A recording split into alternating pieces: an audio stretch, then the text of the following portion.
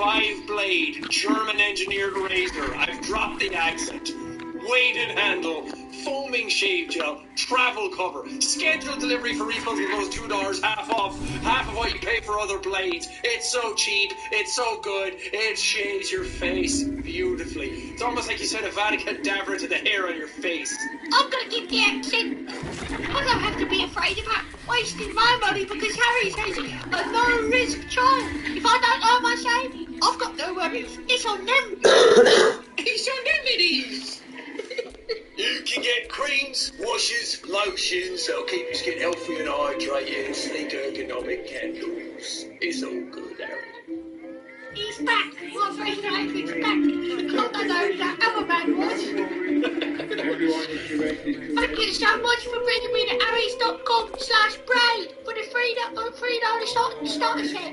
Yeah, get your best shave ever this summer with Harry's razors and skincare products. It's a great thing. That's harrys.com/braid for a $3 starter set. My parents would have loved this if they were alive. But they're dead. But my father, he's a real good handyman. He's real good handyman. Every time he comes to visit, I have little projects for him. And I'm gonna have a project, he's gonna come and visit me soon. I have a little project for this over here. Keeps going on.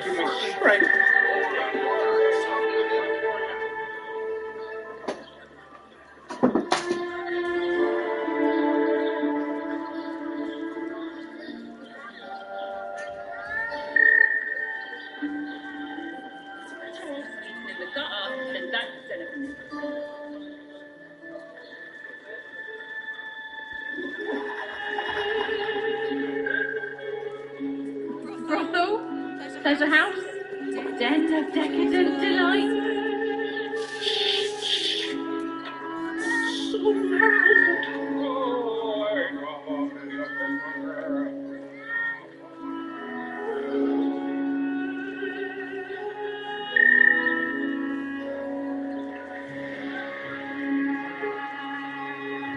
I don't mind it, honestly. What I do, which means we're getting a real.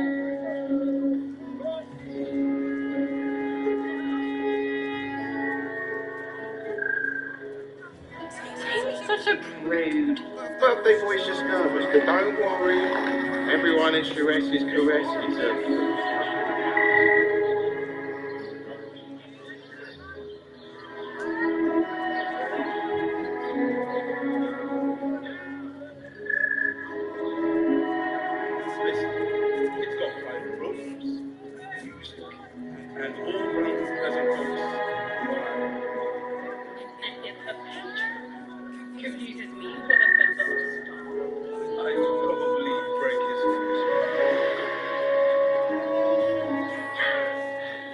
When you met the drought. Oh, Father, give me strength.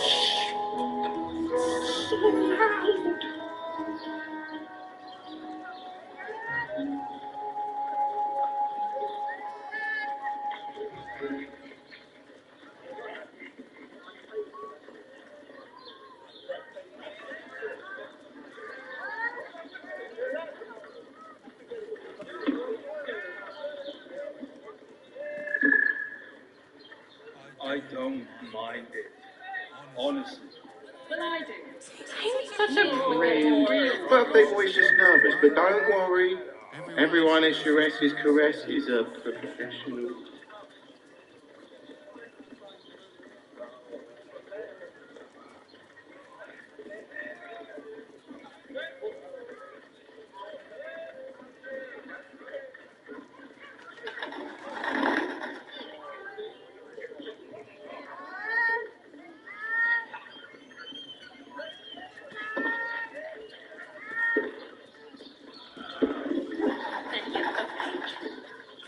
Reputed me for a member of That doesn't make any sense. It will when you've met the drought.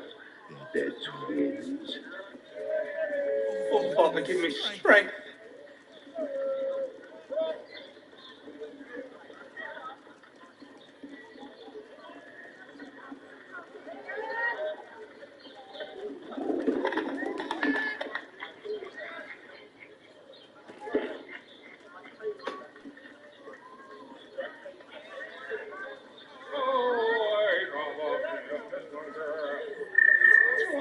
in the gutter than that den of brothel, pleasure house, den of decadent delight.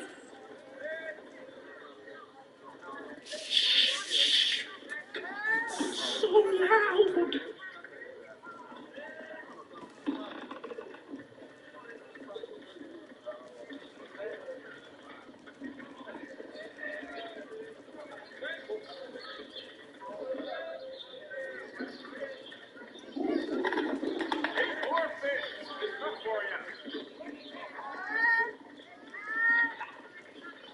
I don't mind it, honestly.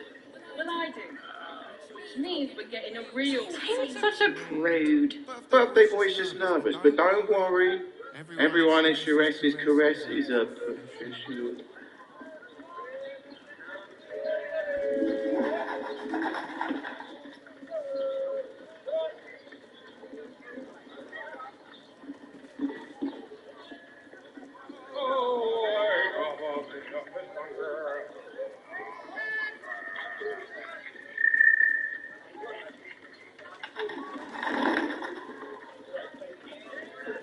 And if a patron reputed me for a member... This doesn't make any sense. Probably break his nose. It will when you've met the drought. They're twins. Oh, Father, give me strength.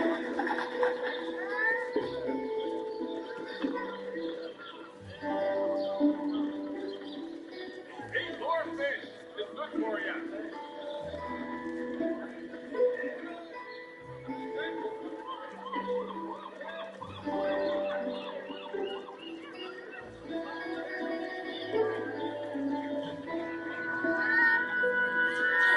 in the gutter than that den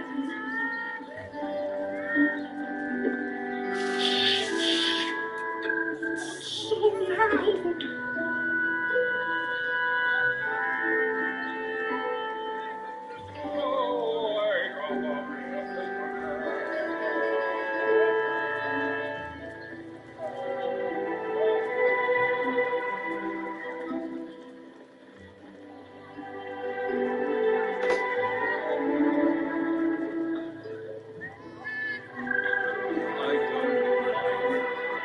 Honestly. Well, I do. Which means we're getting a real... Such a prude. Birthday boy's just nervous, but don't worry. Everyone at Sorcerers Caress is a Big bounce back in the morning, and it has a proprietary blend of electrolytes. That'll help me be rehydrated, so I don't wake up with the mouth that's super dry. Yeah, oh, you read correctly, Ethan, off the thing that we have in front of us. Science for skeptics, they say. They conducted a clinical study, and users of morning recovery felt up to 80% better than those without morning recovery across various symptoms after drinking. That's science. Those are statistics. Wow. And you can take me. I used one of these the other night. This is a true story. I went out and I was like, I'm going to try this thing. And I drank it and I woke up the next morning and I was like, wow, I don't feel nearly as bad as I would have. It was wonderful. I woke up feeling fresh and new and pretty much normal. And I said, oh, more labs. Yeah! Go to morelabs.com and use code BRAIN for 25% off your first order of morning recovery. That's morelabs.com and use code BRAIN, B-R-A-I-N, for 25% off your first order. Morning recovery. Oh, my son had a planer in that thing. You like shove the thing through and it skins it off. And it makes it all sweet. I want to get a planer for it now. Just for fun. Just for, like, what would you put through it? Plates. Take wood. Rip the cabinets off your walls, man. Yeah. Oh, it'd be so cool. I could redo my whole kitchen myself. I do want to get tools, because now that little BB has diabetes, his back legs don't work as good as they used to. That's what Ed Sheeran was singing about. When your legs don't work, you get diabetes, probably like that. I don't think we've said that on the podcast. Don't worry. Oh, Everyone is directed. yeah, he got diabetes. We Reporting. were looking at him one day, and he was like, he stopped like coming upstairs, and he stopped like doing zoomies and stuff, and I was like, something's off. And then his back legs stopped working, he started stumbling more. I feel like we did talk about it, but anyway, turns out he has diabetes, so we got him sent to the vet, we got him checked out, and now he got his first insulin shot today. So we have to like prick his ear to get his blood glucose and like do the test with the strip. And then we have to like inject him right at the scruff of his neck. Do you just hold him, or did you have to get one of those weird cat You will when you bet the drought. You hold know what I'm him. talking about? Yeah, this seems right. It's so weird. The little cat cages that they have at the vet, it's like a cage, but one side can go in. Yeah, so he squishes like in them. Yeah. No, he's super chill. He doesn't really react to any of the injections. Like, he knows you're doing something, but he's also just like, yeah, whatever. But we got like that bench in our chill room where you can like sit at the window. He has a hard time like jumping up onto things now without having to like claw his way up. So his back legs aren't as strong. So it's like, let's get him little steps. And we got him like little steps that came in the mail today, but they're kind of like foam. We thought they'd be more solid. So I think if he steps on it, he'll just hate it because it's too wobbly. So I was like, I can make steps. You can make this and now I'm like, oh, I need tools and wood. That really gets my fucking titties tingling. What are you gonna make it out of? Oh, I don't actually know. An MDF chipboard. That's the other thing, is I don't know what kind of wood is good for things. I have no idea. I just know that balsa wood is really flimsy. Yeah. We had some breakaway wood for a thing that we did the other day, and it was all made out of balsa. Yeah, I mean, any like strong wood is good. I mean, you're making tiny steps for a 5 kilogram can. It's like, it doesn't really matter. But like, a lot of it comes down to preference. Like walnut, we really like because it just has a really nice dark look to it. Mahogany, oak. Not saying that you should monetize your hobbies, but it would be a funny video to see you make steps for BB. It would, but here's my thing with doing anything like that online. Like, it's the same with doing cooking, where I'm like, if I was to cook for a video, because I talk about cooking a lot, and I like cooking, but it would need to be a thing that I'm learning for the first time. Because if I'm cooking something like I cook lasagna, and I like that, but I guarantee you it's not how lasagna's made, people are going to be very vocal about how it's wrong. I make lasagna, but it's not how lasagna's made. It's actually cereal, and then put it in a bowl with milk. It has chicken and spaghetti in it, and I just press it together. Lasagna is just, it's just a term. It can be whatever you want.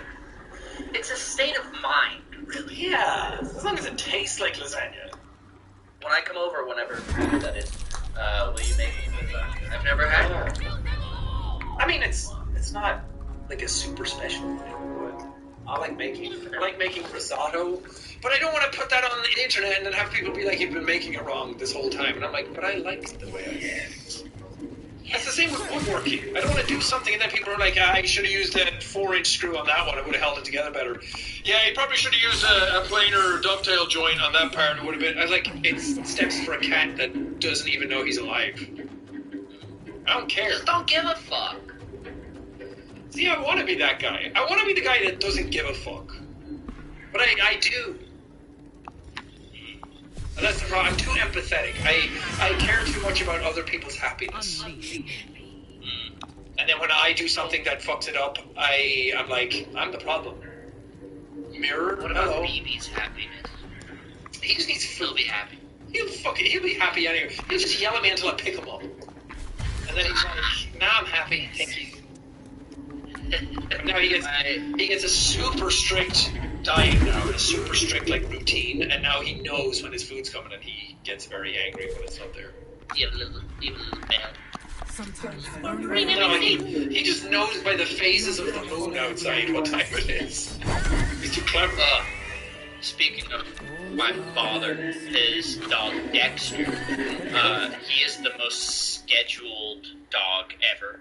And whenever the time changes, he goes insane. He knows when 5 o'clock is, but then the time changes, and so they can't go off of the sun and the cycle of the stars. Yeah, Buffy. He should bark at Congress and just tell them not to do daylight savings time anymore. It'd be so nice. Why we do daylight savings? Why do we do it? For the farmers. The farmers want it. Why? I'm not. I don't get it. I'm like, because comparatively, the amount of people who do daylight savings versus the amount of people who are farmers within that, I feel like we're the majority. I feel like we should be allowed to dictate what happens. I just don't understand why it matters. Because it's getting more hours of sunlight and like changing that kind of shit around. I'm like, can't they just change when they wake up and when they do things? Yeah. It's just like, oh, it gets dark, and now it's darker at 4 p.m. Yeah, but it gets darker at 5. And it gets brighter earlier. So it's like trying to like change the time for them, I think. So I'm like, can't they just get up an hour earlier and an hour later instead of the whole rest of the world having to do it? Listen, I love farmers. They're very important, but I think that they can just fucking deal with it. This is the time of the day. Why do we do it? Why do we do daylight savings? For people to enjoy more sunlight. This change is also important for farm workers, for example, who use the extra hour of sunlight to work into the evening during harvest seasons. Look, times have changed, farm boy. You can just get with it now. It's all online. But I don't understand. Yeah, that's what I'm saying. Farmers. Can't they just wake up earlier an hour, and then they have the extra hour, and then... It doesn't matter what the number on the clock says. It's about where the sun is in the sky. Yeah, technically the crops are getting the same amount of sunlight regardless, but they don't go indoors and go to bed. They don't need to wake up early, they're still getting the same amount. We should have farm. Also, isn't harvest season just like August? And then that's it? It's like a specific time of the year? Why is daylight savings fucking up an entire year? Now that you have a habit, What about leap year? What the fuck is up with that? Why do we do that? I think that's because we don't spin a perfect amount. Like, technically, every 4 years we're off by a day, so we have to add an extra day, so then the rest of the year makes sense. I think it's either as we go around the sun, or as we turn, or both. That it's off by a tiny amount, and every 4 years it's off by a full day, so we just add a day. but you will see reason. Like, it makes sense, but also it's like, who fucking cares, you know? Yeah. Just lose the day, and like, keep going. No one's gonna know. It's like, 1st of January's awfully bright, isn't it? It's like, that one day. I think it's because after like 1,000 years you'd be way off, but it's like, does anyone really care? We should. I think somebody had a bit where they talked about adding like a whole extra month or something with the added days. And it was like, we all just get, or I can't remember. It's all fucked. Who cares? We're all gonna die anyway. If you had to add a month, what would it be called and where would you add it? I think that this was what the bit was. It was adding the extra day to the end of the year or something. And it's like, that's the new year. Or something like that. I can't remember what the thing was. I would add a month. Where would I add it? I'm trying to think seasonally or holiday-wise or how I'm feeling. I think I would probably add a month between December and January. No. Maybe not, because I like Christmas being the end of the year. This is a hard one. It's a tough question. Where would you add it? I think I would add it between November and December, because between October and January, there's just far too many holidays. Back to back to back. There's too much going on. Well, for you, We don't do Thanksgiving, so yes. Man, I was at the coffee shop earlier today, and I was using the public Wi-Fi, and I didn't keep myself protected. What do you know? All of my information, all of my identity, all of my passwords, all of my everything was snatched away by criminals and creeps of all shapes and sizes. Wow. That's LA for you. It was unfortunate, to say the least. You could have been so protected. You could have gone out there with NordVPN installed, just one little boop. Oh, look at that. I'm in Asia. I'm in Europe. I'm anywhere I want to be, because they got servers all over the world, baby, and you're safe, protected. You can browse the internet all you want. Oh, that sounds incredible. But, man, using a VPN, that probably chunks down your speed quite a lot, doesn't it? No, stupid idiot man. They have the fastest VPN. It's like you're not even using it. You just fly around, you zip around the world. Fastest VPN in the world. What's that? NordVPN. Zipping past you, no buffering, no lagging. That's incredible, but, it must be pretty penny to get NordVPN nowadays, huh? Dwight, you ignorant slut.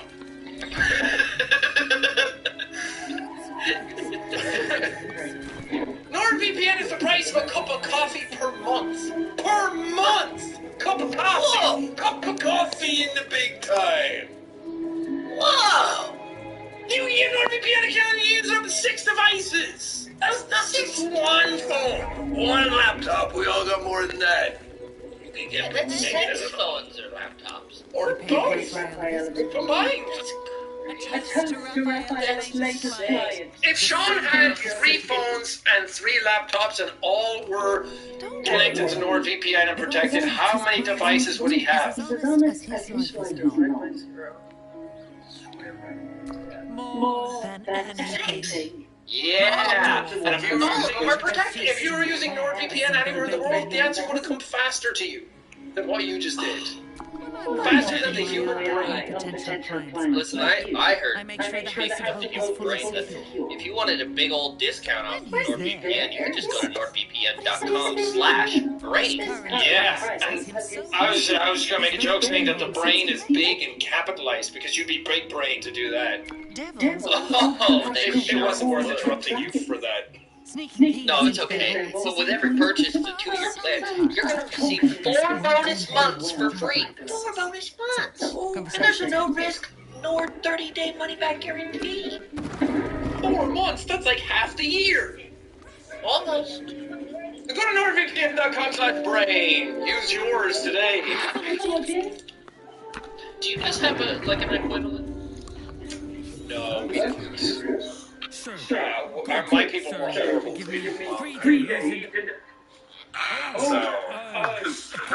British never do. I'm not British. That's not my people. No, but I'm talking about in the UK. Oh, yeah, the British have done a lot of horrible shit. It is surprising how they don't have more days dedicated to The British have never taken land.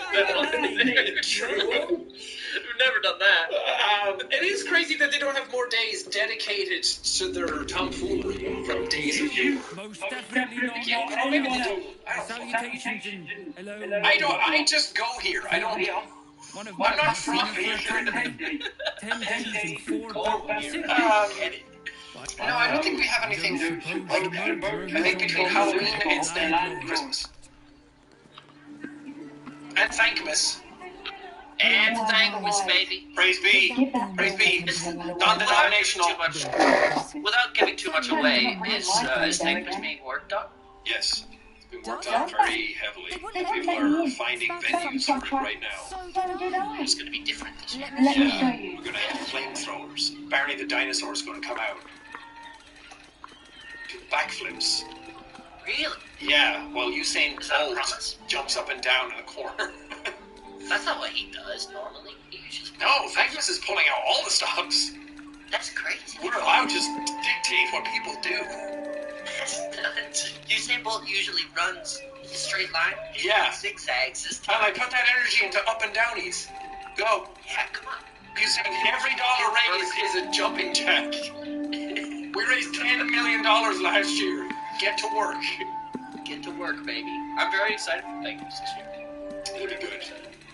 I think I want to add an extra month between June and July, and I want to keep that alliteration going. Because it's like we don't have any other months that come together. Because it's like March, April, May. We almost had March, May, and it would have been cool. And then we could have called it March, May Madness. That's what we could have put a month after that and called it Madness, and it would have been great. But I think we need to stick something in between or before or after June, July, and keep the JJJ.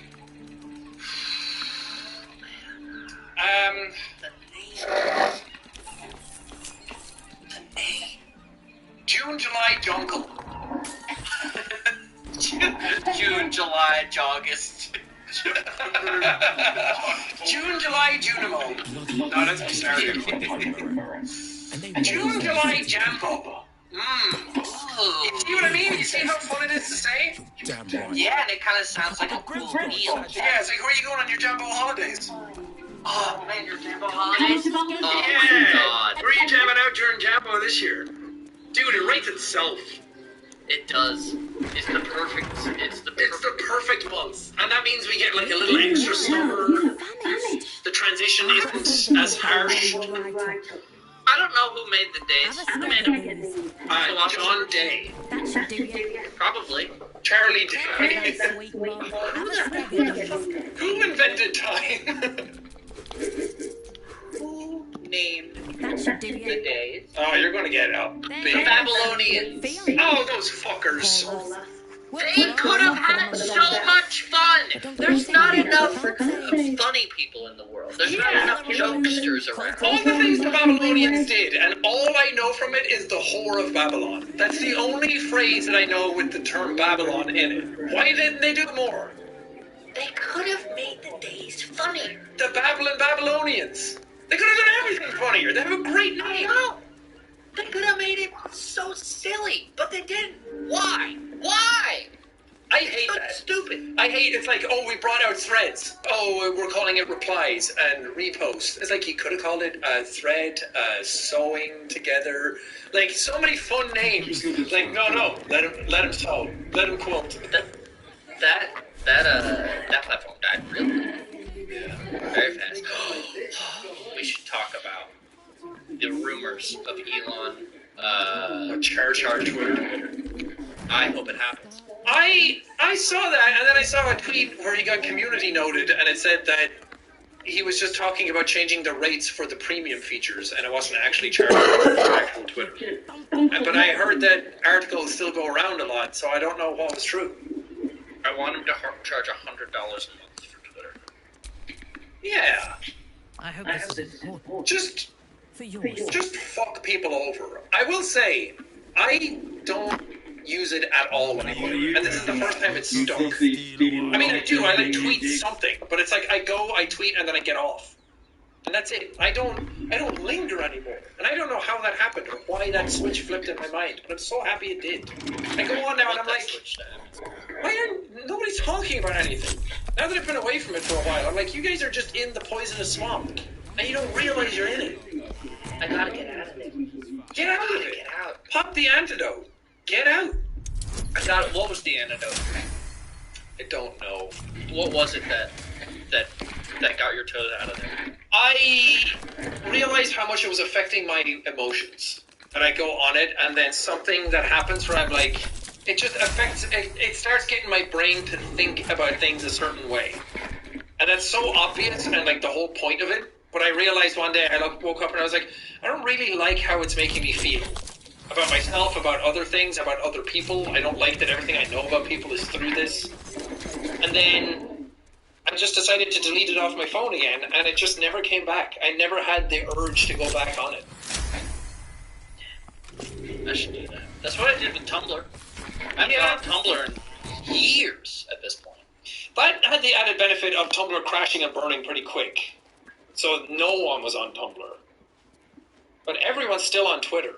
I just stopped caring. I just don't, nothing on it interests me. And I started to like ask myself, why am I actually checking it? And I didn't have an answer. And I think going to therapy a lot actually helped me, because she was asking me those questions. And I was like, I don't know why I go on it. And I made up a bunch of excuses of like, well, it's nice to keep up with people. I'm like, I could just ask people what they're doing. This is true. Because I do kind of keep it because I'm like, what if somebody DMs me? Nobody DMs me.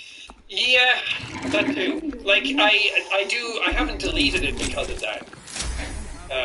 And like the Sidemen match that was happening, like it was good to get in touch with people that way. That's how I got asked to be in it, so I need it for that stuff. But I don't check, I check like once every like 3 days, so now I'm like, someone could have DM'd me something urgent and I didn't see it. But if it was something urgent, then they could probably contact you through other means. Probably. Yeah. You know? See, it makes sense when you say it out loud. Ethan, whenever I go to visit you, it's always way too hot. LA sun, radiation from space beaming down on me, and I'm always worried that I'm not drinking enough. So I always use liquid IV. I even use it here. Sometimes I'm like, man, I haven't been drinking enough. I need to zip open my package, pour that little sachet into my bottle, sip, sip, potato chip. It doesn't taste like potato chips. It tastes like pineapples. Or my favorite, Ooh. You know, I've heard about liquid IV. It's a convenient little pouch. You just put it in your water, you shake it up, and you're good to go. Not only that, it's not just about hydration anymore. They've got like energy booster drinks. They've got nutrient drinks. It's got everything in it, baby. No sweeteners, zero sugar, amino acid allulose blend. I don't even know what those words mean. Oh man, if you're going out and doing a bunch of exercise, not only is it going to hydrate you 2 times faster than water alone, but it's got 3 times the electrolytes of the leading sports drinks. Plus 8 vitamins and nutrients for everyday wellness. That's crazy. When you're sweating all over the place, you gotta replace that salt.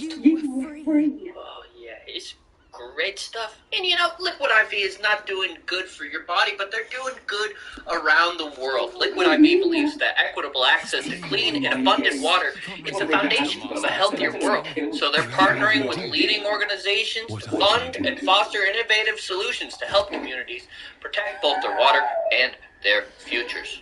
Man, if I were to read some statistics about that, it would probably say something like they've donated over 39 million servings in 50 plus countries around the world. I can't even name 50 countries. I can't even name 2 countries. We both live in the country. Real people, real flavor, real hydrating, now sugar-free. Grab your Liquid IV. You like those bars? Man, is that Kendrick that I'm hearing? Oh, K-Dot. Oh, baby. If I wanted to go and get some Liquid IV, all I'd have to go to is liquidiv.com and use code LEAK at checkout. And you get 20% off anything you order when you use that promo code. I'm 20% off anything. When you're sweating and you're leaking and all those electrolytes are leaving you, use code LEAK and it goes back in. Liquid IV, right in your mouth, straight to your brain. You're gonna shake it up, you're gonna drink it, you're gonna sip it, you go. Feel hydrated.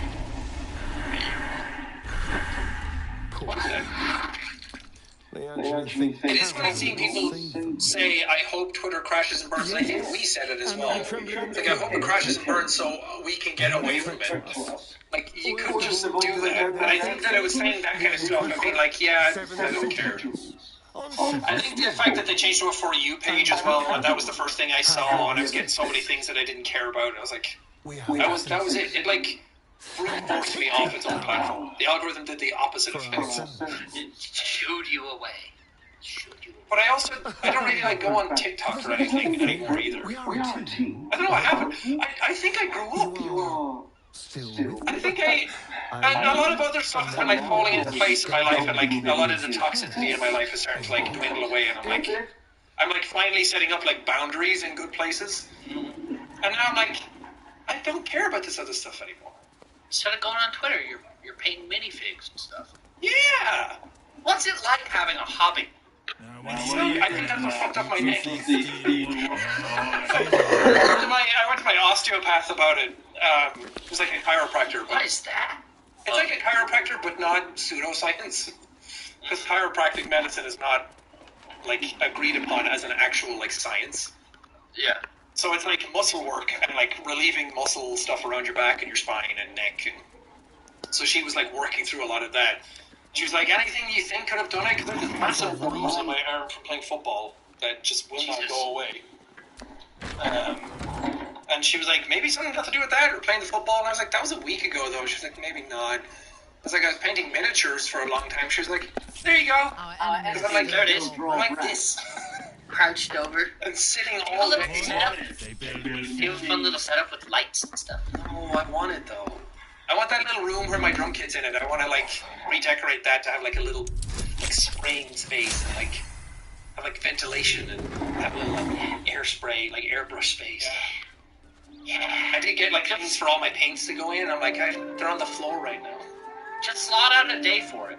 That's what I did. I cleaned out my whole garage recently. You did it? I finally was just like, I'm doing it on Sunday. And then I did it. And I feel so great. Everything's all organized.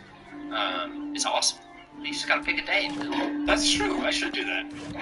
I think because I did the match and then I was like, okay, I'll get back to work. And then that shit happened and I was like, God damn it, I can't do anything. And then I was like, well, Liza P came out and I can't move anyway, so I'll just sit and play that for a lot. And I was like, hey, maybe that's the problem. Maybe it's because I sit for all my work and I'm just like arms forward all the time. So yeah, just take it a bit easier. I need to start stretching. I feel so tight all the time. See? I told you once you hit 26, it's all downhill. I said those exact words to you. I was like, the slope from 26 to 30 is strong, and then from 30 onwards, it's like if you're not stretching all the time, you're fucked. I'm fucked right now. Don't take my own advice. I should stretch more. My body just hurts. I was going to work out yesterday, and I was like, yeah, I don't know what it's called, but you know, like the middle of your back, like right below your shoulder blades. Like your rhomboids, your traps. Sure. But there was just like a sharp pain, and my trainer was like, what did you do? And I was like, I stood up fast. It's happening. You just stood up. I probably should get a scan. I have like a vertebra, like lower down on my back it's like almost halfway between where my shoulder blades end and like my tailbone is. And if I do this, and if I turned around really quick right now, I would be able to get like that sharp pain, and then I'd be like, ooh, and then it would like subside, and I'm like, I think it's just fluid bulging out and hitting a nerve. I did the thing where I stood up, and then I like couldn't breathe. It was like,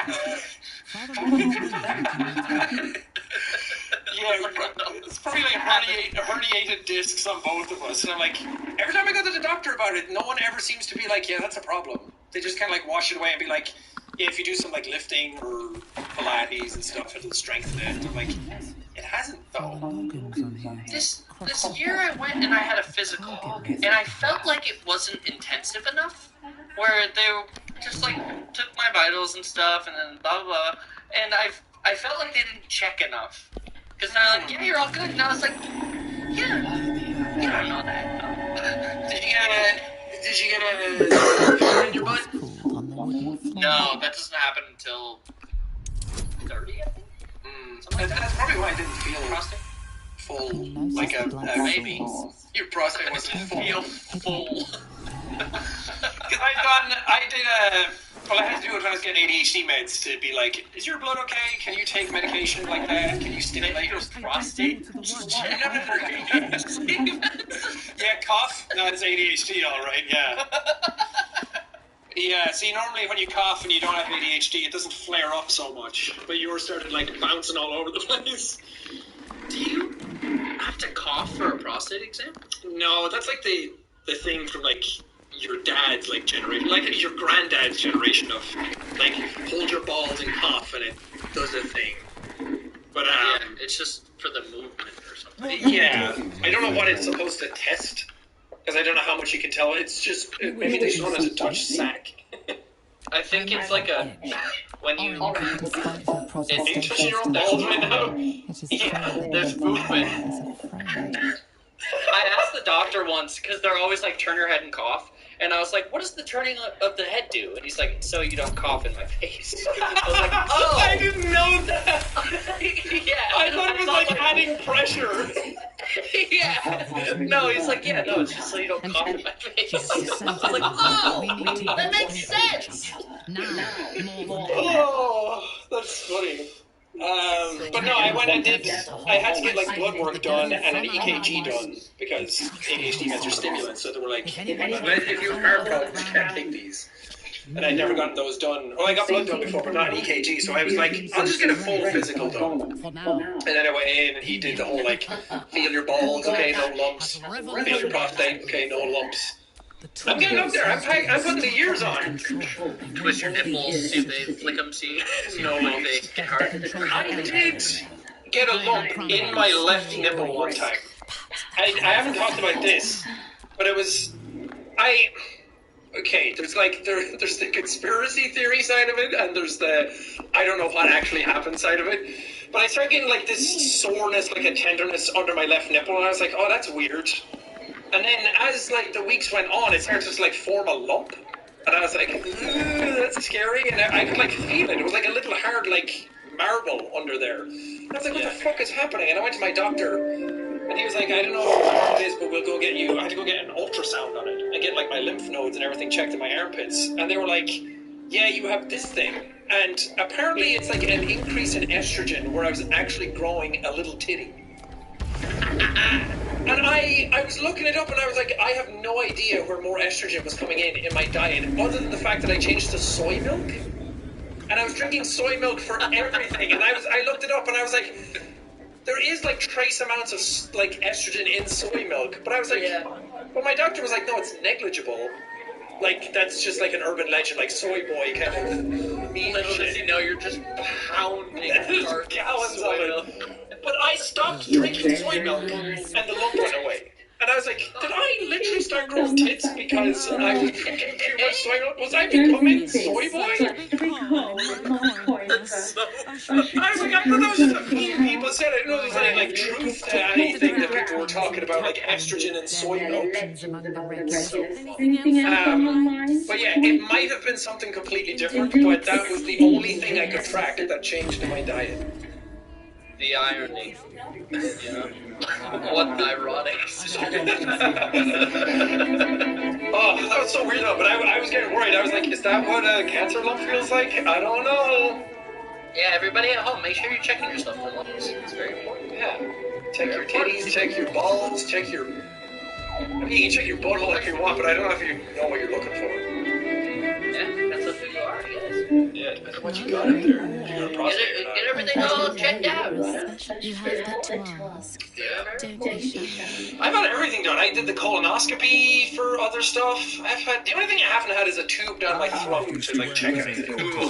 That's because I had like really strong acid reflux for a while, and I had like intestinal issues. So they were like, well, we went in one end. There's only another end we can go in to check for stuff there. So Have you ever had a catheter? No! No! Why would I need a catheter? I don't know. You said I've had almost everything done. Catheters are for like people in comas. Yeah, I don't know. No, I haven't had one. I don't want one. The book I'm reading right now, the guy woke up with a catheter and he like rolled off the bed and it came out. I was like, I don't want to think about it. I was like, my dick has never felt smaller than this morning. It went back inside. I think there are people out there that don't know enough about penises to know that how much a change in shape they can get based on the seasons. Like, have you ever been outside exposed where it's been so cold that it basically turns to nothing and it goes inside your body? Yeah. And I'm like, I never realized that people didn't know that that's what it does. There's really a wide range. There's a wide range. Sometimes you get out of the shower and it's like, damn, where have I been hiding? And sometimes you're out in the snow and it's like, I don't want anybody ever to see me like this. I have clothes on. Get out of the shower and it's like, damn, where have I been hiding that? And then you're in the asshole, and you're like, that's where I've been. My micro penis. Raisinette. It's like a regular penis is a grape, and then cold weather is raisins. It's like, how did that grape turn into that? I saw a TikTok the other day where it was like, told my girlfriend that we could just dig these things. Spread our secrets. Or the thumb and finger pinch roll scratch on your balls, because you can't scratch them because they just keep moving, so you gotta like rub it between your fingers. Yeah, I mean, there's probably lots of stuff that people with vaginas, they can do stuff. I heard one that people were saying that you can fart and it can go out the front and in your vagina. And I was like, whoa, that's a thing. And they're like, yeah, like if the circumstances are perfect, that can happen. So then you have to like leave it out. Yeah. Okay, this one's very gross. But this one goes out to the boys. I heard one where someone was constipated, so they just like reached up in their vagina and then like pushed it out. Wow, the human body's amazing. I just reached up my own asshole. Come on. Come on out. The little finger puncher. I got constipated when I was 7 years old once. I know. Me, the guy who shits himself in all possible scenarios. I couldn't shit. And I didn't know what was going on, and I didn't poop for like 3 days, which for me back then was impossible. Like, I was in pain. And then the time it happened, I shit you not. It was like my asshole was Mike Tyson's fist. I just punched the toilet. And it was like, and I did it, cleanest wipe of all time. I went out, and my brother and his friends were all hanging out, and I went out, and I went, I did it! I pooped! Like, arms in the air, all elated. And they were like, what's happening with him? And my brother was like, yay! Yay! Tony did it! I did it! I pooped! And then I've never been constipated since. That was the plug. That was the mucus plug. I let it out, and it just never stopped flowing. The Marconi. Yeah. At 7 years old. Yeah, it stayed in that whole time. My mercury poop. We still have not gotten through an episode without talking about shit. And I don't intend on doing it. No, it's. You know, sometimes I feel like you don't even want to talk about shit. My new brew to what you Talk about shit. What's wrong? You haven't touched your shit. Come on, talk about poop more. I want to hear about it. We should talk about our poops more.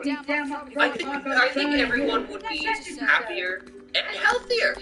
And like, we have all these things like, oh, we believe in one thing, we have different skin colors, we have different genitals, we have different orientations. Everybody poops. Everybody. Yeah. Like, there's very little that most of the planet shares in common, but shitting is one of them. Yeah. And not only just amongst people, amongst animals. Yeah, it's insects. the common denominator. I think that this could be some future politicians' campaign thing. Talking about how everybody poops. Everybody poops. Everybody poops. That would be so funny to hear about that. Or Trump to everybody poops. That sounds like something he would talk about. Yeah. And in this great country, Puerto Rico, everybody poops. Puerto Rico, everybody poops. Except poops, the biggest poops. Everybody shit on both sides, except China. China doesn't poop. They don't have poops like ours. They poop differently, that's why they're different. It's like him trying to say racist things in what he thinks doesn't sound like racist. Yep. It's like, we all know what you want to say, just fucking say it. Instead of dancing around it. They're different, they don't poop. They don't poop. Aliens probably poop. The aliens that they found in Mexico. Yeah. they look like poop. They do. I love that. Oh my god, the UFO subreddit are so hungry for stuff to come out about like stuff being real. But they believe the dumbest shit. I'm also one of those people that if real aliens were found, I would be elated. I would love for that to be a realistic thing. But my brain kicks in too often to be like, well, obviously that's fake. But there's so many clips that they're looking at being like, why is no one talking about this one? And I'm like, because it's clearly a fly going past the dash cam that recorded 2 FPS. That's a Ford F-150 just getting off an exit on. They've been talking about those Mexican aliens, which I don't think that they understand how that sounds when they're typing it out. I saw a TikTok the other day that was like, the aliens, they were actually cake. And it shows like, do it and it's cake. But they were looking at it as like, they were talking about it for a while, and somebody else posted like, oh, these were debunked in like 2020, and they were shown here, and it was like, the image was just mirrored, and it was like, this was the actual original one that came out, and then the one from the Mexican news was just flipped. But no one wants to, everyone wants aliens to be real so bad that they're like, no, don't talk about that, we just want to have fun. It's like the flat earth stuff, it's like, yeah, I know it's not really flat, but we just want to talk about it. But then I saw the video of them on the news, like, holding them up, and I was like, they're like this tall? I didn't realize they were so small. They're so cute. I'm like, has anybody, they, like, x-rayed them and found, like, eggs in their belly? I'm like, that's the only thing that's, like, bright white on this image. It's like a JPEG of an egg that someone gradient filled bucket pool. It does look like they're just made out of like paper mache. It looks like a school project. Plus, it's like if you ever find aliens and they're trying to, like, all the people on this subreddit should know that if the alien is revealed and it looks like what you think an alien looks like from a movie, then it's not an alien. Yeah, it's like that. The whole thing was really funny to see, where it's like, oh, it's exactly like Hollywood says. Yeah, it's like Roswell. He looks like he has E.T.'s head. It's like, because you're not creative. You just saw aliens and they were like, I'm gonna make an alien, and then make everyone believe it.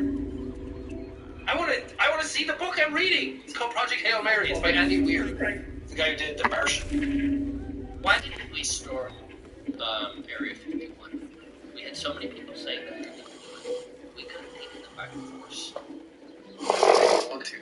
See, that's the thing. I think deep down we don't want to find out that there's nothing in there.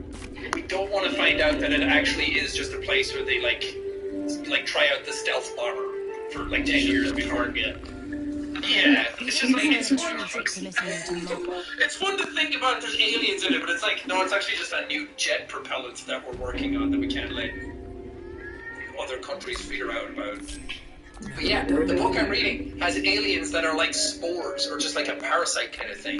Like, I'm not far enough into the book yet to figure out what it is, but they're just like a black mass going to the sun and making it darker. I'm like, that's cool. They don't have to be human. They don't need legs and arms. Yeah, they don't need to be humanoids. You just be blobby. I think people want them to be humanoids so they can fuck them. Yeah. Yeah, you can't fuck the aliens from Horizon. They're just smoking. Oh, you can fuck them. You think so? They have tentacles and they're slimy. Oh, you can fuck that. That's true. Not only that, but they put their hand out and they show they have like 5 tentacles that they can separate. They could fuck 5 people at once. That's true. That is true. But can you fuck them? If you have a vagina, you can. I guess so, yeah. Yeah. I could figure it out.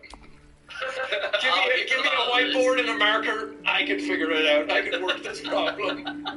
It's like a bunch of scientists in a room, and it's just like, we have our specialist coming on this. Sean McLaughlin, please come in. He's going to figure out how to fuck. No, I want to see that sketch. I want to see that sketch, but it's from like the Arrival standpoint where Amy Adams is brought in. So it's like aliens have been found. You see that like scene, and then she comes in and it's like, it's your job to figure out how to fuck. Forrest Whitaker's just there. And he's like, they landed and none of us have figured out how to fuck him yet. What? I'm a language expert. It's like, yeah, we thought you'd be able to like flirt with them. Yeah, but it's just like your risk everyone's levels are off the charts. everyone's super serious, and you're brought in, and it's just like everyone's looking at a whiteboard, and it's like, yeah, so carbon based, eh? And it's in the background, like, what? Why am I here? I don't want to fuck the alien, but everyone's just so serious for the whole rest of it. You have to do this for the good of mankind. We have to figure out. The aliens came down with one message, and it's just a crew of cock and balls. They came down with one message, and it's just, you up? What that mouth do? Did you know it just says ASL? Oh god. That should exist in some format. People don't make enough funny alien movies. Except the movie Paul, which I tried watching, and I was like, that's as funny as I remember. I like Simon Pegg and Nick Frost, and Seth Rogen is the alien. And it has like Jason Bateman is in it. Is he? Yes. And it's like I think Bill Hader's in it. And like a bunch of really good actors that I like, but it's like they walk into a bar and then the other guy sees two guys together who are nerds and starts calling them like slurs and stuff, and I'm like, yeah, doesn't age super well. Not really, no. And it wasn't even like that funny then, because it's like, yeah, that's like humor from the 90s where you just called everything gay. It's like, we don't do that anymore. We've learned. I learned some of the stuff. Yeah. Well, let us know if you find any aliens in your backyard. And let us know. I have a whiteboard. I have a whiteboard and so many colors of markers. I can make quite a pretty picture. You should do that for a coffee ad of like the It's Always Sunny when he's like trying to figure out who what's the name of the character? Carmen San Diego. Oh, when he's like trying to figure out what is the name? I can't remember the name, but it's when Charlie Day's like going crazy. Yeah. You should do that one with coffee. Yeah. Trying to figure out how coffee's made. It's pooped. Someone eats a coffee leaf and then they poop out the beans. And that's how it comes full circle. I'm working on a medium roast. It's cooking on a low heat all day. I saw that term for like taking a shit of cooking it on a low heat all day is my favorite. Your body is just a crock pot. Oh, yeah. Yeah, it's a slow one, slow cooker, pressure cooker. Yeah, That's how it works. Anyway, let us know if you've leaked today. And where from? ever since you killed Catholic and took his nether If state. it's from your brain, your eyes, your ears. Control of the brain. Let us know where you're at. Rebelling against Orin and Gortash. I suspected that when But we took anyway, Catholic thank you all so much for the listening. brain would Hope begin to you're having a wonderful week. And Those Hope you're having a brain wonderful waves, week. I do not know what happens now when it receives good, everyone. Bye. Bye. Elder brain enslaved is one thing. Elder brain unleashed. beautiful, isn't it? The mighty Prince Orpheus, contained in submissive slumber. Come, you may your company isn't unwelcome.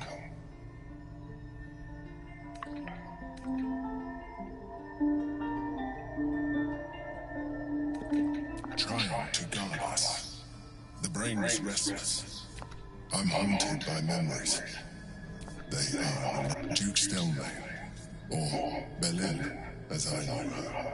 You thought you were my friend, far from, though my relationship with Belin was different in a way. In life, she was my business partner. Duke Stelmane trusted it was she together. I could not have done any of it without her. I appreciate the offer. What I feel is deeper than superficial cures can be. Most people think that mind flayers are soulless husks who feel nothing. I am glad you are not most people.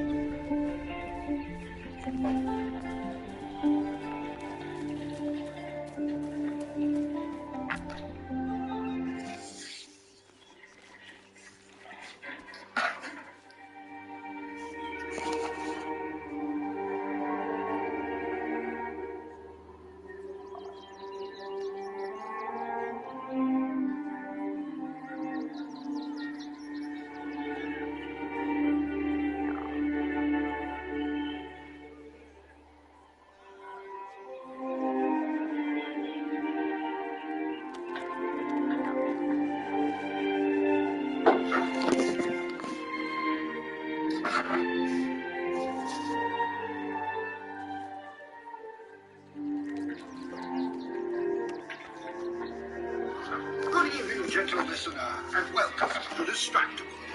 This week, it's a tag team event as the Brothers Grimm stand in judgment. Wood-weighing Wade is a lie detector, but loves Mark's sick fat beat. Besides Bob's orifice and piles, he doesn't want to be eaten out. Candlestick Mark sings that noshing off and owning canines. From the succulence of Long Pig to baby investment per capita. Yeah. It's time for Wade, Bob, and Friend. Now sit back and prepare to be distracted and enjoy the show. Hey everyone, welcome back. Bob, do you want to... I don't know how to do this. Wade and I are hosting together. Welcome to another episode of Distractable. Yay! You've never been here before, and usually there's one host. The person who won the last episode is hosting. But now, there's two hosts because we both won and Mark lost. Yeah, I think we can all agree Mark lost. That's the definite takeaway from the last. And we're joined by the loser of last episode, Mark. What's up, Mark the loser? How's it going? That's the spirit. As per usual, the format of the show is that the competitor will be competing to earn points. And if he can earn enough points, maybe he'll win. Wouldn't that be fun? I just want to point out, very happy to be excited for what's coming ahead. Can't wait for it. But I want to point out, I wasn't exactly a loser. The whole moral of the last episode is that there were no losers. I'm sorry, that is false. Oh, we must not tell lies, Mark. But we'll get to that. Anyway, judges small talk. Wade, how are you? How's it going? Oh, I'm doing pretty well, Bob. Thank you for asking. Our pets were at the vet. They got a clean bill of health. For people that won't stop asking me, I guess there's a pet update. I'm excited about that. Life's actually kind of calm for a week. Don't say that. Oh, how are you? Everything's good. My office is still a mess, but the rest of the house is we're getting really moved and settled in here. It's nice. We've had a lot of visitors. Parents and grandparents have been around seeing the baby, and you know. Isn't it amazing how the office somehow, like, you get it functional, it's like, oh, that's good enough, I'll get to it later. And then every other part of the house, you're like, I gotta get that done. You get to your office, it's like, good enough.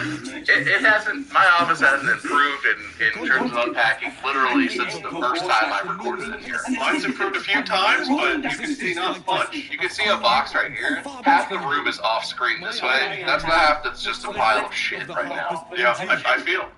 Hi. Hey, what's up, guys? Here, back at it again with another amazing... Actually, you know what, Mark? Hold that thought, because I think we're going to save your small talk for a little bit later in the episode. Why'd you emphasize small like that? That's weird. Tiny talk. We're going to save your normal-sized talk, perfectly adequately sized talk, for a little bit later in the episode. So this is a special one. Usually there's only one host, like I said. So Wade and I kind of worked together on this, and we're going to we came up with some concepts. And it's, you could say, revisiting past episodes. It's not a thing that we really do on this show. But we're going to be sort of borrowing some concepts from some previous episodes. Concepts.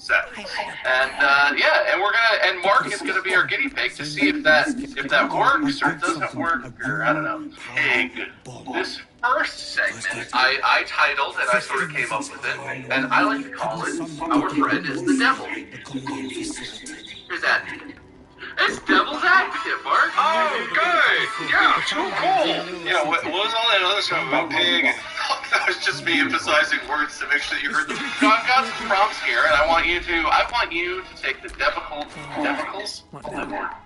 Advocate position, which for anyone listening and watching who doesn't know, means that he's basically just going to take the opposite opinion from whatever I put out there. I'm going to take the opposite opinion? Mark is the Devil's Advocate, so he's arguing the opposite. Oh! Don't worry, it'll be clear what you're supposed to argue, Mark. It's very simple. We've, done similar things at points in our lives. Yeah, I think we did something kind of like this before. I think you might have hosted that one, Mark, if you remember. Yeah, maybe. Mark, first question. If a species of hyper-intelligent aliens were to make contact with humans, okay, I posit it would be morally wrong for them to eat humans. Okay.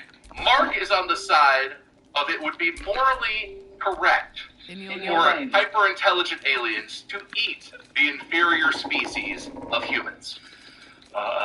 You have to make, if you want to earn points, you better make a good argument, because I'm pretty steadfast. I don't want to get eaten. And I don't care how much smarter than us a hyper-intelligent alien species may be, that's not justification for them to kill and eat us. That's inhumane. Humane, good word, derived from the word human. Okay, and Wade, what is he doing in this? He's on my side. Ah, okay. All right, so I'm arguing for aliens eating people and why that's good. Yeah, you think it would be morally right for aliens to eat us because we are of inferior intelligence and thus beneath them on the food chain? Well, first off, I'm going to say that that's not necessarily the basis of their desire to eat people. It's not so much that we're inferior, it's that humans are just delicious. There are many, many reports of documented cases of eating people, and they say that we taste like a mixture of pork. Is that what you said, pork? Is that what you said, pork? I don't recall saying pork. Pig and chicken, so I gotta... I mean, like, if you're an alien coming over here and you're just wanting to devour... Who are we to say no? They're guests. They are guests. That's a good one. You know, I think Beauty and the Beast said it best. Be our guest. Be our guest. You are better than our best, and we want you to partake in our flesh. Eat some Steve. Eat some... eat some Ashley on the cob. Let's eat for your favorite date. Be our guest. Be our guest. I rest my case. Oh my god. So Mark's arguments, to summarize, humans are delicious, the aliens would be our guests, and it's rude to deny them what they want, and also Beauty and the Beast, Ashley on the cob. Now I know what it's like to be on the other side of me making up songs, and it's enjoyable. Well, what do you think, Wade? What if you're the judge here? I have a strong viewpoint on the aliens eating humans scenario. Whose argument do you like? Do you like my argument or Mark's? I mean, if I'm being unbiased, I like not being eaten. However, I'm a man who loves food. And if we taste that good, and we can be eaten on the cob, who am I to deny someone that? How do you feel, Bob? Well, you're supposed to.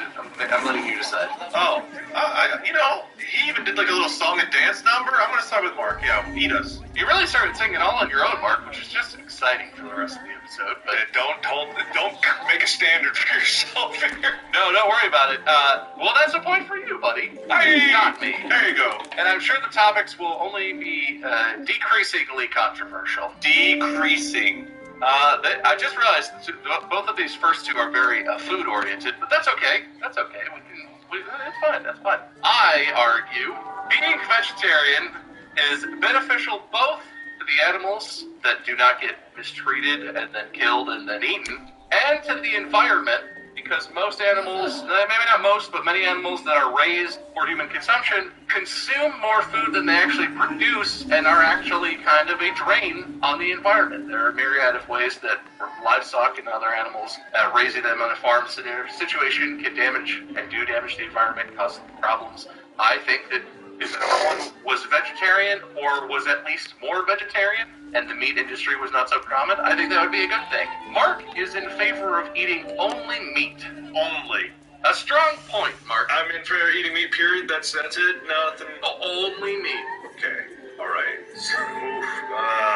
All right.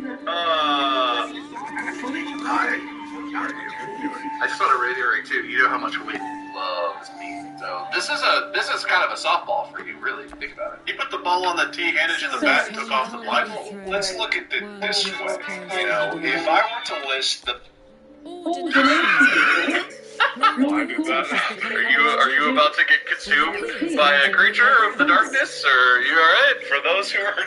Oh my god! It turned itself back on! I'm not doing anything! Mark, are you in Nope? You know, maybe I just will not look up. And I think that if we got to tie together aliens eating people and meat eating, Nope is a perfect example, and I'm so glad you brought that up. Because if you think of it this way, plants are basically inanimate objects. If we as a society want to move forward at a faster and faster pace, and if you are what you eat, then therefore we cannot risk being stagnant and staying in one place like a plant does, and therefore we need to become that which moves fast. And so it's not only that I just want to eat meat, I only want to eat the meat of the fastest creatures that are available because I believe in advancing human society. So you're against beef and pork, chicken. Those are subpar meats. You're in favor of like cheetah, horse, a tern, an Arctic tern. I am exclusionary, but I'm exclusionary in a very exclusive way. See, I don't just think that eating veggies is bad. I think that if you don't choose the meat that you eat properly based on speed alone, then you're never going to get anywhere in life. You're going to stay stagnant. You're going to wither away. You're going to be like a vine on the wind. You're going to be like a vine. You're going to wither like a grape on the vine. Neither of which humans should eat. You got to get your gazelles in. You got to get your cheetahs. You got to get your dogs are pretty fast. I was going to say, you got to get that dog that was put on the Russian rocket. He went real fast. This dog, I'm sorry, are you saying Russian dog went to space? What was his name? Are you saying that we should try and eat like a Russian dog who was launched into space on November 3rd, 1957? I mean, to be fair, that dog was smart enough to figure out how to go to space, and also was fast. I mean, that's fair. I just want to make sure I understand your argument. Exactly, yeah. It's really about thinking what is best for yourself and no one else. And as someone who has dabbled my Tootsie into the carnivore diet, I will say, and I didn't really do it carnivore, I'm going to be very clear, I didn't do it right at all. I did probably get shingles because of that, but other than that, I was so fit. All right. What an argument. I rest my case. All right, Wade. How did that strike your ears? How did you like it? I'm torn here because I feel like some possible winners were left out. Like when you're going 65 on the highway and a bug hits your windshield, that bug is then also going 65 on the highway. We could eat those at that point because they're going fast. Absolutely, 100%. But what if I have a potted plant in my car and that plant is moving faster than the car? Now, see, the thing is, what happens if suddenly, inertia only affects animals, and if you stop, that plant stops. Bob, I think I'm sold. How can I argue with such logic? I didn't know that. I learned something today. Thank you. And I'm too lazy to do my own research, so I'm just going to take that as fact. Yep. Is that another point for Mark? Is that what you're saying here? Yeah. All right. 2 points for Mark. Thank you. You gave him a softball and he crushed it. Not enough, but you're getting there, buddy. Don't worry about it. It's what I do. It's what I do, guys. I come here to perform. I was going to sing a song for that one, too, but I thought, not needed. I had that one in the bag. All right, Mark. This time, I will say this is the last one. So this is the pinnacle of the depth of advocacy that I'm going to have you do today. And I just want to tell you, sir, I am of the opinion human life is valuable and sacred and deserving of protection. Even babies, although they may be helpless and although they may not be self-aware until a certain point, they are still humans, they are still valuable. And unfortunately, our friend Mark is of the position that a dog being self-aware and having value of their own might be more valuable than a baby, because babies are useless. I can't believe my quote-unquote friend, but I'm dying to hear your arguments, Mark. The nerve for him to say that to a father and a bald man? Why might a dog have more value than a baby? What could that possibly be derived from, Mark? Let me paint you a mental picture here, okay? Alright. How much can a baby lift? Practically nothing. Like nothing, right? Yeah. Like nothing. You are dying. You had a log fall on top of you. You were walking with your companion, either a baby or a dog, right? So you're in the woods, you were just hiking, enjoying nature, enjoying life, and you go, oh, what is that? Oh, and you run straight away from it. You're running away, and the tree's falling this way, laterally, of course, because you can do nothing else. There's no other way around. And then you get crushed underneath. Your baby falls out of your hands and or your dog falls out of your hands, which one of those is going to save you? Which one of those is going to actually be able to get you out of this situation? Well, I can tell you the baby definitely won't be able to do much. I have one of those. Exactly. How big is the dog and how small is the tree? See, it's not even the thing. The baby is not strong enough to lift it, even if it was a lighter tree and hit you, you're not dead. So I'm not assuming it's redwood or something that's going to kill you, because that's a whole different story, and that's a different scenario, and I'll get to that. You're crushed by a 178-year-old sequoia. It's 82 feet across. But think of it this way: if you were to be crushed, even the dog didn't lift it, the dog could go get help for you. Could go get help for you. That baby won't help you at all. That baby's gonna cry, but he's just complaining. Oh, it's gonna be so sad. Yeah, that baby's not gonna have a good time. Yeah, exactly.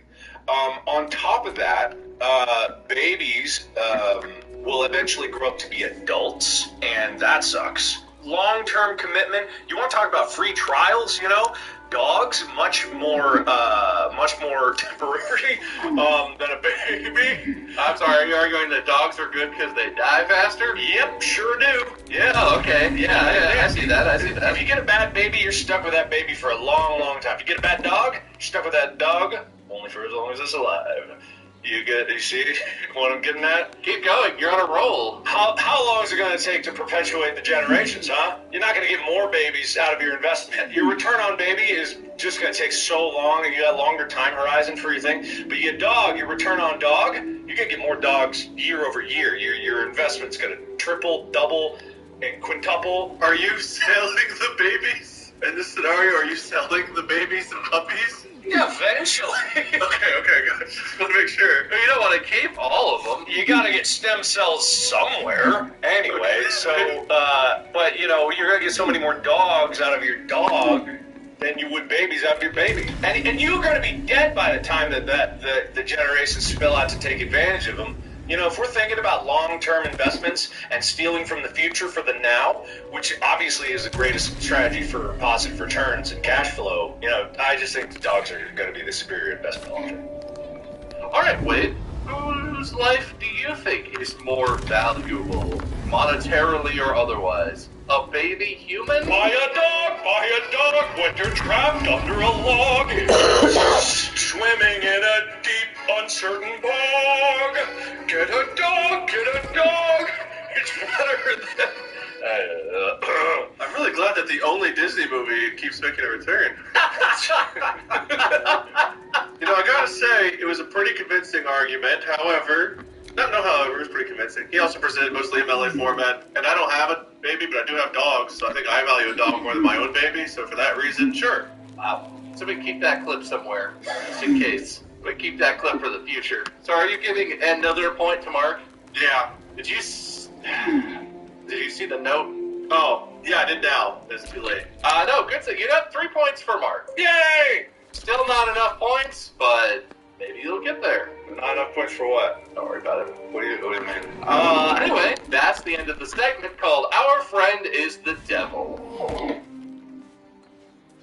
So I think this is where I step in with my segment, right? Okay. Yeah, Wade has a segment now. Oh, wow. Are you excited, Mark? Yeah. Am I weirdly switching sides to, like, I take the other position? Oh, it's a whole other segment. It's a whole other game. Whole other game. All right, good. We'll just play it out. The points are less opinionated this time, and they're just matter of fact. So it should be pretty easy to earn points here. My segment's called Somebody is a Liar. Interesting. Basically, I'm going to have two different headlines or stories for you. One of them's true, one of them's false, and you just have to tell me which one's true. If you say the true one, you get a point. Oh, okay, all right. Okay, cool. Yeah, it's easy. Okay, so I just have to say the true one out of the two options. Got it. Yeah. Okay, this seems and good. you might not know them, but you just have to pick which one you think is true. Yeah, whichever one sounds most fun. All right, first one. Man missing for 2 weeks, found after completing a marathon that didn't exist. Or, mom delivers own baby after watching YouTube tutorial. I am so fascinated to Google right now if there is a tutorial on YouTube for how to deliver a baby. Oh, you know there is. It's made by the same people that do like the car tutorial videos. It's actually a tasty video. You should see the React community to delivering babies. It's a 5-minute crafts video about how to deliver your own baby. You got some, zip ties, hot glue gun, and some yeah. I ran a poll, and my communities voted that I need to deliver my own baby. Here's how I did it. Yep, no, you know that definitely exists. That's out there. Yeah. I'm gonna go with, however, the guy who ran the marathon that didn't exist. Okay. All right, man missing for 2 weeks found after completing a marathon that didn't exist. I feel like there's an implied Florida man missing for 2 weeks found after completing a marathon. But I'm just inferring that. That must be. It can be implied however you want because that story is false. The mom did deliver her own baby after watching a YouTube video. No way. Did it go okay? I don't know. I didn't read the article. I just found the headline. God, jeez. I was a little pressed for time. But I'm sure it wouldn't be hard to figure out. If you want to search that, I can go on to the next one. Let me look. I don't even know what to Google for this. This is going to ruin my search history. Oh, and I forgot to tell you, Mark. Since you got that wrong, that point goes to Bob and I. Oh. For no particular reason. It's not like it really does anything. It's just, it went to us. Okay. All right. So it's 3 points for Mark, 1 point for us. Yeah. Oh. Okay, all right. Okay, gotcha. A woman who had no idea she was pregnant was forced to deliver her baby in a hotel room with only YouTube for guidance. She returned home with a healthy son. How do you not know? Yeah, I don't know how that works. I have no idea how you could be pregnant and not know, but I guess pregnancy is different for every woman. I guess I could understand, like back in the day, I'm sure that, and some people are ignorant of their own bodies, like men or women, it doesn't matter. But it's just that seems like something you'd notice. This article buries the lead. This woman was on a flight out of the United States and wrongly believed that her contractions were symptoms of food poisoning or something. She landed in Istanbul, went through the chaotic customs queue, and realized as she was standing in the airport that it was in fact a baby coming. She was determined not to give birth on the airport floor, so she took a taxi to a hotel where she watched a YouTube tutorial and gave birth to her own son. That's a way more insane story than the headline even left on. Yeah, it is. So she shared her story on Twitter, and these are quotes of the article. So I'm in a foreign country where no one speaks English. I don't know this country's emergency number. I have no clue what to do. So I'm like, yo, it's game time. I don't have time to be nervous. It's time to get shit done. I spring into action, filling up the tub with warm water. #waterbird. I grab a towel to bite down on, grabbing another towel to wrap him or her up with whatever pops out. It's weird how focused a person becomes when their adrenaline starts going. At no point did I ever freak out. I just did what I had to do. This lady is not messing around. Yeah, no. It's time to get down to business. Holy crap. It's game time. Let's have a baby, I guess. Let's have a baby. That's kind of nuts. Well, I'm actually glad that one's more true. I should have believed in that one more. Well, you have another chance. Don't worry about it, Mark. Okay, cool. Thank you. Here's 2 headlines. Pizza delivery man gets $180,000 settlement after being crushed by 400 pounds of cheese. Or Elon Musk did it again. --KING again. ... No other details of it. Just the headline. I mean, I feel like that one's just true in general because that probably is an article that is written, and the other guy getting crushed by 400 pounds of cheese. As much as I would love to, that one probably. They both sound like probably true. I just like to imagine the guy getting crushed by cheese, laying on the floor with his spleen ruptured, and he's laying, he's like, and he looks around, and he's like, oh, at me. I better get a laugh. And he goes, the cheese! Am I right? As he's laying there, bleeding internally. Has to eat his way out of it. It's not really a true or false thing. The Elon Musk thing is just that's just someone saying something. Just as if it's a real headline, a real story. Yeah, it's not whether the headline is true, but is that a real story you can read? I'm gonna go with the Elon Musk one because is it about him having more kids? Well, it's interesting you ask. Elon Musk did it again is a false story I made up. So, I don't know. Because the pizza one was true. That's also not what the document that you sent. I know, I changed it up because the more I read that one, I was like, I don't like this one. I feel like that was too fake. Would you believe parent mistakenly names child after self while signing documents? Yeah, kind of. I just felt like that was too generic, and I was like, I don't know, I'm gonna make it just something. No, the Elon one was big bait. That was good bait. Yeah, that definitely. That's another point for us, baby. 3 points for Mark, 2 points for the victors. Great, what? I mean, hosts. the host. You have a fair chance, Mark. Don't worry about it. Okay, good. I'm glad. I hope the pizza delivery guy's okay. But, yeah, 180K. At least he's richer. Yeah, I mean, if he got a settlement, I hope that means he got, What was the office? There was like, boss walks by, all right, there's the oven, stay away from that. There's the assembly station, stay away from that. Here's the Tower of Cheese. Pounds of cheese. I walk by it to feel grand. And also, this is the delivery guy, not like one of the cooks. This is the delivery guy. So look, I've been a pizza delivery guy, and I will say there is definitely that much cheese in like a busy chain pizza store. And it's usually in like huge vacuum sealed blocks, and I can totally see how haphazardly stacked cheese mound. I would bet money this dude was trying to find a way to be lazy at work, and he went into the walk-in where the cheese is stored and tried to like sit on the cheese like it's a bench. Because if it's stacked up and tiered, right, there's like little ledges. I 100% have gone into the walk-in and like sat on a box of whatever to like sit down and take a break when you're not supposed to. He totally tried to sit on the cheese and it was just poorly stacked and it collapsed on him and he was all, I just came in here and it fell over. I didn't get down. No, what it really was is it's a pure tower of cheese, and every so often, like, the boss will come in and like, all right, who took a bite out of the bottom? I swear, if you guys keep this up, it's gonna fall on one of you. And like every day, someone goes like, wow. Oh, no, wasn't me. They pull out one mozzarella stick and eat it. Yeah, that guy was like, he's the guy that never has done it, never taken a bite. All the other guys have done it. And he's like, fine, I'll just string off one little bit, one tiny scoop. And then he got crushed. Yeah, that's what it was. Well, that's what you get for being a naughty employee. That's what you get. Mark, you're doing terribly so far. Let's move on to the third round. Yeah, this really is not your segment, buddy. I hope it really picks up. I did great on the last one.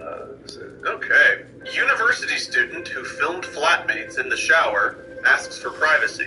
Okay. Doctor who removed wrong organ from patient blames bad traffic for, quote, rattling him. What was the first one again? University student who filmed flatmates in the shower asks for privacy. All right. I'm going to go with that one because I don't think you would have used the term flatmates as your title. Clever. Unless you picked that because you thought that that'd be more realistic. No. I think, do you want to lock it in? I'm locking it in. All right. Good call. I did not, in fact, make up flatmates. Yes! Did you yourself make up the doctor one, though? Because that's pretty funny. That was really convincing, though. That was really, rattling him is very funny. But yeah, flatmates, that stuck out to me. So apparently some student who placed, I guess, cameras in the shower and filmed his flatmates asked for privacy while the court proceedings were going on. So after invading privacy, he himself or she herself asked for privacy. Oopsie doodles. Well, you weren't supposed to find them. Yeah, no. If you just not noticed, then nobody would have got hurt. Yeah, I don't know how they got caught, but I imagine probably pretty obvious that they were being filmed one way or another. There was this TikTok that I saw that was some 4chan dude that was talking about passwords and stuff like that. He was like, you gotta make your passwords more secure. This was not good enough. Like, it has to be more than 12. It's gotta be like you gotta pick a random number generation and then put that through like a cryptographic hash, and then it spits out like a 32-digit random numbers and letters combination, and then you got to memorize it, write it down on a piece of paper, memorize it until you can remember it forever, and then burn the piece of paper. And I'm like, or you make up a password that's just poo-poo 1 2 3 exclamation, here, sit down upon my knee. You know, if you make it that long, it's also going to be impossible to brute force. Like, you don't need to make a cryptographic thing. You could literally like pick a word from a list of words or something that's just not affiliated with you, your personal history, or your family names or anything. Like my dad is like that. My dad is that guy. Growing up, we always had PA2 security even before that was like normal, and he had a 64 character randomly generated using all the characters on the keyboard password.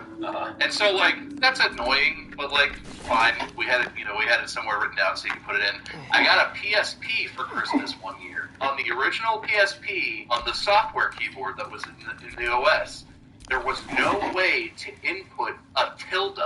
And my dad's password had 1 tilde in it.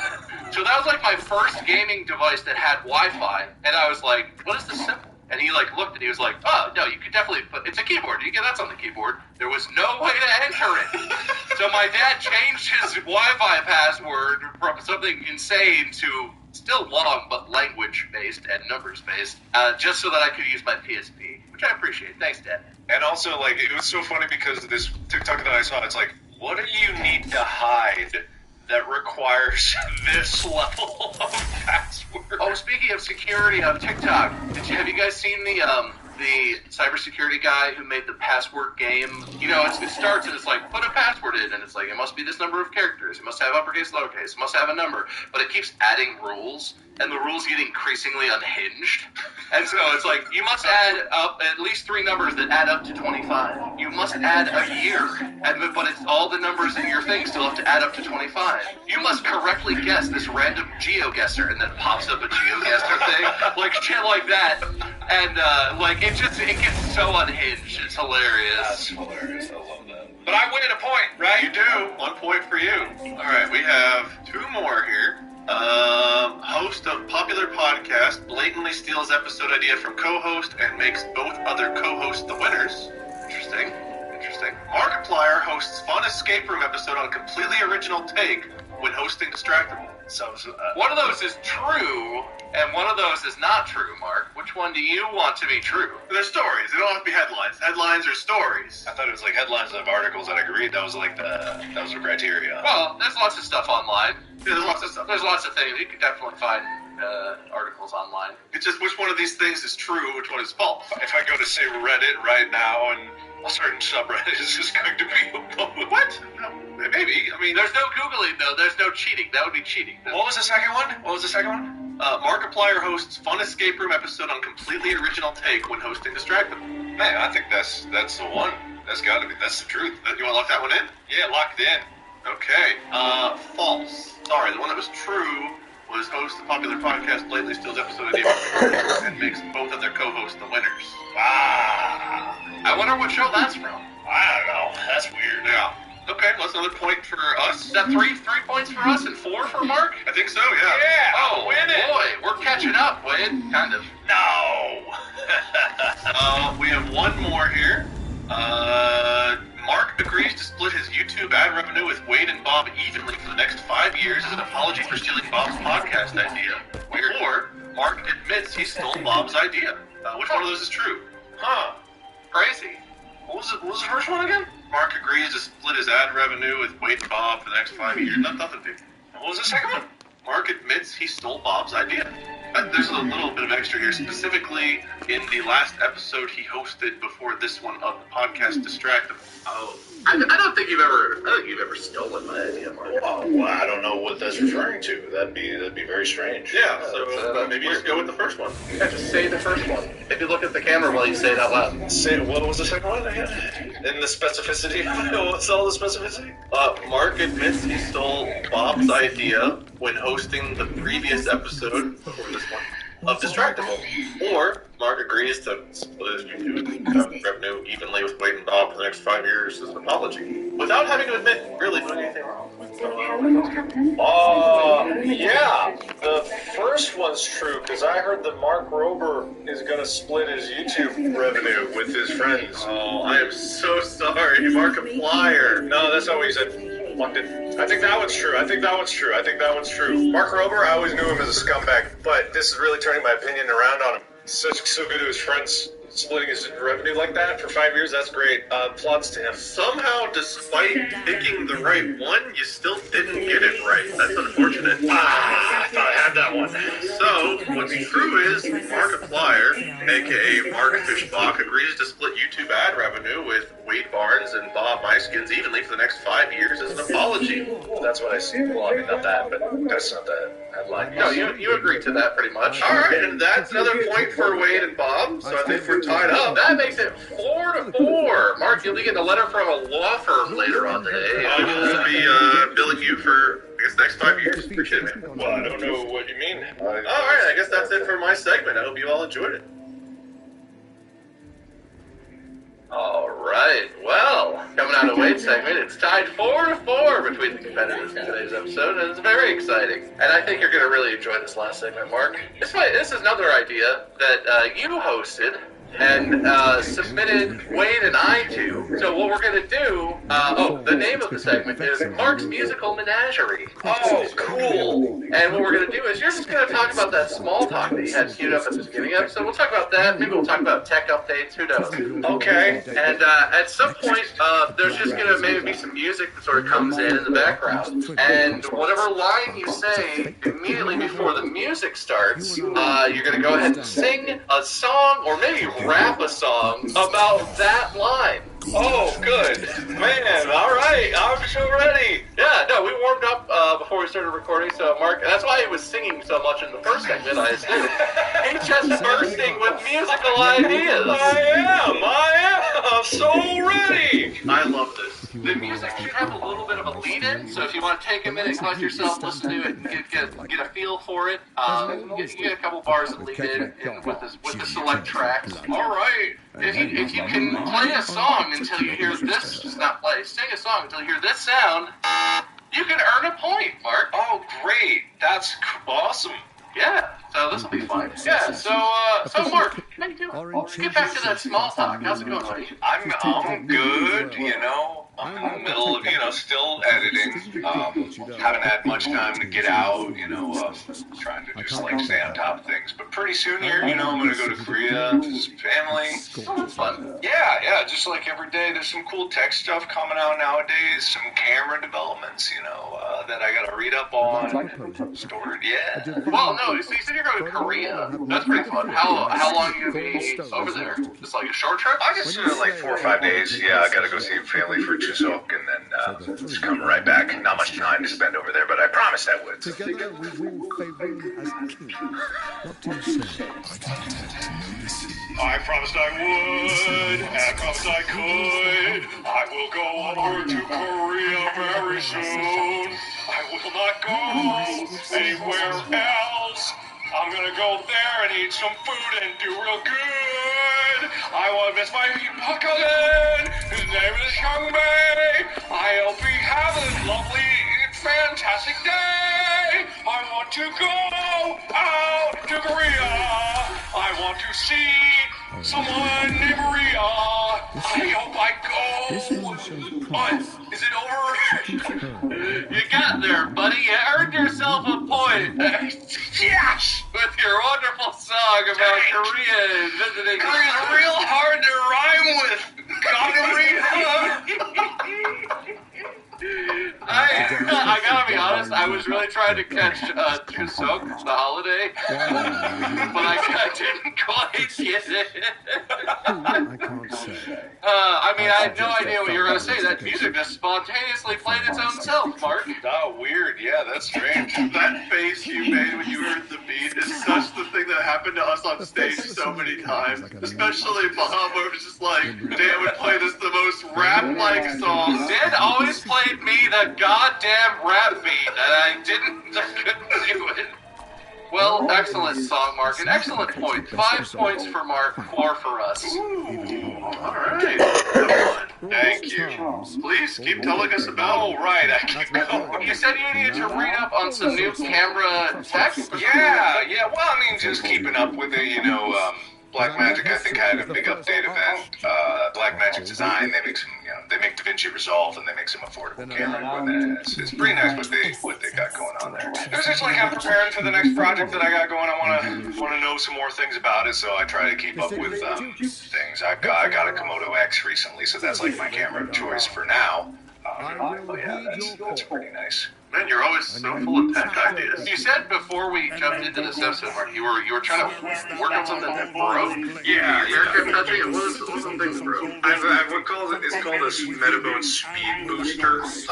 So what it is it converts, the Komodo as an RF mount. So I needed to go to PL because a lot of my lenses are positive lock lenses, but at the same time you can get something called a speed booster, which has another lens in it. And what that does is because the Komodo X is a Super 35, you you have a full-frame lens, if you get a speed booster on it, it can actually concentrate the light onto the smaller sensor, and it'll make it. But the problem is you gotta fine-tune the manual the back focus so that your lens's focus works right. And so what ended up happening is I get in there, I unscrew the tiny little screws, and the actual element will not turn. I think I can't really see, but it seems like the threads are kind of stripped inside there, and so when I try to turn it, it doesn't move. I've disassembled the whole thing, and I kept getting like finger smudges all over the thing, and tiny little metal shavings were going on the lens, so I have to order another one because this one was just like completely broken, so it was making me incredibly frustrated. What is that thing called? The what speed booster?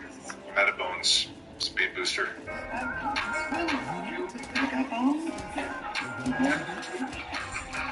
Metabones in the zone.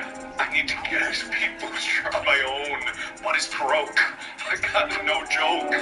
There's something else to rhyme with smoke. I want more light on my sensor. And I think that there's gotta be someone at my door with a new one. Better place.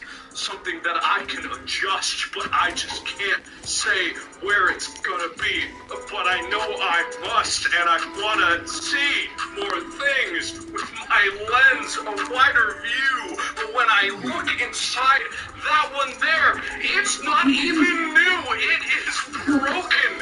It's gone. I hate my life and my lawn. It is the worst. Side story. Not something that I thirst. It's gonna die. My career, if I can't. We roll that one back. I listened to it again. You got into a really serious flow there, Mark. You're acting like embarrassed or something, but that was good. I like that. That was a journey.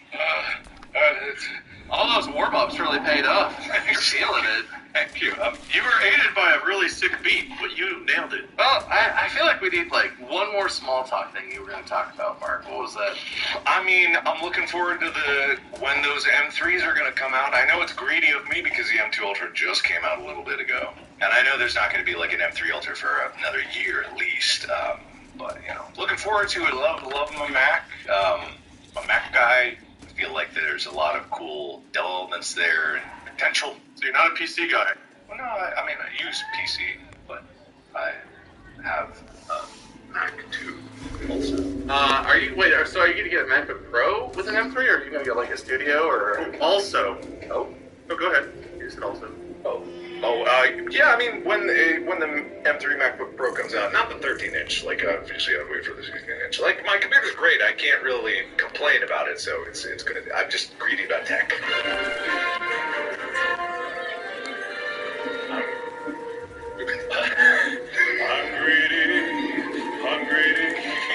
I'm greedy about technology.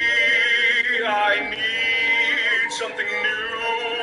I need to know that I can brew up a storm of editing, lots of things, colors and beauty, and something with wings. I want to go away to M3. I love that show. It's a good one. It's a classic tune, really. What is that from? That's from Royalty Free Music website. I believe for that one I searched Happy Show Tunes. Ah, good. I can tell you what the thing is called. It's called A Brand New Sun. Take you away to M3 in a brand new sun. It's like a new day's rising on the M3. Yeah, that's good. So I get a point? You get a point, Mark. Thank you. Gosh darn it. You played along like such a good sport. I mean, I don't know. I didn't really expect you to not play along. But honestly, I'm a little annoyed that the songs were kind of good and mostly funny. I was sort of expecting at least one of them to be like a crash and burn type scenario. You really didn't deliver on that, so I'm a little disappointed. But I put us behind in the start, Bob, but I'm not going to lie. We had him in the second half. Third half, he came back. We played 3 halves, and that was our mistake. We stopped at 2. Should never have gotten into improper fractions. Well, You weren't even ahead in the other half. It was still tied. Yeah. No, but it was tied, and it would have been sudden death overtime, which I think 2 versus 1 is a pretty clear advantage. Well, and you haven't gone up against me. We were gonna play Who's Tallest for the 4th game, but I guess we don't have to get to that one. There's no way to prove that in a Everyone stand up. Who's tallest? Who's tallest? Mark, you only come to here. No.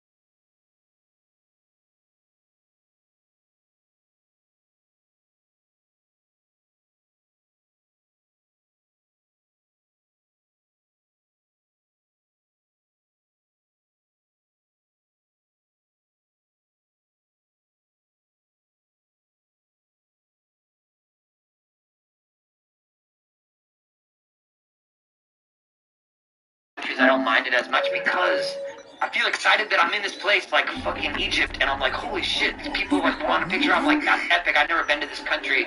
In Brazil, I'm riding into subways and to meet fans underground subways is like legendary for me. I'm like, that's cool. After a while, you get sick of it, but there's a magic component overseas. In America, I'm like, not as excited. And in general, you just start to feel the weight of it being a job, and if you're gonna go outside, you're working that day. Right.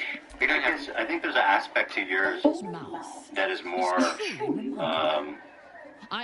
heavy than what ours is. Because people don't really want shit from us when they come. Everyone that we see is like nice. But I think as a performer, what you're commodity. You have like a commodity there. So people can get your signature and people are buying that. Dude, a fly just died in my slime. Yeah, it's because it's made of pesticide, bro. No fucking way. We gotta save him. I'm gonna put him in my Dr. McPickles cap. I don't kill bugs or anything, so I don't want him to die. But he's bleeding out. Can we get something so I can save this little dude? We have limited time. We're on it. You can fish him out with fish, that's how I do it. You can bring up your bottle of slime at it. Yeah, alright, my guy just came in. He said we have to go to the airport, basically. I'm about to go to Indonesia. I want to talk for hours. I love you guys. I'm super grateful. I'm going to say this live before I leave. I don't know if it's going to work. Can we get a shot of this? Help save this bird. Come on, camera. Save this on this. Camera's flying in. Camera's flying in. Flying in. Hurry, guys. He doesn't have much He's time. dying. Stand by. Okay, we gotta go fast. Okay, if it gets on. Will this be community guidelines? I mean, this is like kind of violent. Take him to the sink. Hurry, guys. So anyways, I want to say thank you guys so much. I wish we could talk for more, but I have to go to Indonesia tonight. What time is it? 4:50. I haven't packed yet. I'm going for the rest of the year. I haven't even begun. You're gonna be kidding me. I swear to God. I got a new bag. It's like this giant, and I'm gonna fill it up with my new Teddy Fresh. Thank you for the gear. We can always mail you stuff. Yeah, and I got a shirt there too. There's some thank you. You saved me? Oh my God! Round of applause. Can you show this? Get alive. You just saved me. Wow. He can't fly. Oh my God, you're an angel. Alright, you guys, I fucking love you both. I love all of you guys. The album is out. Thank you. Oh, the one crusade on the album is the album. The only message I wanted to get across in this album, since it ties into what we spoke about, is that we all feel lonely. And the goal of this album is called Alone in a Crowd, and it's just a reminder that even though you may feel lonely, if you look around, everyone experiences loneliness. Even you guys, even when you have a couple and you're in love, like you still go to sleep with your own thoughts in your head. And to be a human is a lonely experience. And just remind you guys that, hey, this album is really to remind myself even, hey, even though you're lonely, we're all lonely together, and it makes it just a little bit less lonely. And it's important. So, let's see. Not Olive Tree. It's Oliver Tree Music. Yeah, couldn't afford the real. Go on the tour. The album is out. It's called Alone in a Crowd. And one more thing here. We didn't get to watch this one yet, I don't think.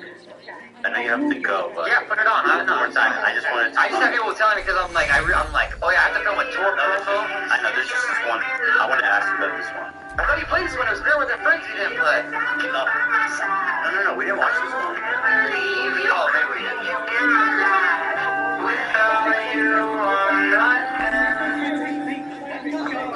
Oh, I wasn't expecting that. I was waiting for it. I was trying to be polite.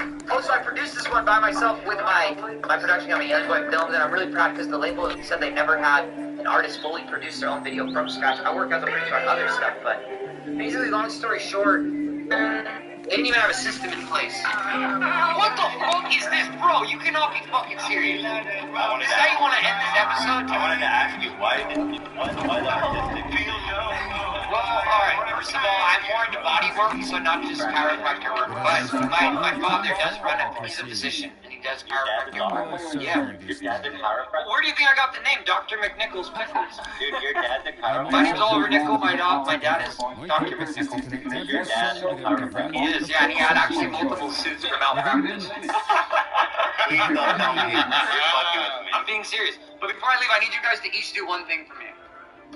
Try one bite of my world's famous Dr. McNichols. I don't want it. Or one sip. I'll try it.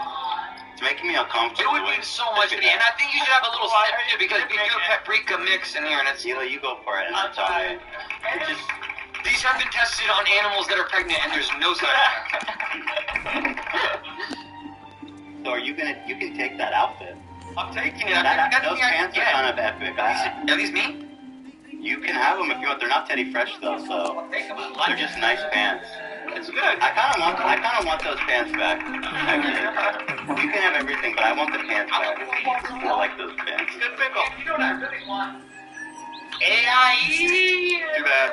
Too bad you can't take that. I'm taking it. That was expensive, man. Yeah, I know it is. I'm taking it home. Alright, so Oliver Tree is going to fly to Indonesia.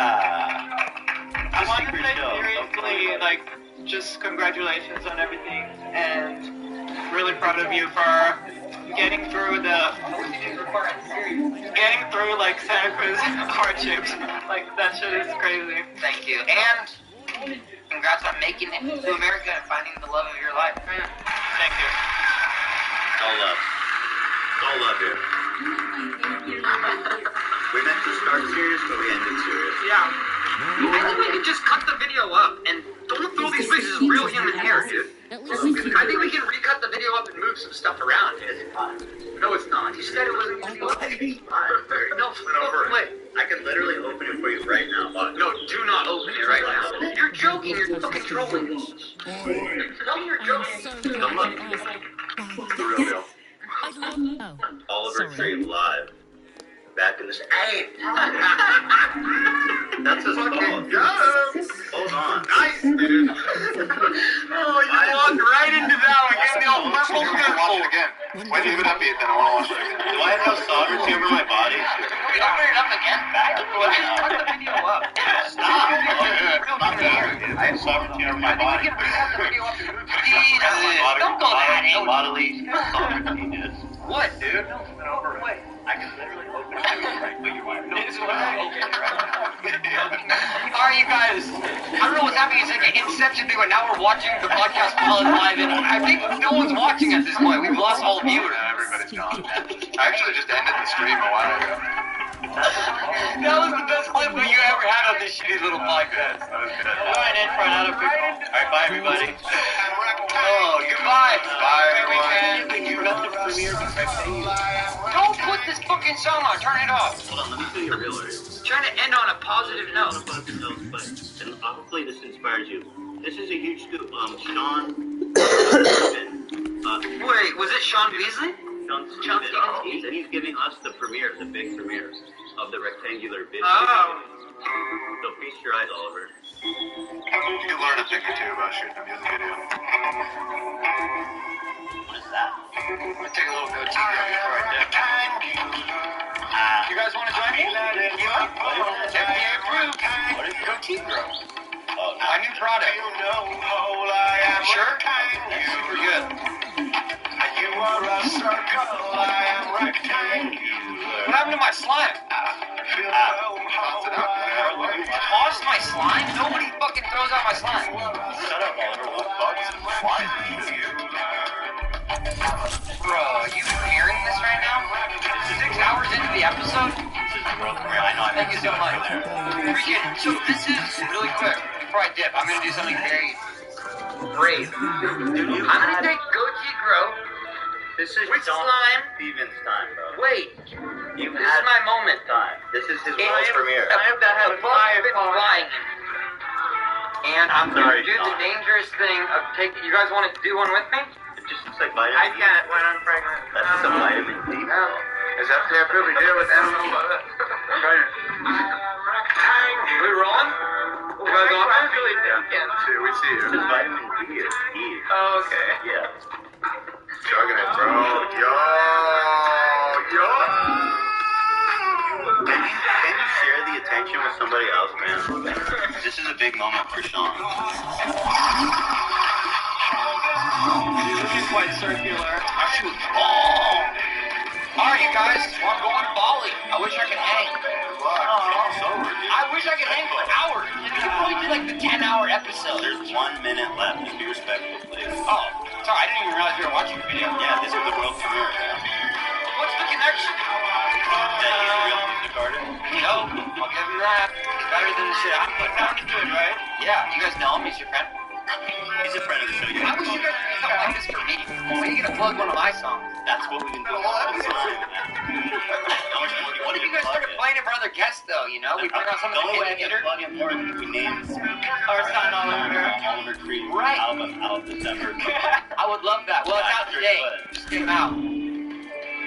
Yo, everyone's a boss. You found another record. Well, this reminds me of a group that I recently signed to Alien Boy Records. Supercomputer. They're featured in the Essence video, and I'm getting similar vibes, honestly. But the only thing I'll say about that is they'll be releasing, and I'm announcing this for the first time on the H3 podcast. They will be releasing an EP, their debut EP, and the first single comes out next Friday. So, Supercomputer, the only feature on my album.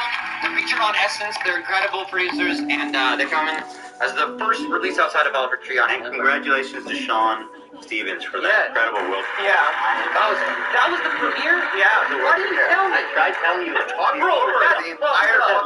I said steer the limelight. It's his world premiere. You were playing his stuff while I sent it to us. I thought you were trolling me. No, he sent it to us. It's You have to not redo out it. yet. You have to do it when I leave. You play it again. I already played it. I don't. It's done. It's been premiered. Oh, not you can't put the premiere back. Dude, the goatee grow is hitting me right now. I love you guys both. Thank you for everything. Thank you. Bye, everybody. Have a good weekend. See you on Monday. See you Monday, everybody. Ta-ta.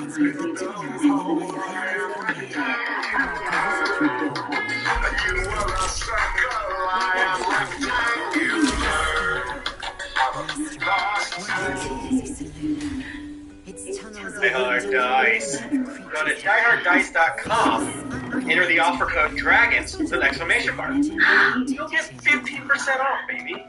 You can get your Dracona Arena dice, which Jennifer and I just don't roll good. Mine do sometimes. They don't. They're so beautiful. They're so beautiful. And maybe yours are a little better. But that's because I apparently ordered the DM ones. Yeah, these are the DM ones. I'm gonna use them for the lunch.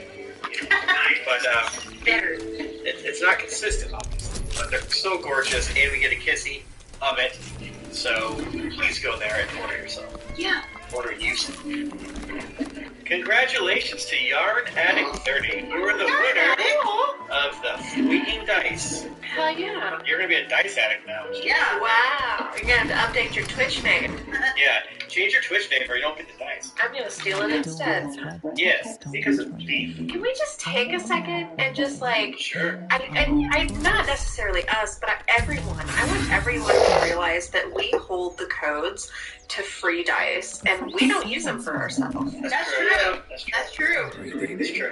One time I emailed them at the wrong email address to try to get free dice, but I just got put to someone that doesn't know us, and I had to pay full price.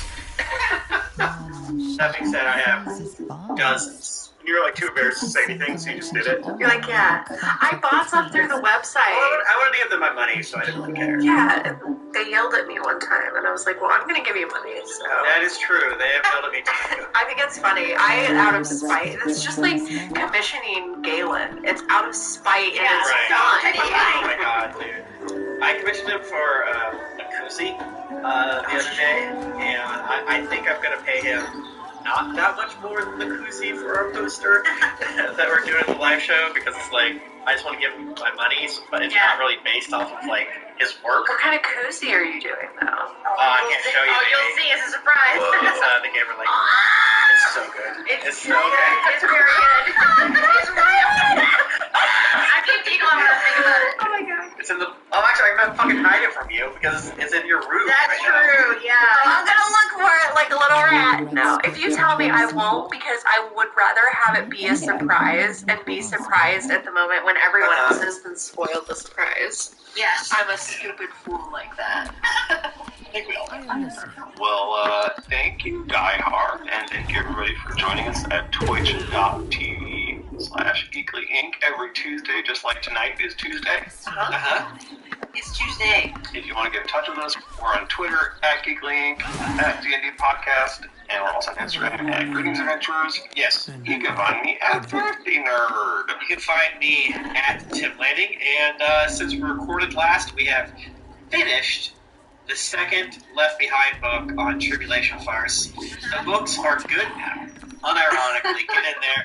A couple of people in our Discord are like, I cannot believe I'm looking forward to this. I think even Dead Chicken himself is like, please start the next book.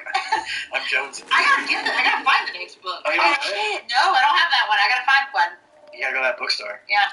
There was I don't know if it's still there, but there used to be a set of like, I don't know if it was all of the set, but it was like a good 7 or 9 of the books that were signed by the author, and they used to be down at an antique store down in Jeff City.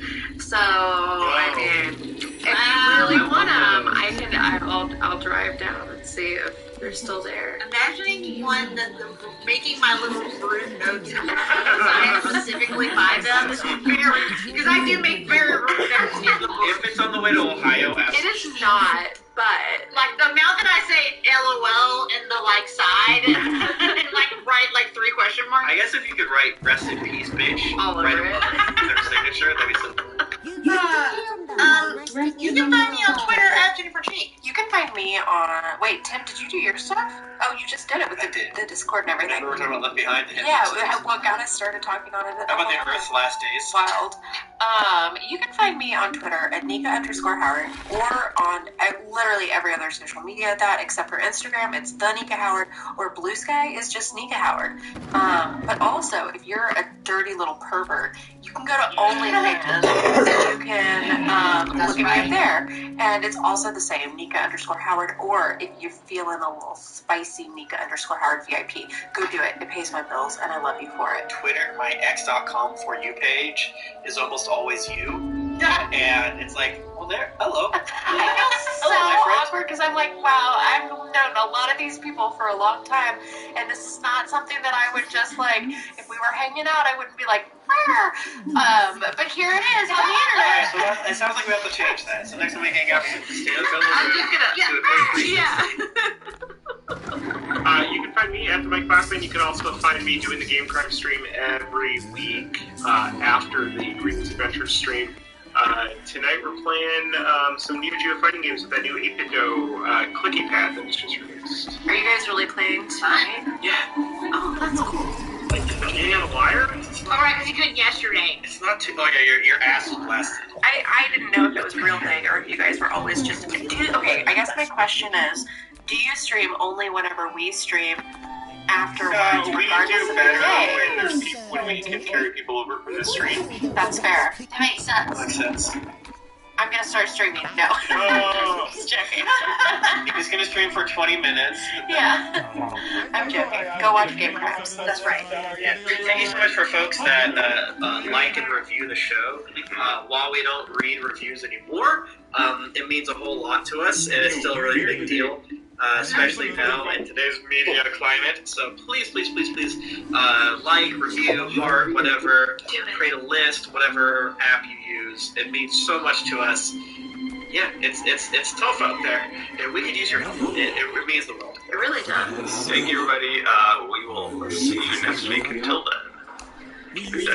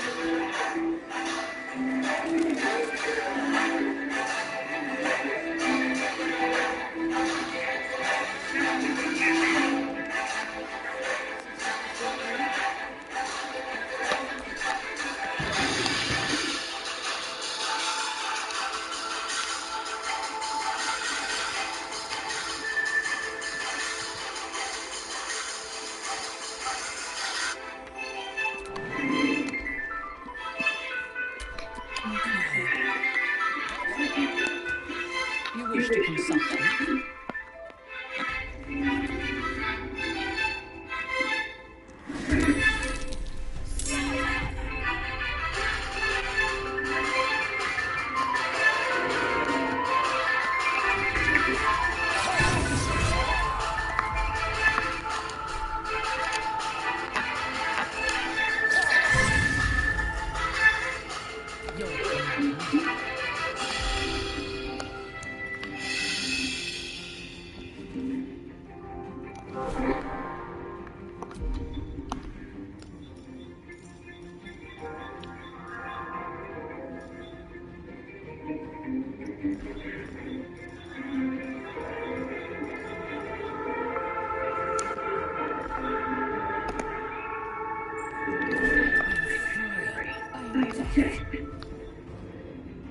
I'll see you next week. Have you got Amazon Prime? Because if you've got it, you've got Amazon Music Prime. All the music you love plus top podcasts ad-free included with Prime. Got Prime, got music. Amazon Music. Download the Amazon Music app now to start listening. At Eon Next, we believe life's better when you know you can get your hands on discounts across a range of home energy solutions, like boilers and solar panels, so you can treat your home to a bit of future-proofing. We think that makes energy a little bit better, and that's why we're always working towards helping you get more out of your energy. So visit eonnext.com today. Discounts available to Eon Next customers at 31st of December 2023. T's and C's, eligibility criteria, and geographical restrictions apply. Nothing better than a perfectly clean kitchen. But things always find a way to get a bit messy. No point crying over spill. Well, anything. Hotpoint's new induction hard packaging with Clean Protect coating. Just wipe with water to remove that farewell food stains, adios halos, and ciao to harsh chemicals. Plus, it's 5 times more resistant to chipping. Finally, no extra protection needed. To learn more, visit hotpoint.co.uk. Hotpoint, your trusted partner at home. Claims against chipping are comparable to Hotpoint non-coated models in website details. Listen to this Acast show ad-free on Amazon Music with your Prime membership, or subscribe wherever you get your podcasts.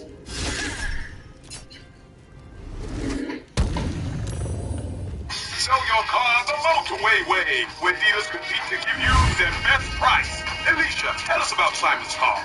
Wow, what a competition! We had bids flying in from dealers all over the UK. Simon sold his car for a banging price. So, how was it? I just profiled my car online, offered and sold it for 16 grand. It's gold. Motorway, the way to sell your car. T's and C's apply. Wait, why don't we build more fucking launch pads for this place? Like what? There's one. Oh, right, yeah, we only have one way to get up to and it took me 2.5 hours to get there this morning. Well, bro, 2.5 hours I was just in the car for. You know what's so funny about that? Nothing. Yeah, no, it's actually... No, it's nothing. There's not a single thing funny no, about it's it. hilarious to me. Because for me, it's like you time traveled. Like, you're a different person now. Like, after those 2.5 hours, like, you have rage. You're not... You're so angry.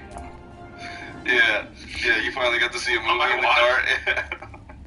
So pissed off. I got the wrist up like this, I'm watching it. It's not funny though. So just so everyone's clear, it took Cody 2.5 hours to get to the ship today. And I'm fucking, and here's the thing. My social battery is gone. Also, because I called my mom. And I podcasted with her for an hour. That's what I call conversation with anyone now, is just podcasting. Yeah, no, that's what it is. Do you notice that when you talk to people? I hate trying to be someone's friend now. Why? Because I'm a bad friend.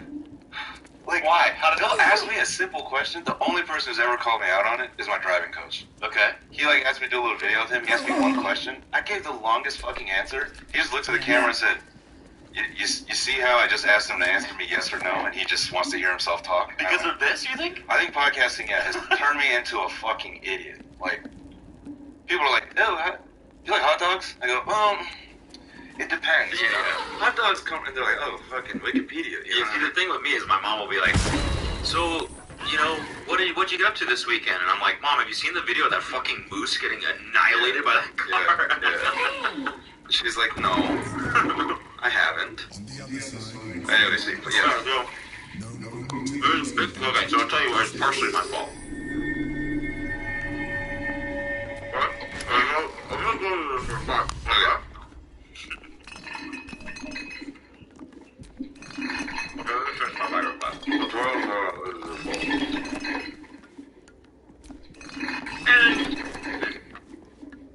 Oh, you're gonna get the thing now?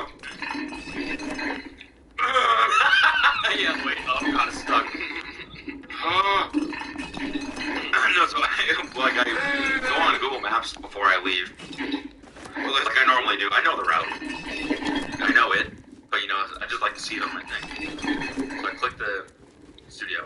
I mean the launchpad.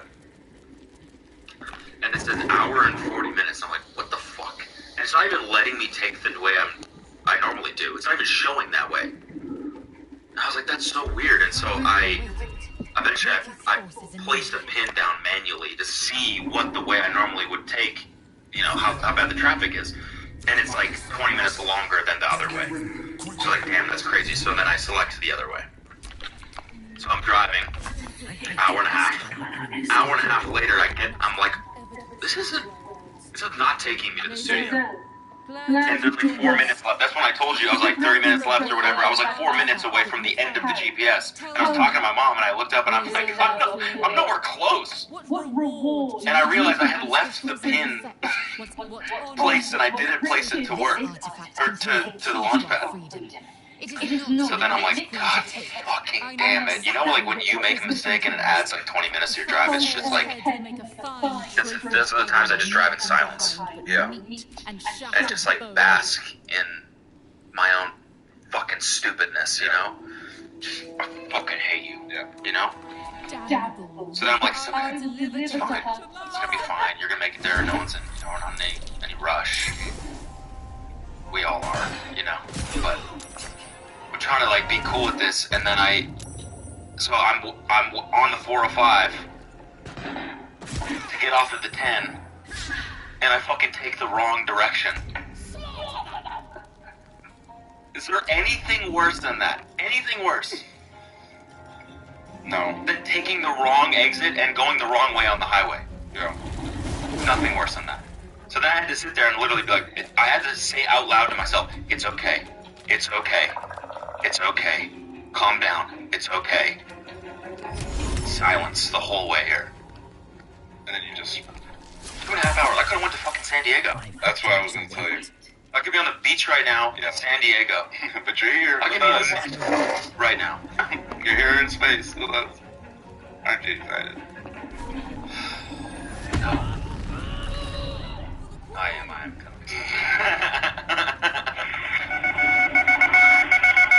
What's up, guys? This is the TMG Podcast. This is today's free episode. If you want this episode ad-free and an extra bonus episode, you can find that right now on our website.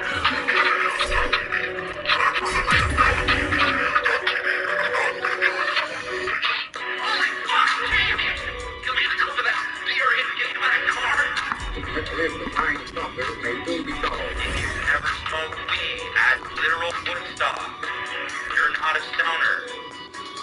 Goodbye.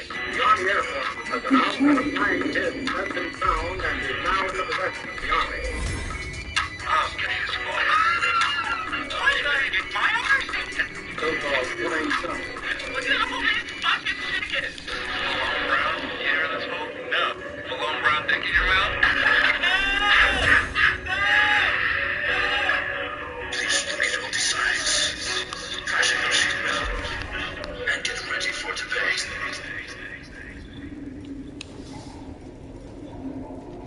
Well, that was only 5 minutes, so... Driving for another hour and 55 minutes. It's just like you're driving, except you're talking the whole time. It's the exact same thing, where you're going to talk the whole time. Dude, I've been getting my ass kicked by whatever this is. What? Oh, the bug? Bovid. Bovid? Yeah, Bovid. Bovid? Yeah, Bovid. Bovid. Yeah, you like COVID? Yeah. COVID at these ball? No. I tried. Like a couple of these COVID. No. Doesn't work.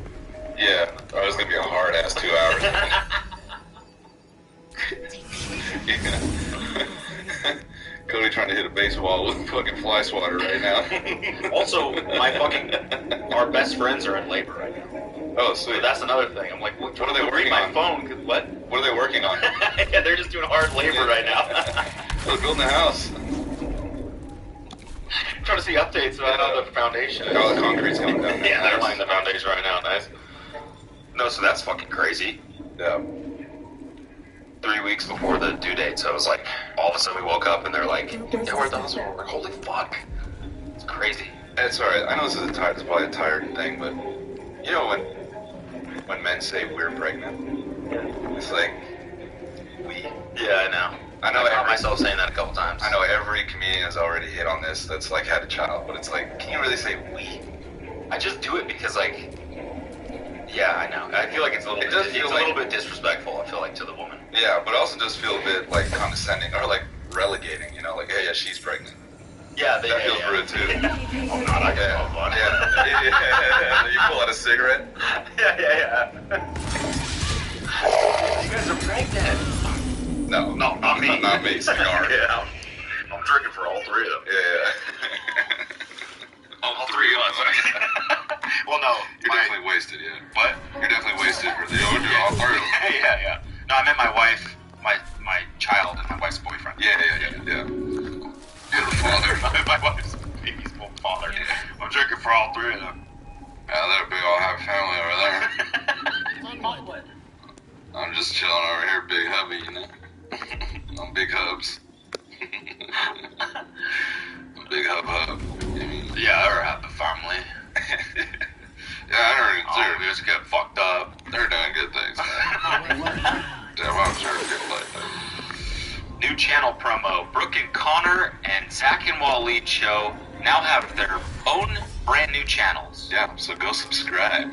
Just search Brooke and Channel. It is going to be a long 2 hours. Brooke and Connor make a podcast, and Zach and Waleed show on YouTube. And subscribe to both of those. They're going to be on their own channels now. Subscribe to Covidos. How you doing? I'm finally starting to feel okay. But, yeah, I could, yesterday we were talking, that was like something all weird, because I was like trying to keep my neck, like my throat to just work. Yesterday was like, I'm fighting off whatever the fuck this is, this bovid. For the first 5 days, there's just crazy body aches. Couldn't leave my damn bed. Damn. Then Alina went to Vegas. Oh. So, why? The return of Beyonce. Oh, yeah. What was that? Is that her residency or something? No, she's on She did one show? Oh, nice. Yeah. And the first one was in Vegas? No. Oh. But she went to that show? Yeah. Okay, I saw some other people at it. It's a, you know, when Beyonce returns to your city, it's like... Is she not coming to LA? Next week she's coming. So why did she go to Vegas? Why did she go to Vegas? One of our friends is moving to New York and he's never been to Vegas. Okay. So they did like a double. Like, oh, nice. Her and all her friends were like in Vegas. Why not go to Vegas? Yeah. That's a stupid ass question. Why would you go to Vegas? Maybe because it's the most fun place ever on Earth. Maybe it's because it's the happiest place on Earth. Yeah. It's like adult Disneyland. Hey guys, we want to take a quick break to thank the sponsor of today's episode, DoorDash. It's probably time to pick up groceries when you're eating ramen for the 4th time this week. On or off campus, you can use DoorDash to save you that last-minute grocery run. Get the back-to-school savings you really want and get unlimited free DoorDash delivery with Dash Pass. Just $4.99 a month for students. How worth it? So worth it.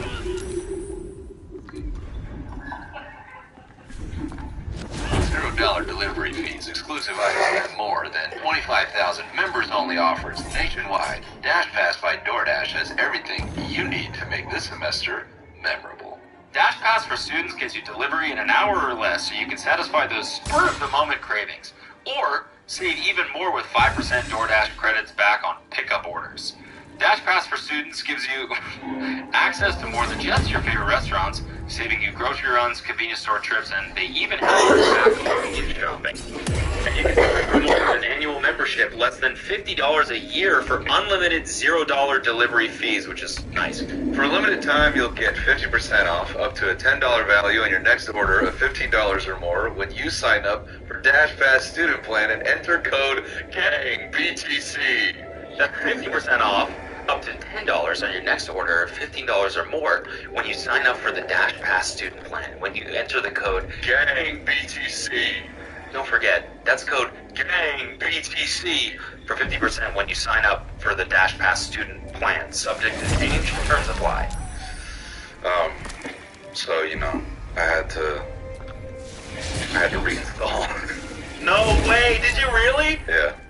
Dude, you were clean, man. I was clean, yeah. Well, dude, here's the crazy. I knew you weren't going to meetings. I knew it. Dude. I can tell. I reinstalled.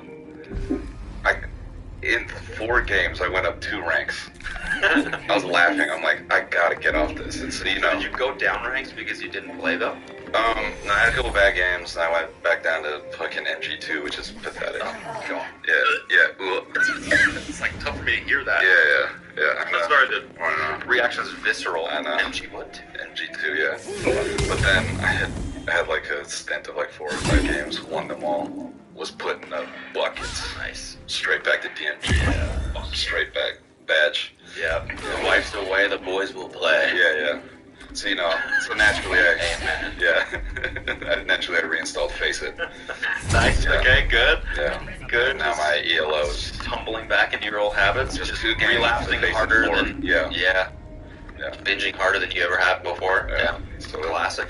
And on Sunday I woke up and I was like, I don't think I have a fever, so I went go-karting. Nice. Nice.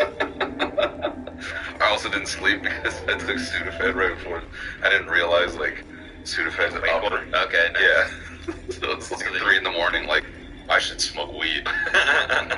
So I got Wow, this sounds like it's a combination of horrible things for your health. Yeah. I was on a bender.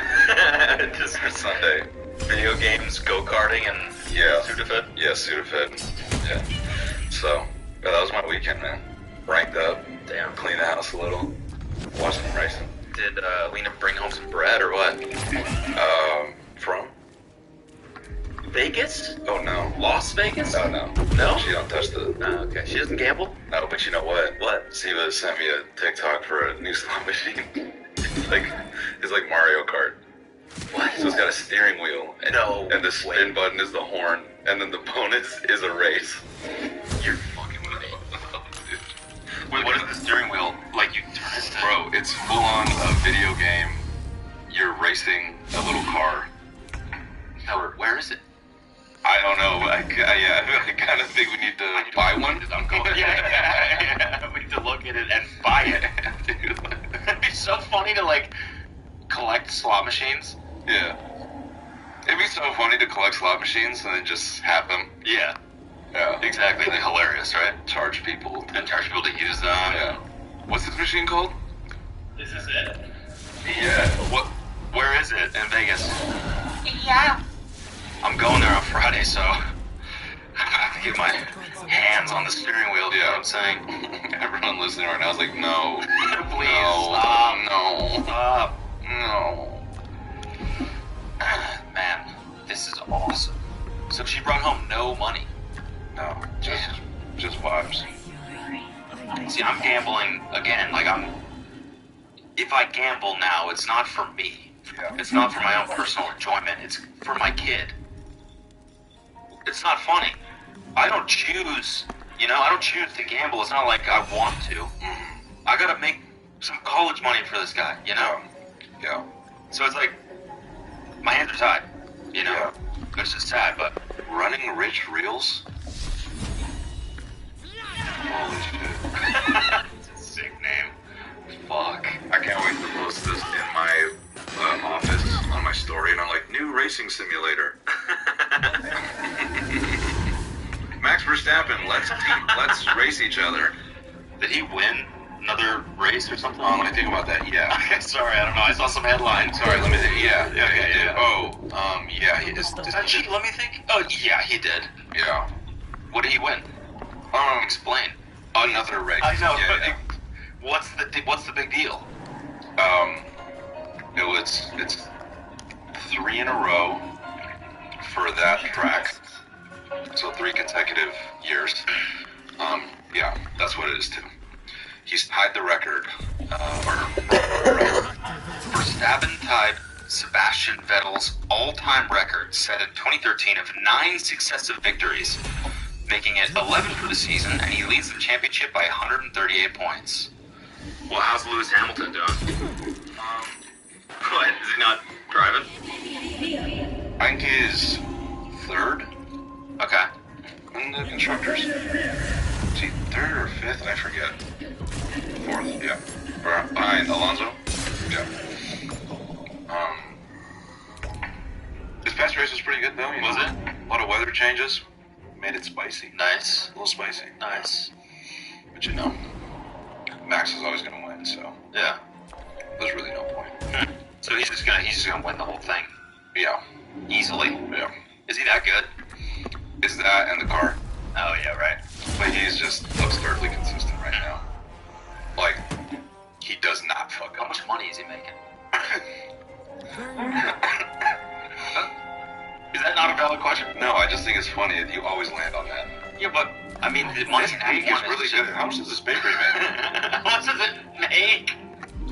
Someone look up the revenue of this bakery, please. Yeah.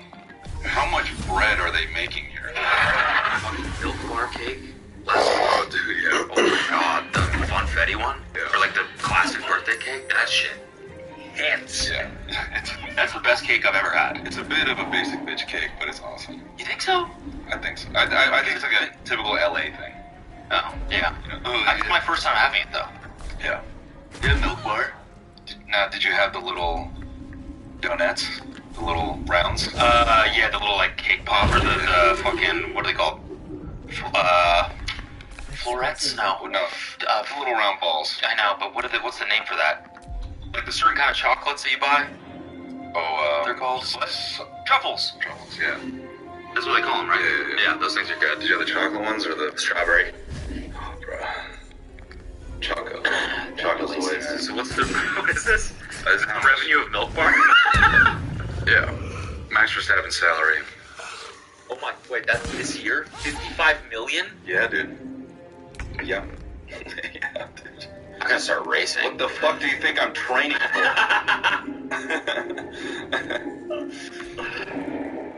Yeah, man. All these boys live in Monaco. Sorry. I'm gonna be... What did your GPS let you know that you're finally here? You've arrived. In space. Yeah. No, I keep looking because they're, like, about to have their baby, so I just want to know what happens. Nice. I was in SF. I met with the CEO of YouTube. Yeah, and I told him what's up. Oh, you did? Oh, yeah. What'd you say? Hello, sir. Good to meet you. I was nervous as fuck. Were you? Oh, yeah. I don't know. Would you not be? I think I don't know. I did something wrong with me. I don't say that to, like, whatever. Nervous for me is at most, like, I'm kind of freaking out right now. Yeah. Like that. Yeah. But it's not, yeah, I don't know. I can't say I probably would be. Yeah. It would be. Yeah. But it was fine. He was really nice. Yeah. He was just kind of funny. Yeah. Yeah, Neil, if you're watching this, it went really well. I loved you. I did. He was really nice. Yeah. I just wanted to, like, promote our channel. You know? Yeah. Because he sort of like... Yeah, he's got the big old switch. Yeah, exactly. It's actually how the meeting went. He had a big old switchboard that you got to see. Yeah. And It's like Mr. Beast. yeah. It's all the biggest names Flipped on. He's dancing his finger around the TMG channel switch. Make me happy. Switch go flippy flippy. Oh, that's dark. I mean, it doesn't have to be, you know? Maybe just bring him a cake. Yeah. He goes, I like cake. Yeah. There you go. You're rich. Yeah. Yeah, that's all it takes. You're Neil. Yeah. Yeah. Oh, sorry. Let me know when you're done. Oh, I'm done. There's no funny stories. It's just... Cody Co name dropping again. Yeah, that's... Yeah. Yeah, so as I took off this week, I saw the CEO of you. Sorry. Whoops. Oh, that's from when I mentioned CEO of you. You know what's really great is, dude, so you know my bit about, like, it's good to be 30. I'm not fucking 30 when I play Counter-Strike. Oh, yeah. So, there's a badge on your account, and it's a coin. It's a 10-year coin. That means you've had the game for 10 years. Okay. And I'm playing with these guys, they kind of sound older, and then one of them goes, man, we all got that 10-year coin. You know, we're fucking old. I start laughing, and I go, holy shit, I didn't even notice that. And I said, it's good to be 30. And then, I make some comment, and one of them goes, bro, how old are you? I go, I'm 34. He goes, I'm 35. And then another dude starts laughing, he's like, yeah, I'm old. One of them's like, shit, I'm close. Like, he didn't want to, like, admit to being close to 30. And then one guy on our team goes, yeah, I'm 37. He sounds like Steve-O. And it was this super surreal moment where I think all of us went, damn. Because, like, one guy... This is right after you reinstalled, too. Yeah. One guy's playing, or he's, like, making a call-out, and his kid is just screaming in the background. Not, like, crying, just, like, the kid's playing. And I'm just laughing, because we're all then making these jokes about shit that we remember from the game way back. Okay. And it was this kind of just surreal thing where we go, bro, we can all remember right now. You guys are like veterans. Yeah. Well, that's where my tinnitus comes from. Yeah, exactly. Yeah, all those grenades and shit. Yeah. But it was like a weird thing where I think all of us were in that moment thinking, fuck, we can remember when we were 17. Like screaming out strat. Then I had another game where it was like 4 of us had the 10-year coins, and then there was one really young kid raging.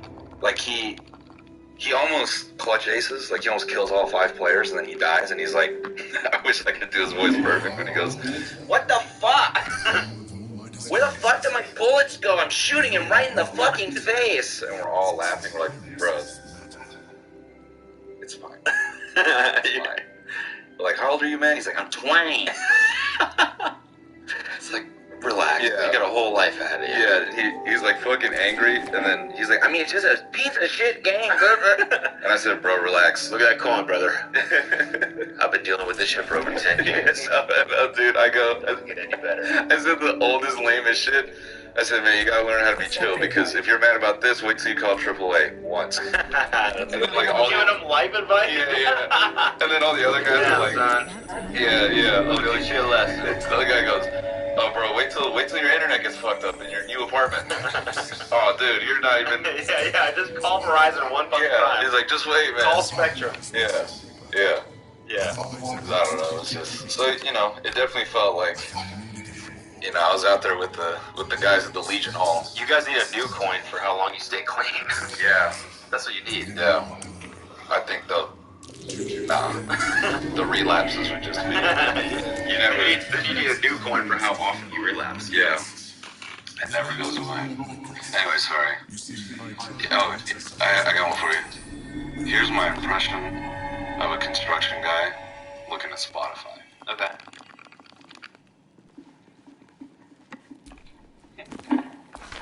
Drill music. Fuck. Did you make that up? Damn, that's good. That's funny. Here's a kangaroo looking at Spotify. Oh wow! Whoa! Wow! Oh, come on, that was just as bad. Wow.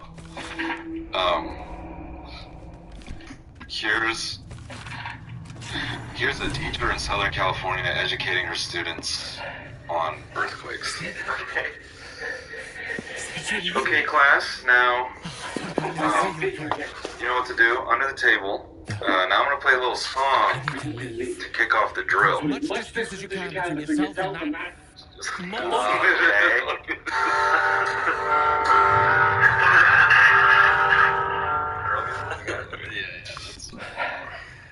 Snatched me up from our camp and brought me down here. Damn. Damn, Luke. Luke scoffed at you. That was a scoff. Yeah, maybe it wasn't. I tried, though.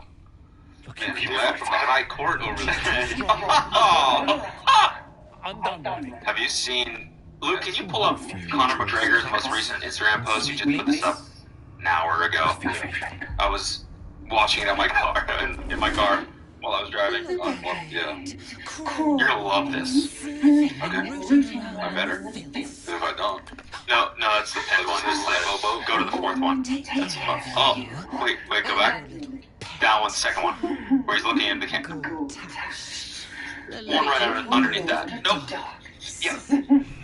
Oh, wait, is there you play the sound for a second? Oh yeah, pause it. This dude is always showing cock, man.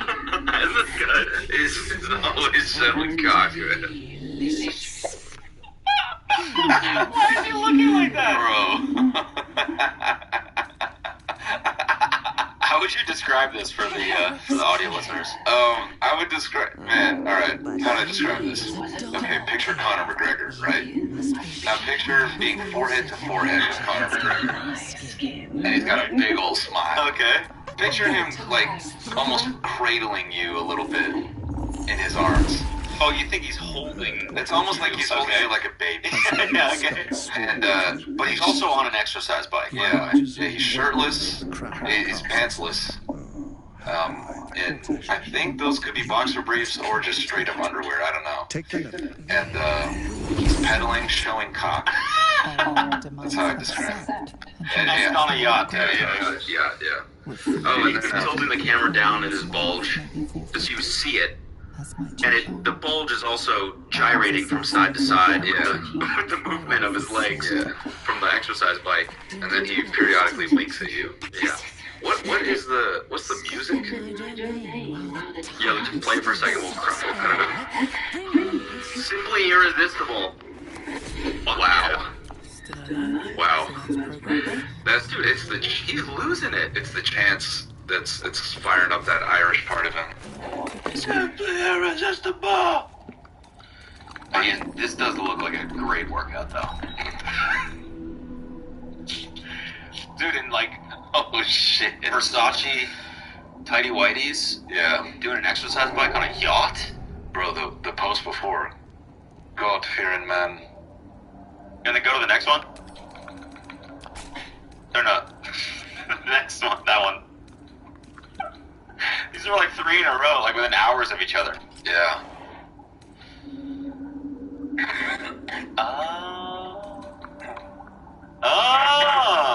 I see what he's doing. Oh, so is he done? He's fucking bored.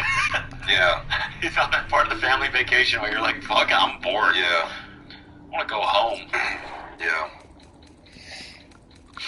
Yeah, he must be a character off camera. Yeah, anyways, I thought you'd enjoy that. Oh, yeah, no, I appreciate that, man. Yeah, no problem. I saw it, and the first thing I thought was, Noel would love this. Oh, dude, look at this athlete showing cock. It really is, yeah, he's lonely up there. Yeah. There's literally no one around him to go, bro, relax. Yeah. What are you training for? You're not fighting this year. There's no fight this year. What's going on? So, was he gonna fight, and then he was supposed to want to like do the drug test in December? Yeah, and then there was something with the window of time for test. Right. And then he didn't do it. Right. Or he wasn't able to. Right, but he's definitely on steroids, right? No. Yes. No. No. They're not Connor, Come on, dude, not Connor. Yeah. He'll never do that. Yeah. It's just, the face of his, or the shape of his face just changed. Yeah. That happens sometimes. He's eating good. Yeah. He's a fat man. Yeah. How about that Trump mug? Which one? The mugshot? Oh, yeah. I think it's good. Yeah. Like, all things considered, it's like a good mugshot. It's a good meme. Yeah, it's fucking, he nailed it. I just like his... He nailed it. Like, that's good. The angle... It's so good. The angles on his eyes are crazy, man. Yeah. He looks like The Rock. No, man. I mean, yes. Yes, but I think the angle of his eyes... Like, I love the height and the weight. Yeah. So good. Oh, was it? 6'2", 215 pounds, I think. 6'3". Solid. But can you look it up? Because I don't want to misquote, because it's funny. Because there's just no way it's true, and then it's like he self-reported to save time. Oh, interesting. Yeah. So are you saying he's shorter? I think he's heavier than that, probably. Oh, he's hefty? Oh, you think he's thick? 6'3", 215. Like that's pretty lean. That would be pretty lean, right? Yeah. Pretty svelte. I feel like you have to be kind of built for that. Yeah. True. What? True. Yeah. Or maybe, we don't know big guy weight. We shouldn't speak so confidently. Wait, what does it say? Trump's booking record declared the former president's height to be 6'3" and his weight 250 pounds. 215, nearly 30 pounds lighter than his disclosed weight at the time of his last official White House physical. Hey. He's been cutting, man. Yeah. Yeah, he was bulking back then, now he's cutting. Yeah, he's on the down. Yeah, he's getting ready for the stage. Still chuckling at us, confidently speaking on what it means. Actually, I have no fucking idea. We have no idea. I just added, I was like, what is it? Whatever that is, like 4 or 5 inches taller than me, just add, times that by 10 pounds, an inch. Yeah. We don't know what it's like up there. Yeah. We're down here with the rednecks. Yeah, hovering around the 160. 165, How much you weigh right now? Probably ass, man. Was that a unit of weight? Yeah, ass. Yeah. You get on the scale, it just says ass. Yeah. Oh, word. Yeah. It's just letting me know if I got it. Yeah. That's my scale. Yeah, Do I still have it? Am I still back there? No ass.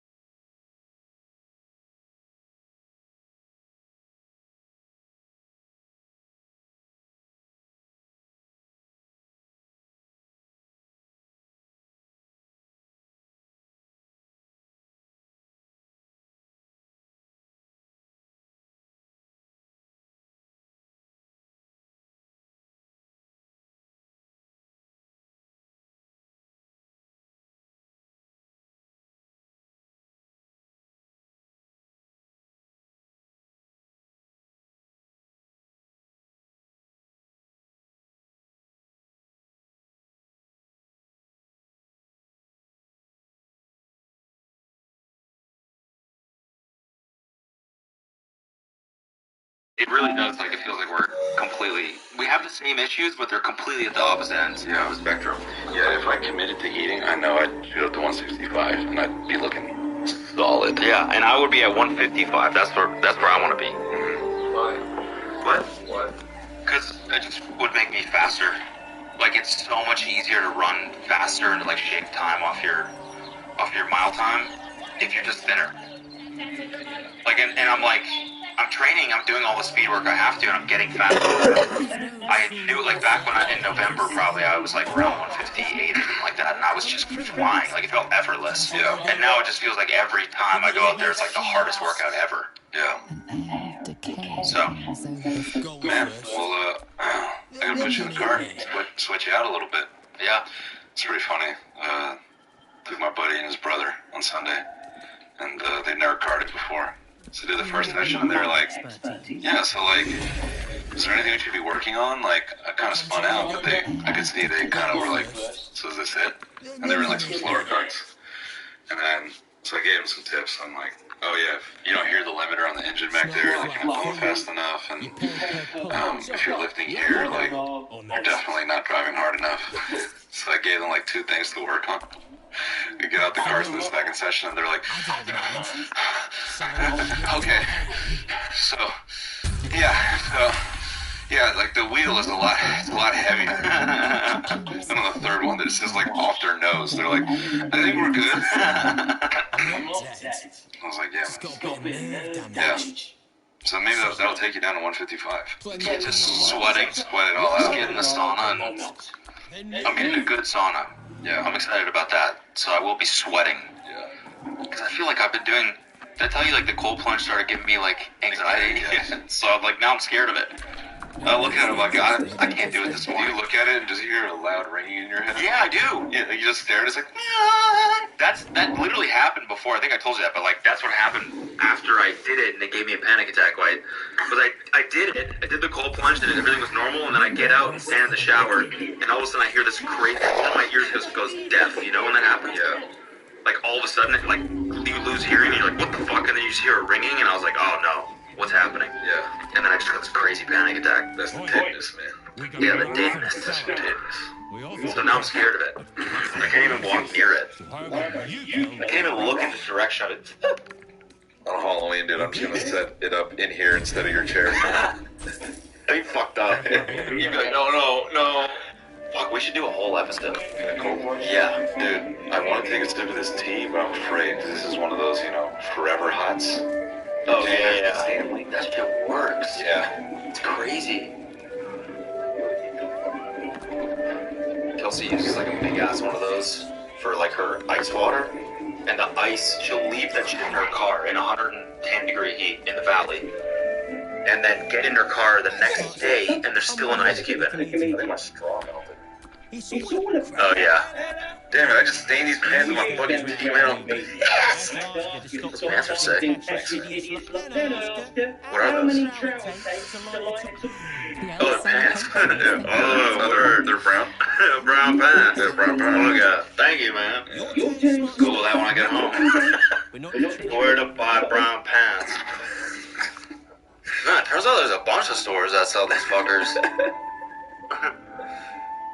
Do pee stains come out? Pee stains? Yeah. Do pee stains come out? Bro, that should be... Man, is there like a tea spill podcast called Tea Stains? I feel that would be a better one. Tea stains? Yeah. What? I don't know, it's just cooler than spill. Yeah, Tea stains. It's kind of like the sequel. Yeah. It's like what happens after you spill. Yeah. You stain.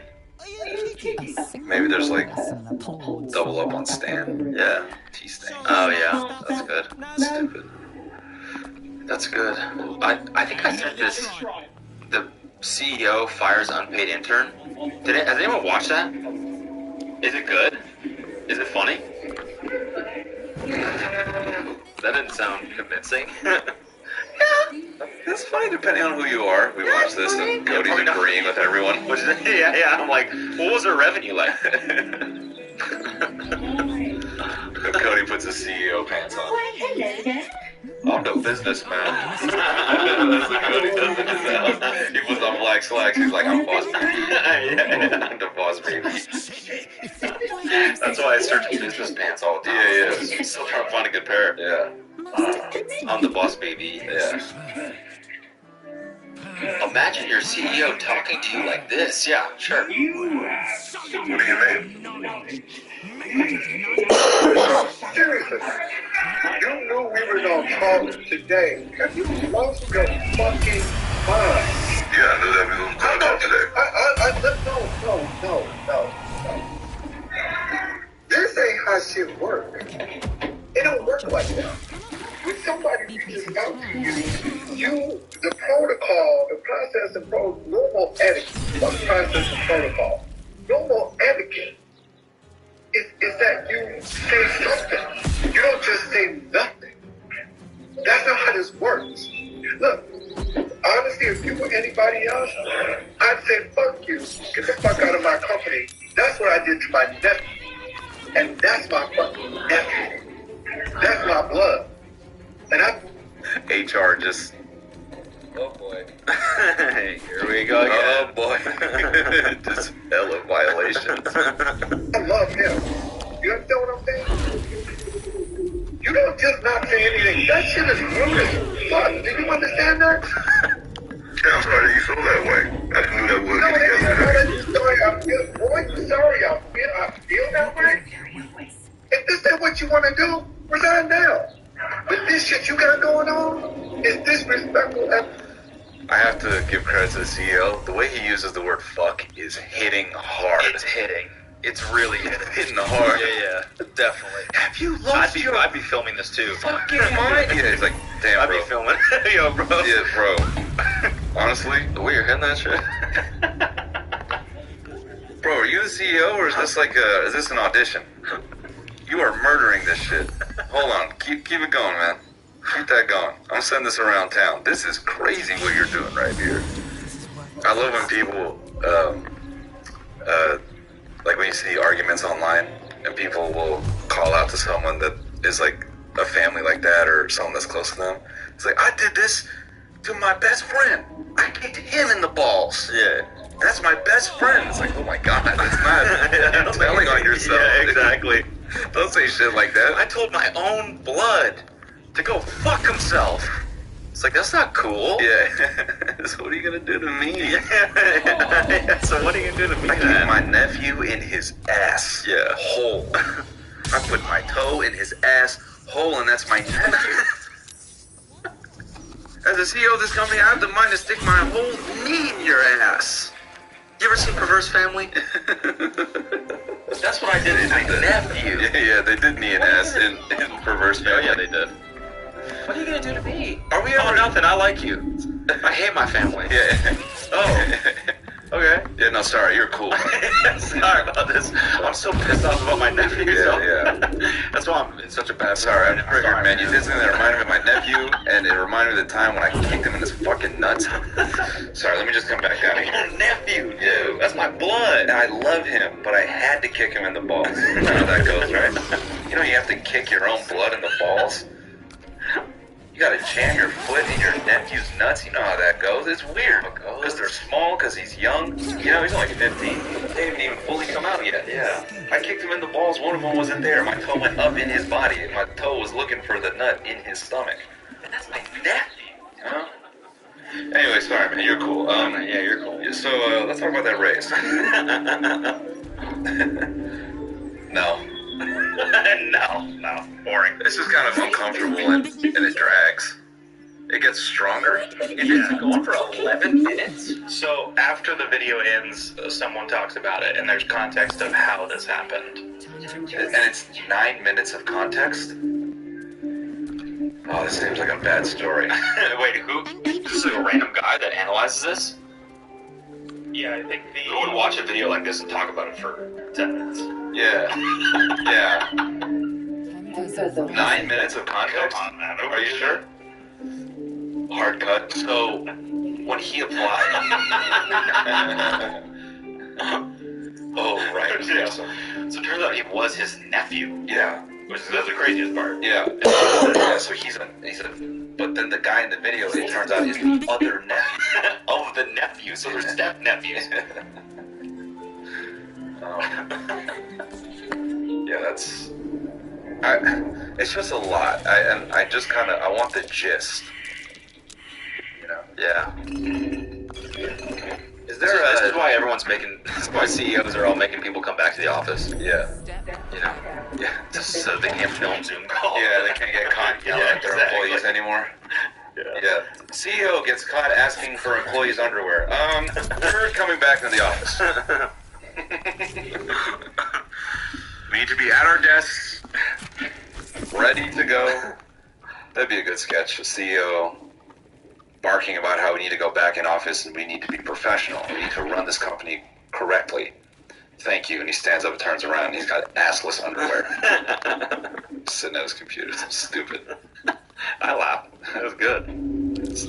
Some stupid ass, dumbass fucking shit. I'm just a fucking idiot. I'm the type of fucking guy to take 2.5 hours to get to the fucking.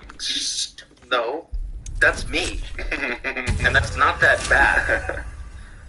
You know, honestly, I have to thank you for that.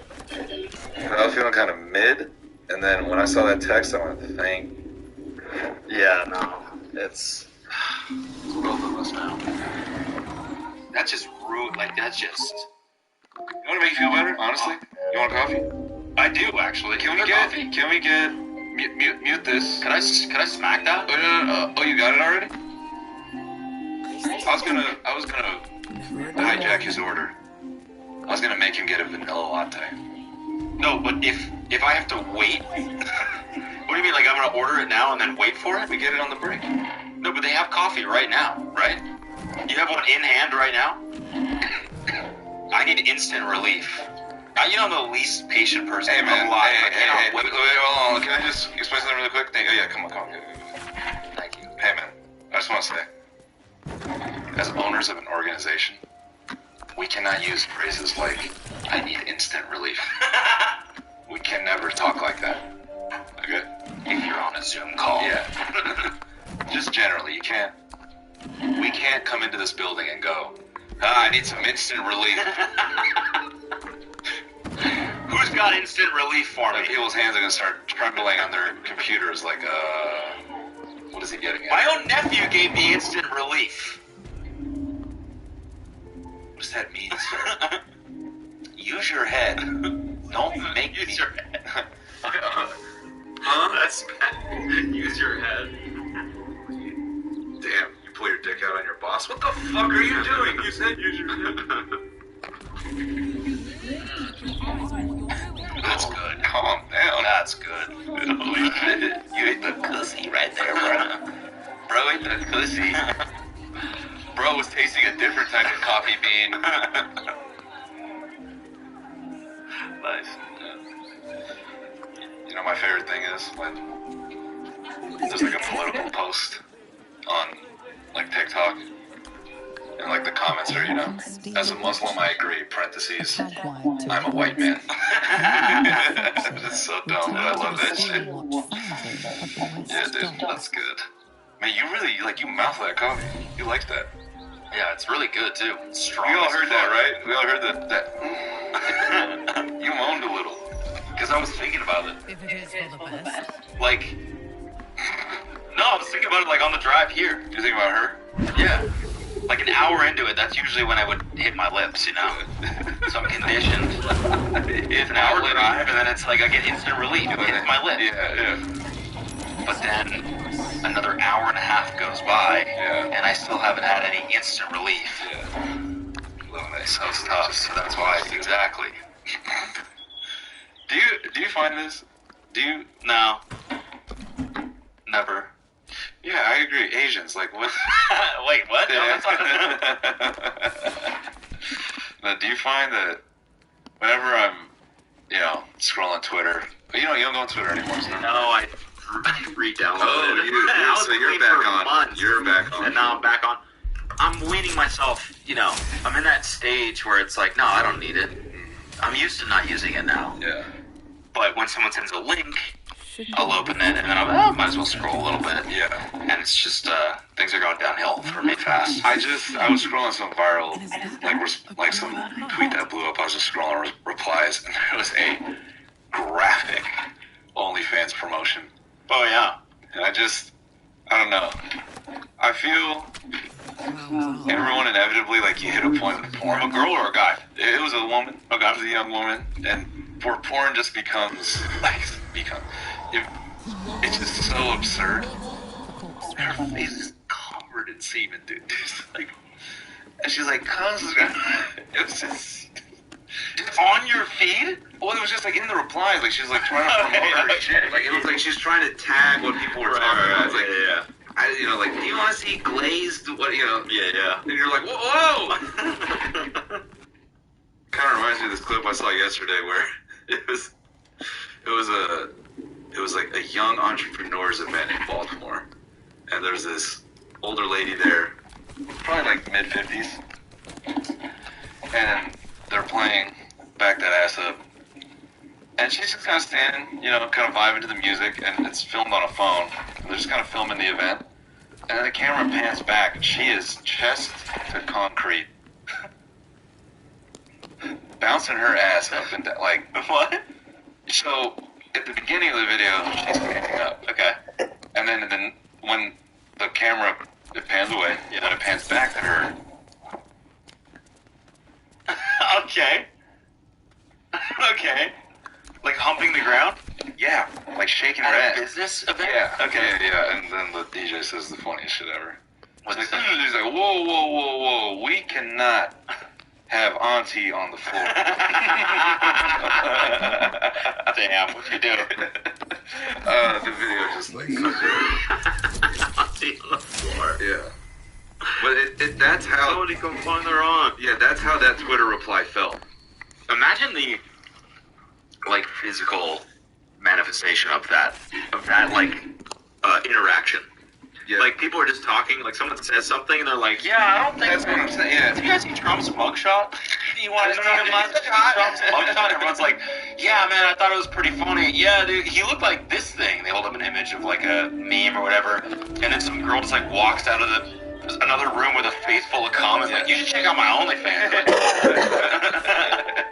Yo! Everyone's like, okay. Bet. Ooh. Smells like coconut water in here. Does it come smell? Yeah, bro. Yeah, it does have a... It doesn't stink.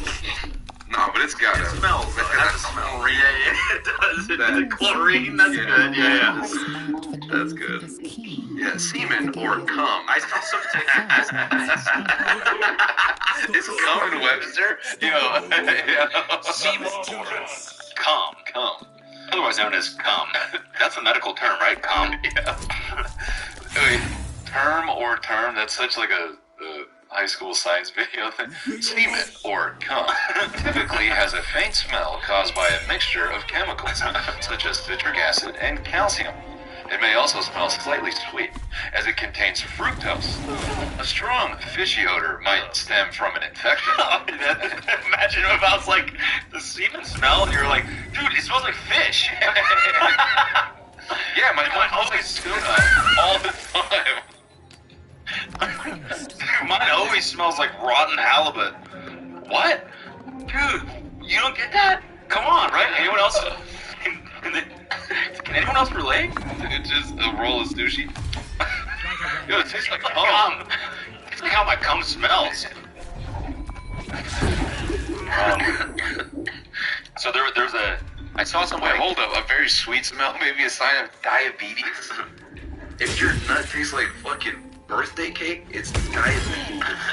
That's kind of crazy. Huh. Whoa. I saw this TikTok or something that was like, girls can always tell that a dude is jerked off. Oh, how? Because they can, like, smell it. Really? Yeah. How? I honestly am curious as to if that's true. Interesting. Because I think it could be a classic thing, like, dudes all along are, like, thinking that we're just getting away with it, but we're just dumb, you know, and Girls are just like, I fucking know you jerked off in the shower this morning. Since you're, yeah. You're walking. Your wife just walks by. Don't get the drain pregnant. What? Don't get. I know you fucking jizzed in the drain. You can smell it. No, I didn't. What? Don't be preposterous. Just freaking out, overly freaking out. No, I did not. I didn't. I mean, what do you think I'm a fucking degenerate? I didn't jerk off. I didn't jerk off in the fucking drain. You're crazy, dude. Disgusting. Ladies, you know how it's a funny meme, like a prank to pull on your man? Really hunt for an apartment with a flat shower drain. Like in the center. Okay.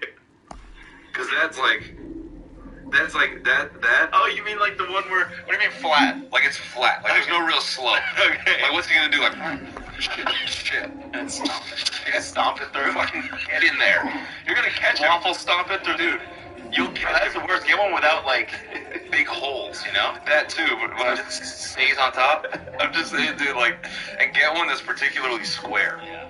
So it's flat and square. You'll catch him every time. Just backed up in the corner. He's like, hello?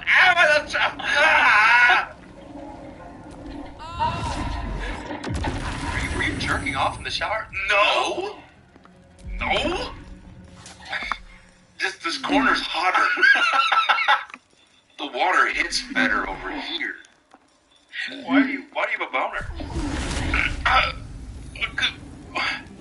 This is warm. Bro. Now I'm just laughing at a couple, like the wife is like in the shower.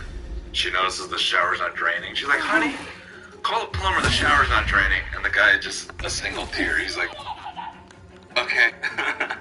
Because he knows. The plumber gets there, just puts a snake in.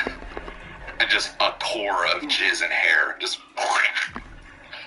Oh, that was a bad visual. Sorry, dude. Oh my god. Oh, that was rough. Like he's just like an Antarctic ice core. Just. Oh, yeah, that's your problem right there. It's full of cum. Somebody's been coming in the drain for what looks like years. This is like a fluorescent bulb. Yeah, what do you want to do with this? I can melt it down. We can melt it down, recycle it, take a sample, send it to a lab. You might want to keep this, actually. Yeah. Now they're like 70 years old. Honey, the shower isn't draining. Okay. I'll call the plumber. It's time to come clean. Nice. Yeah, dude. Oh my god. Yeah. Oh man. Yeah, that's like my shower. Never. Sometimes Elena will kind of joke and be like, "You beating off in here?" Okay. And I laugh. I go, "Absolutely not. That's like our shower. It's pretty much flat." Oh, okay. And it's like tiled. That's the only reason you're not doing it is just like the cum logistics. I mean, yeah, dude. I'm pretty like. Otherwise, I fucking would be. No, yeah. I'm definitely about convenience. Yeah. Dude, I'm not like. Yeah, well, I was gonna say it's tiled. So, if I had to explain this to her, because I'm like, you don't understand cum. Like she's never beat off, so she doesn't get like dealing with it. Okay, yeah. So, I laughed and said, if I'm jacking off in here, it's got to be in like a. Sorry, go ahead. It's got to be in like a tissue or something. Like this is the least beat offable shower. Because you have to like, it's flat, it's tile. No, bro, it'll get in like the grooves. I'll take it down into the toothbrush. Like, alright, get in there. And then like, she has tons of hair. So that shit just like, it hangs at the top of the drain. Yeah. So it'd just be a pancake there. I'm not dealing. Oh god. Yeah, I'm not dealing. Yeah, fucking tapioca pudding. Yeah, you know? So I just go play Counter-Strike instead. Like, it's just, you know? Yeah, jerk off my computer like a normal guy. Yeah. I don't know, man. Whacking it is like, I've done it. Yeah. Okay. Like, at this point... Hey, I'm done. Yeah, I'm kind of done. Like, I've been kind of done whacking. Yeah, I've jerked off all you can, really. You know? There's nothing else. Nothing else to discover. Yeah. Like whatever, dude. Yeah, like, that's how it feels. Yeah. Yeah, I'm not fucking... Like, who cares, dude? Who cares? I'm gonna come. Yeah, seriously. Cool. Yeah. Oh, that's fun. It's the dumbest shit ever. King off. It takes 7 minutes and you're fucking tired. You ruin your day. Yeah, that's what true, is the point? Yeah, that's true. For 7 minutes, you're like, fuck, man. And for the subsequent hours, you're like, wait, what did you say? I want to text? do that. To who? Yeah. No, and there's regret, too. Yeah. There's definitely regret. Yeah. It's the moment. Especially when you get, like, older. You're like, what the fuck am I doing? Yeah, that's what I feel. What the previous 2 hours, or, like, the preceding 2 hours are. Just like, what the Don't jerk off. What are you... Yeah. I just, like... Jerking off is for your 20s. It really is. Jerking's for the 20s, man. You know, I think we can say that because we're in like committed relationships. Yeah, definitely. Yeah, married men just don't jerk. Or maybe man, that's what it is. If you're married, you just don't. Yeah. I mean, you might, but it's like who cares? Some dudes might. Yeah. I just know me personally, I don't care to. Yeah. It's gonna fuck my day up. Yeah. Yeah, I agree. I'm with you. Same page. It's gonna fuck my day up. Yeah. I'm not jerking off today. It's gonna fuck my day up. Yeah, that's literally me every day. Like I've had days where I'm like the equivalent of sitting in a car for 2.5 hours. Yeah, it really is. Yeah. Yeah.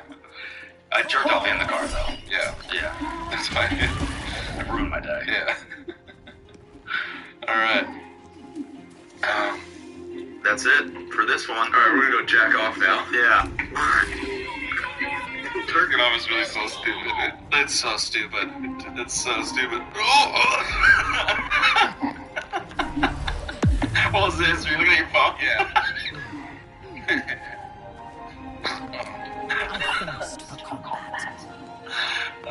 He's like, it's fucking, it's 10 a.m.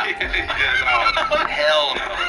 Hell no. I'm a morning person. Absolutely. I'm a morning person. I know bro. you are. You're crazy. That's when I do everything. Bro, you're crazy. I don't do shit at night. Beating off at 7 a.m. That is a wild hour to be yakking it, man. Unless you're a construction worker. So why do you say it ruins your day then? What time are you doing it at? If you do it before 5, but 7 is wild. I think 3 or 4 is weirder. PM? Yes. Why? Because that's like, I don't know, like you're about to sit down for dinner. Yeah, that's like turn down That's time. fucking weird. Yeah.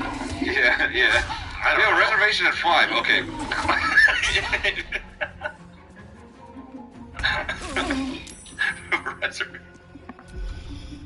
Wake up, we're late. Sorry.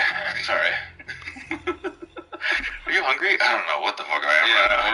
Yeah. I'm just filled with regret.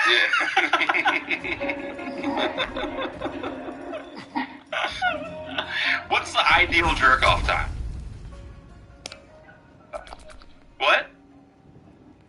Okay, we can talk about it in the bonus. Fine. Yeah, fucking fine, dude. Christ, I guess so, dude. Wait, who am I? Yeah. 22-year-old. Yeah. Yeah, bro, I'm a nut right here.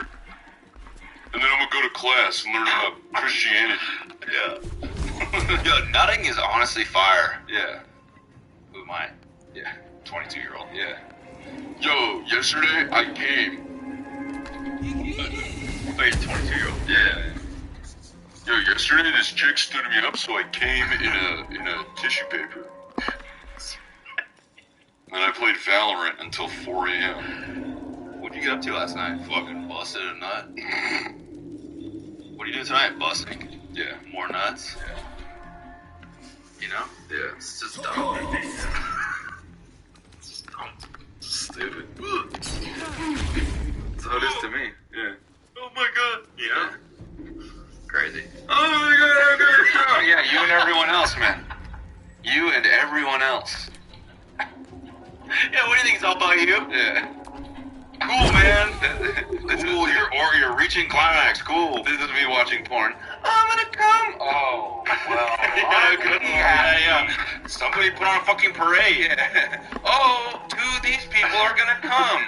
Hoorah! Nobody cares. Yeah. Then I start crying. No one cares when I come. Yeah. Huh? No one cares when I fucking come.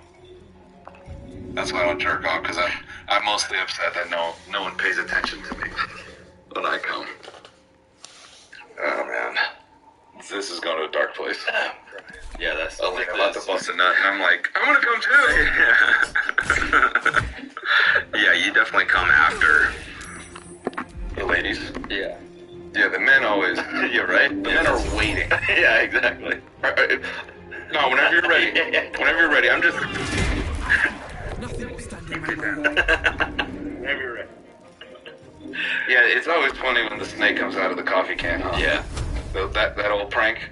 Remember that shit? Mm-hmm. When you Yeah. What do you mean? It's just Actually? Yeah, when the dude just fucking lets us. Oh, yeah. We can watch a movie. Yeah. Put it back in. There's no putting it back in. No, it's going back in me now. The prank is. So it's a one-way prank. Ryan, stop jerking off while you're looking at us, dude. Alright, end the episode. Holy shit. Just tell me, what's the ideal time? As quick as we can get into this. No, for jerking off. I don't think I can legally ask you that question, actually. Yeah. Alright, see you in the bonus. Bye. This week on the phone. Here's Noel's dark Reddit post for the week. Oh my god. Are you joking? I'm gonna laugh. This is insane. We talked about some disgusting shit. That was the most disgusting thing that we've seen thus far. Watch the full episode by signing up for a membership at tmgstudios.tv. Nothing important is ever easy.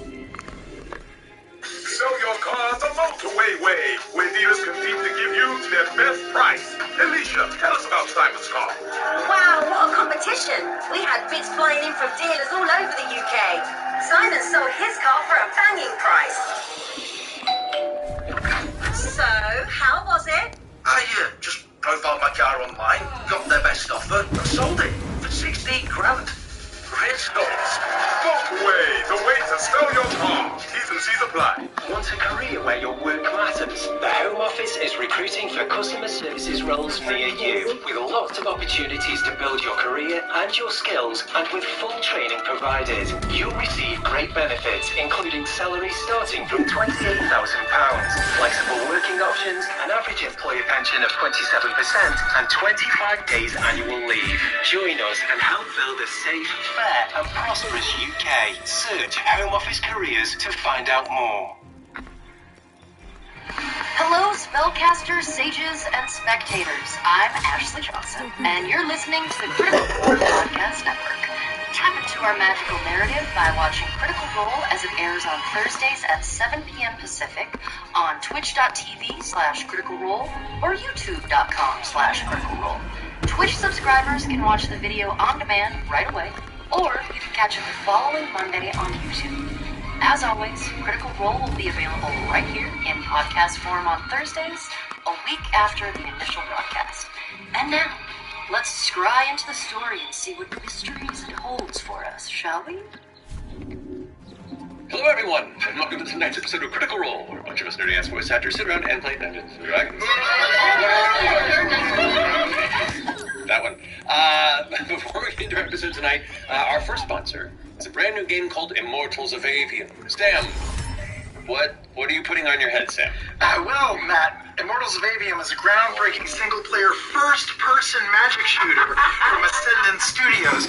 Yes, it's a fantasy FPS, so I thought I would do this ad read as an FPS, a first-person sponsorship. Nice. Let me shift to first-person view. Whoa! Is that the ship? This is so cool! Have you practiced this with your hand? I don't actually do it with shot. Have you ever played a first-person shooter? I'm first-person now! Look, I can pick things up! Whoa! Like Mr. Potato.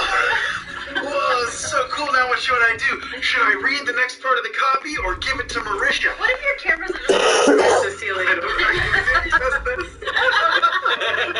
Can you look through and see if it looks like it? Oh, wait. That's a little high. It looks like it might be high. There, yeah. So wait, now I have a HUD, which is a heads-up display, and then I'm asking, it's asking me, do I want to read the next part of the copy or give that part to Marisha? I choose Marisha. Because fisheye lenses make everyone look fucking horrible. Yeah, but that's what the HUD said, and I can't read the copy doing this at the same time. Alright, fine. Set in a fantasy universe. The camera, it's first person! Set in a fantasy universe engulfed in magic rife with conflict. And on the edge of the abyss, you play as Jax, an elite battle mage fighting legions of soldiers, deadly magic wielders, in a visceral, story-driven campaign. And you're so close to me, stop! Great job, let's move around like a real person. No! What are you simulating? I don't know, is this how it goes? No! Alright. You do voiceover! Now I'm idle. Why are the hands so off? Why are you hiding behind Marisha? Now, the HUD is asking if I want to battle Travis. I will destroy you. Or my other option is to have Travis read the next part of the ad copy while I fill in from unflattering angles. I will also destroy Those are the only two options. Fine, I'll take the second one. Do I read it to you? Just say it. Immortals, if you find some modern cinematic story, deliver unforgettable characters, fast, fluid action, and space combat that defies FPS conventions. Oh, that's it. Okay. Now I'm gonna run like a real first-person shooter. Laura, maybe you can do the next. Get away from me, Regal. Okay, your annoyance bar is going through the roof. I better wrap this up. Immortals Stadium is available now on PlayStation 5, Xbox Series XS, PC via EA app, Steam, and Epic Game Store. Summon your summon your power, stop the Everwar, and save the realms. That's back to you. Status. That was the most accurate part of the entire read. That's The worst Quake mod. Thank you, Sam. Marisha, you got some. I do the sky-shaking premiere of Mist Season 2! Dropped yesterday, you guys. You can check out the first episodes everywhere that podcasts are found, or head over to our YouTube channel for a version that includes little animations and really awesome artwork. It's really fucking cool. And then for $2.99 a month, or $30 for the whole year, you can get access to the first 3 episodes of Season 2, and then you continue to stay 2 weeks ahead, and so you get early access to the episodes that are also all ad-free. And you also get a ton of fun perks like monthly bonus episodes with third person, artwork, music, the ability to support creators. Artists and creators. That's the most important part. It's .co for all the info. Correct. You need a first person camera. I do. Get him back. Also, there's more. Join us for the premiere of Candela Obscura Chapter 2 next Thursday, you guys. We're returning to the Fairlands with a whole new circle of investigators seeking light in the darkness. The circle of needle and thread includes Travis Willingham, Brennan Lee Mulligan, Sarah Fuzzle, Luis Carrazzo, and Marisha Ray. That's me, alongside Game Master and Guys, the lead designer for Candela Obscura, Spencer Stark. He's so incredible. He smashes it. You guys gotta watch it. You can still grab tickets if you experience the first episode on the big screen at cinemark.com, or, as always, you can catch it on Twitch and YouTube. Right, it's my turn. I have announcements. That's you! Queen at Midnight from Down the Press. He's out now! Queen at Midnight is a battle royale deck building card game of guile, deception, and brawn. So, 6 princesses with unique tactics battle for the right to become queen of the Midnight Court, but only one will be the winner. It's so fun. Inner circle. Could share the spoils. Should you, play your cards right? Literally. This game was created by our own Kyle Shire, and we're so amazed at what he and the rest of the team have created. He is also joined in design by Darrington's own Alex Boldy, with graphic design and collector design by Matt Paquette & Co., cover art by Mikhail Ivan, game art by Amira Shemika, Yvonne, and Michael Pape. Nice. Pape. Mike Pape. All the way to the very end, and I fucked it up. I'm so sorry, Mike. No, the one they didn't give you pronunciation. I know. That's okay. See Darrington Press website for more info. Find Good Shop. Find Good Midnight now at all Critical Role shops and Darrington Press guild stores. Plus, they'll be coming to other friendly local game stores very soon. Also at guild stores. Be on the lookout for an exclusive set of foil versions of the Princess's Ultimate cards. Yeah. So much fun. I'm trying to run a show. You lose the first time, you gotta play it again. Yeah, it's so good. Love you, Mike. So sorry. Laura, you're up. Hi. Our official Critical Role cookbook. Exquisite example. This is a big episode for announcement. Yeah. Releases next week on August 29th in both hardcover and ebook. Oh my goodness. It features 60 delicious dishes from far corners of Exandria. I don't know if I'm allowed to open this up, but you gotta see all these beautiful, gorgeous illustrations, photography, and lore. Exquisite Exandria is written by Liz Marsham with recipes developed by Jesse Zefchik, Susan Vu, and Amanda Yee. And if you pre-order Tuesday, you're eligible to receive an exclusive recipe preview for Trinket's Bear Claws.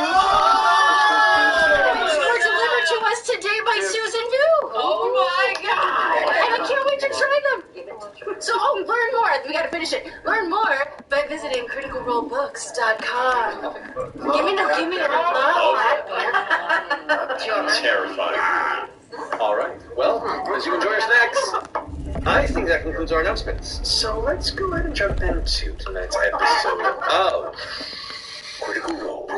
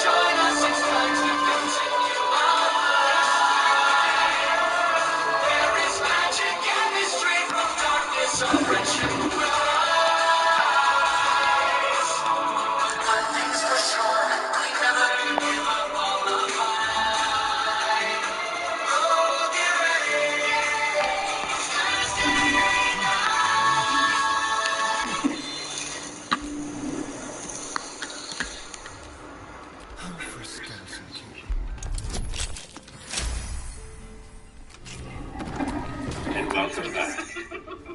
So, Bell's House.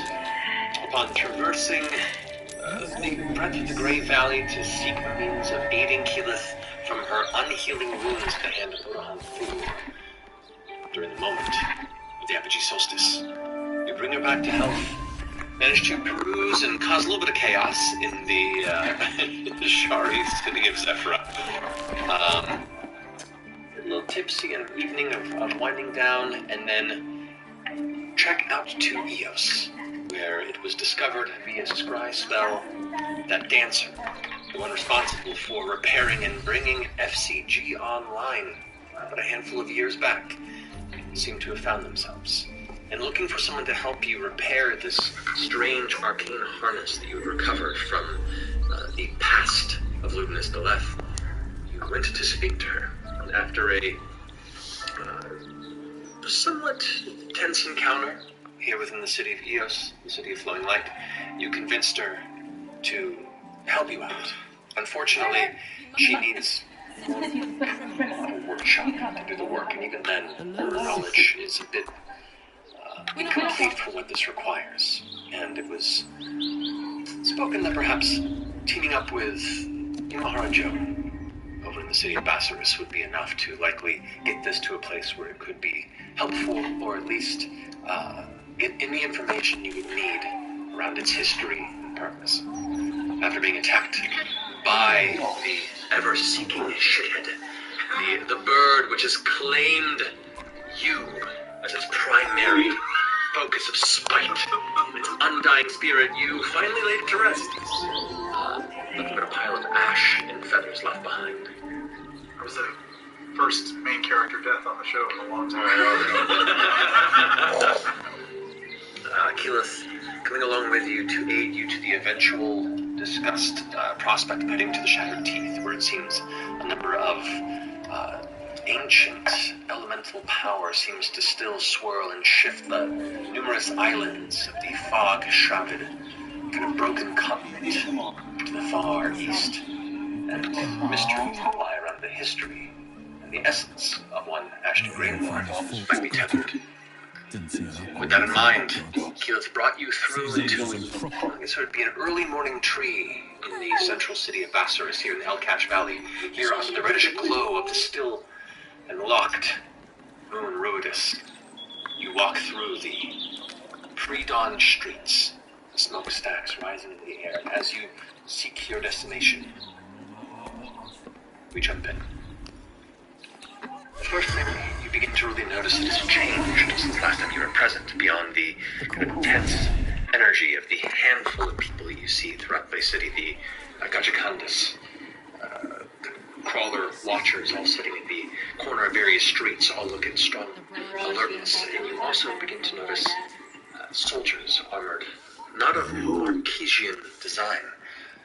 For those who had stepped briefly into the realm of Isilra, you begin to see armor that resembles those,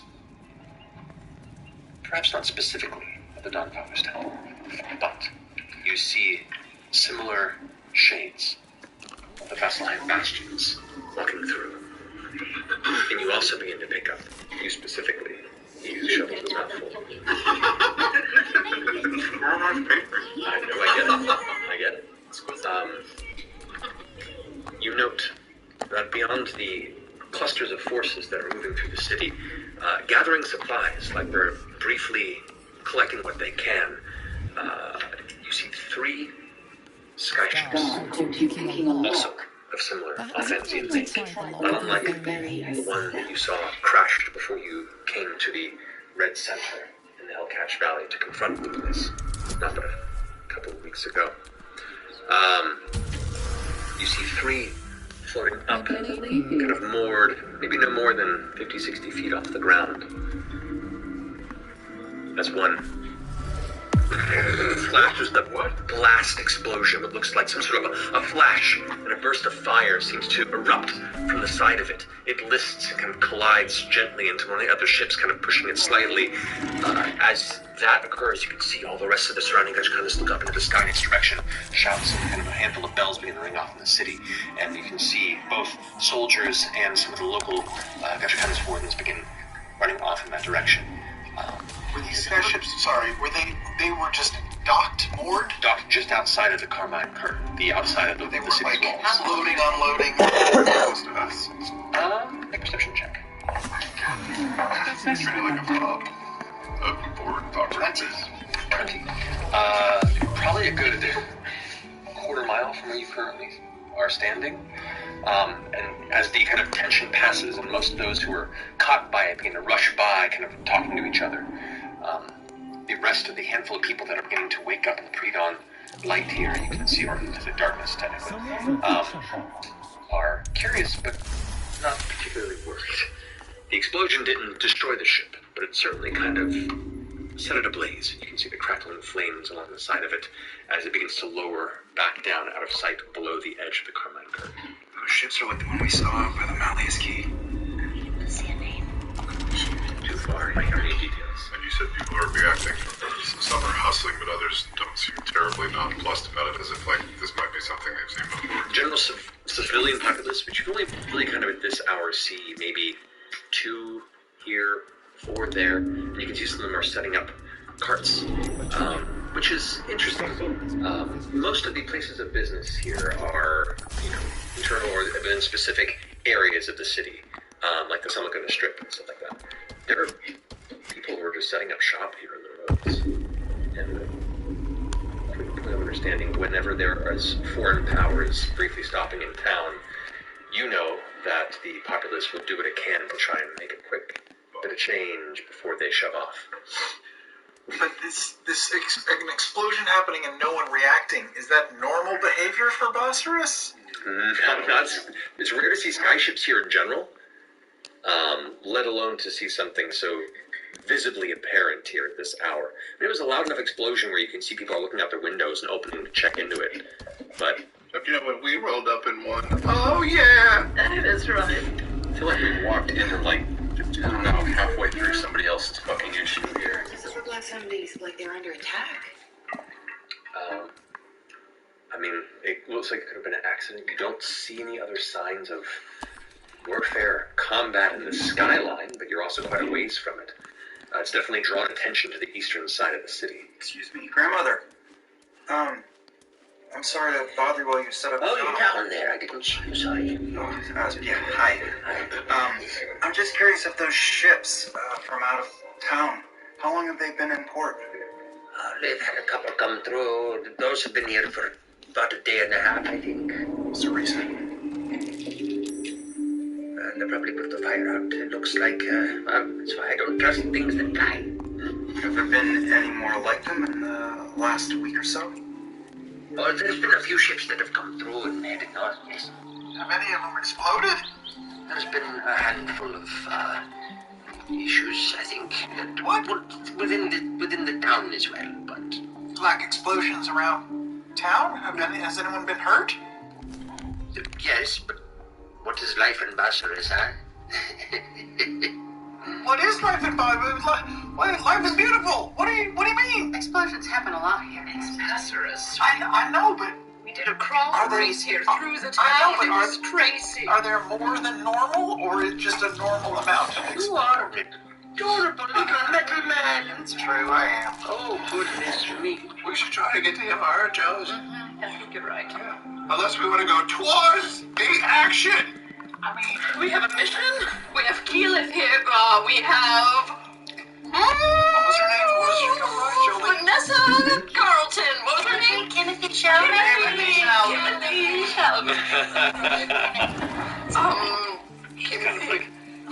In her relatively drab-looking, altered garb. She danced her, kind of looks totally she knows a bit. covered that. Yes, we should. She's up on the clock. We should just go. Yeah. All right.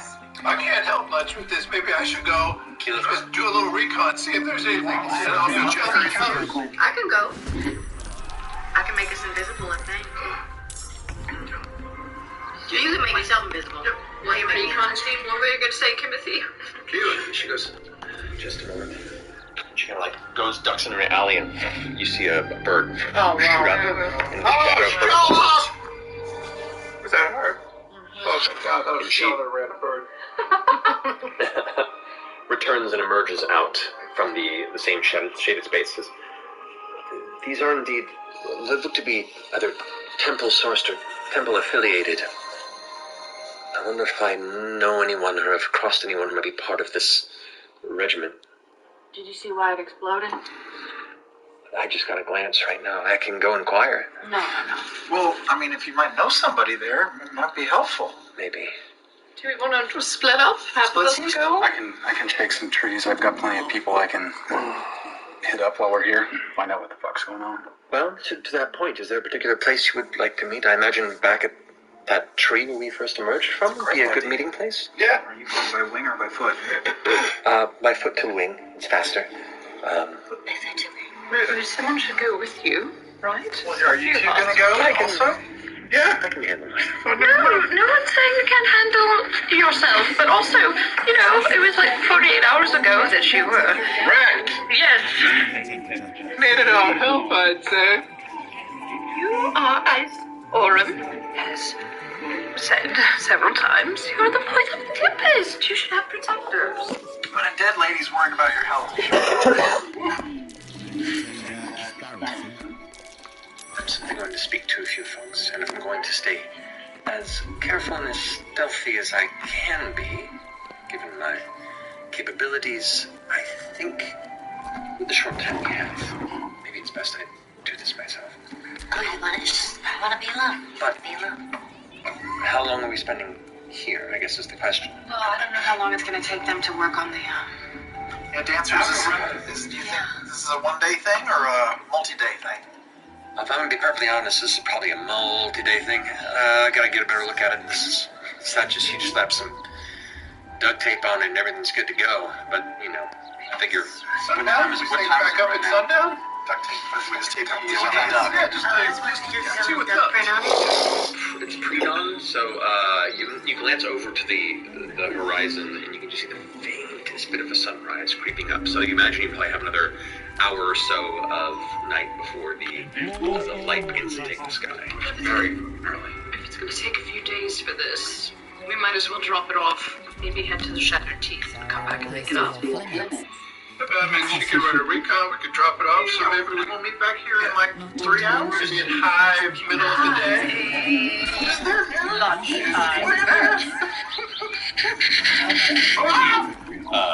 a crawler, skirmish crawler, just going to spiral fast, and you see what looks like two Vegecondas on the back kind of rush off in the kind of eastern direction of that side of the city, just kind of barreling through the street. Yeah, you go figure out what's happening. Noon, here we go. Alright, good luck. If you need anything, I guess... It should work. Well, we are really close. To make a very bright, colorful display. Oh, yeah, that's a good idea. You're if you need Miss Chalamet, but as you will. Thank you. It's been a bit since I've done this. She kind of darts into the alley once more, and you don't even know where she went. That's the last time we'll see her. I know. It makes me so Arrogance, nervous. that's what that is. You would know nothing about that. Overconfidence. Nope. Let's head over to Imahara. Before we roll, I'm gonna look at the Thrushy's tribal.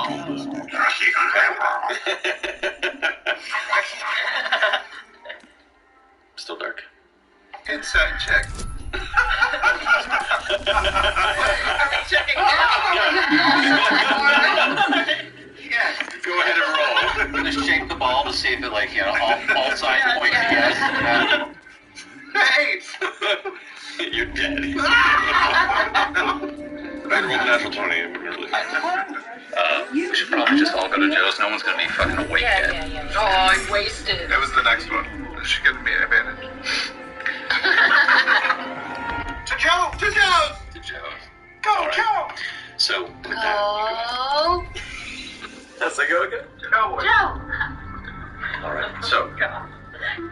Blaring through the city, you eventually come to the Sanyan Road. And through that, you have the kind of snaking thin alleys between the large kind of makeshift cluttered buildings with gables and bits of material and tattered ruined bits of wood that kind of jaggedly shoot out of the sides, creating this somewhat dangerous, massive nest of a neighborhood. Familiar from the last time you were here. The ends themselves are where the roaches, the forgotten, the people who prefer to stay out of the business and local politics of the city and just get strange work done in the shadows. Until eventually you come upon the outside of Joe's workshop, looking to be dark and shuttered. Oh, right, it's still so early. That's important. I got my lockpick's ready. What if he's dead? No, don't jump to conclusions. Hold on, can I...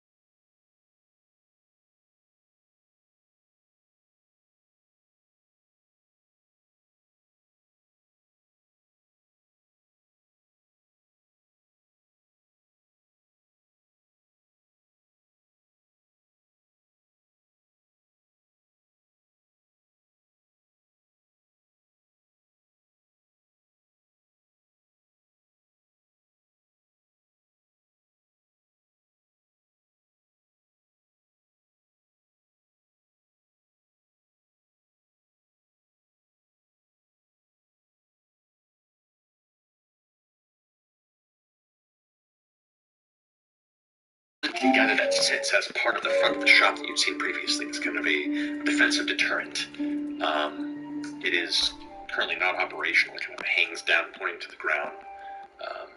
But you go ahead and find it is a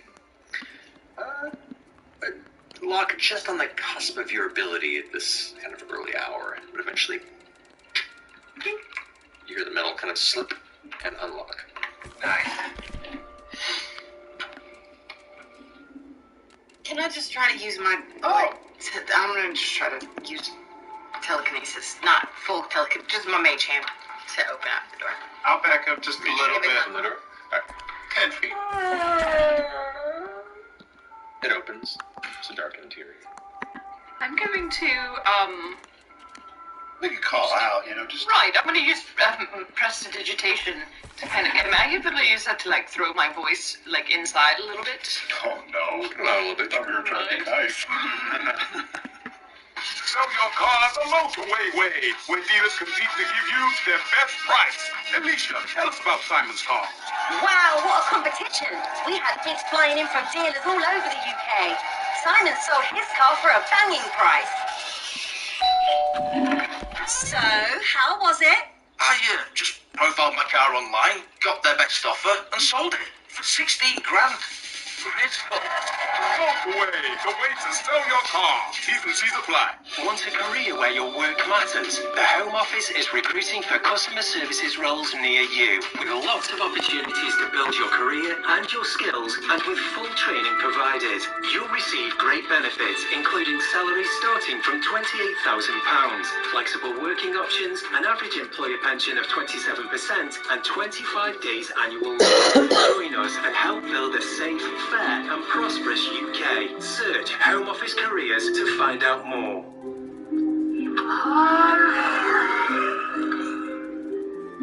Joe, it's your favorite people.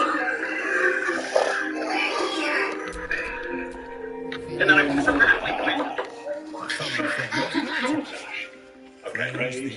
you make some rattling noises, and immediately there's a heavy sound of some object shooting through the air, and a slam of wood on some sort of heavy object, or object onto wood, splintering into the ground. This works every time. Did it sound like Joe? Does that sound like Joe? Everybody heard? Well, okay. Son of a bitch! What's this? What's going on? Where's that trap? Maybe he's getting captured. Maybe he's getting captured. Should we spread out, surround the place? I'm gonna detect thoughts. Alright. I see. Then it Doesn't may he be hire his someone message to to go in? Sure, I'm gonna detect thoughts. if I do say so Okay. myself. If I'm away from everyone, I can do this without a spell. So you're basically feeling your mind. Yeah. Okay. You pick up 9 additional wills within the interior of the building and its surrounding space. As you're concentrating, a small glowing kind of glass orb about that big kind of rolls down my copy.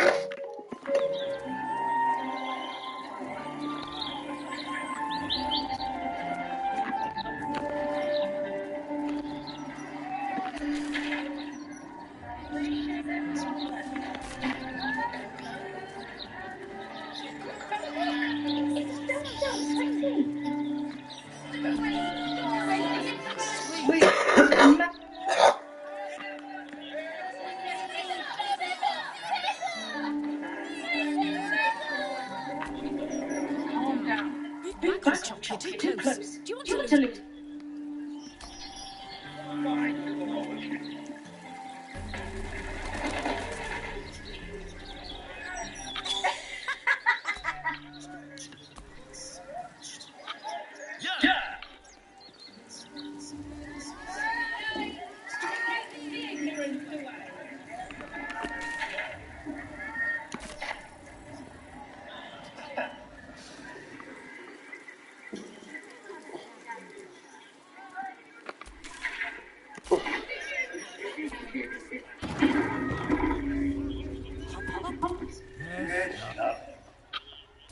We shall all stop like a wine veiler. Get on with it then.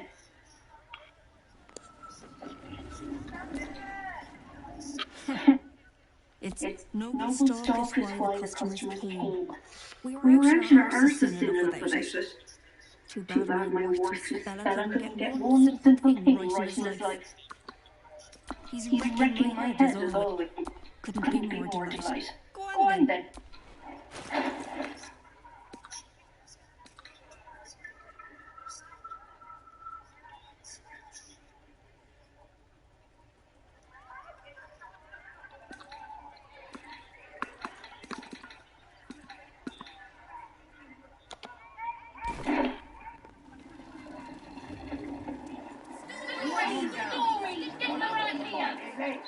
That's just how I look. Yeah, I wasn't doing anything. It was just you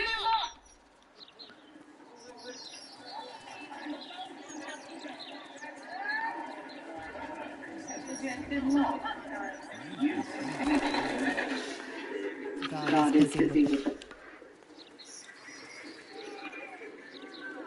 Better than ever.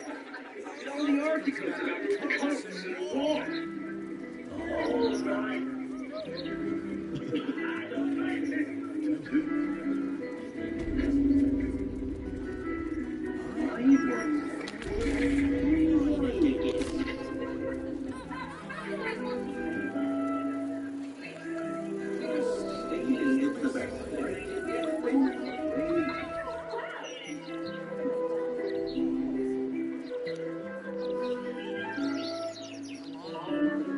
Problems at the top. It always is.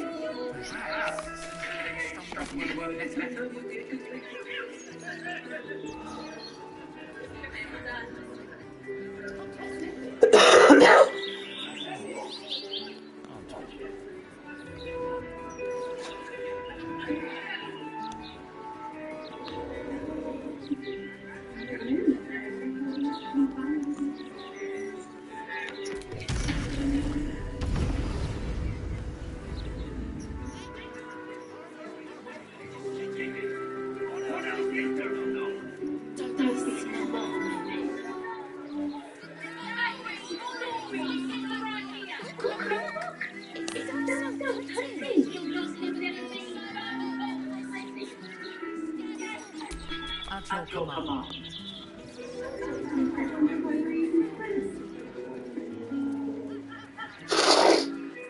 Enough of that.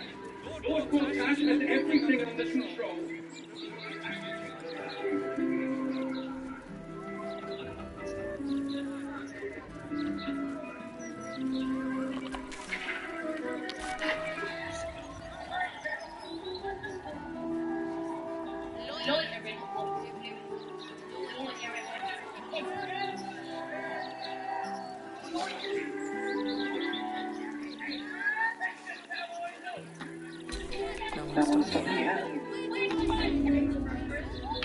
Let me back in.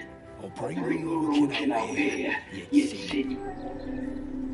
You tell Lorroakan I went for his goddamn night, son. And now he has to pay up. It's you. You went looking for the night song after me. Please tell me you found it.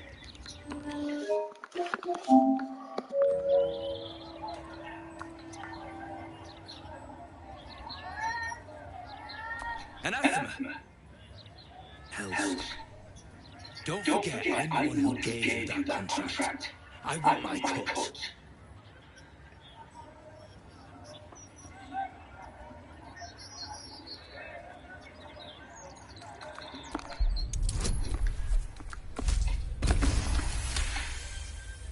I ought to knock some sense into you. If she's out there, I'm gonna find her. Right here. The printing block has never been so hot. Sandals, vandals, where to buy sandals?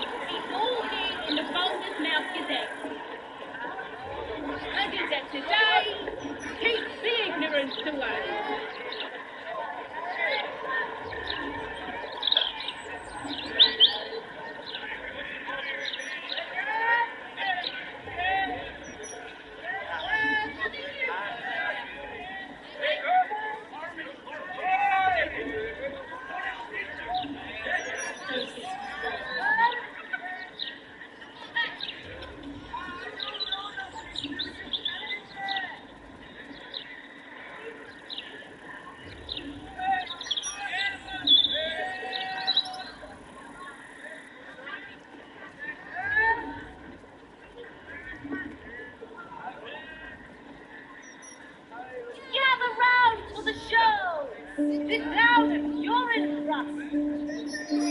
Look! It's so pretty! I see it, sweetie. Oh, stand up. You're slouching. Loitering. Bigger! Make it bigger! Calm down, Ffion. You're louder than the fireworks.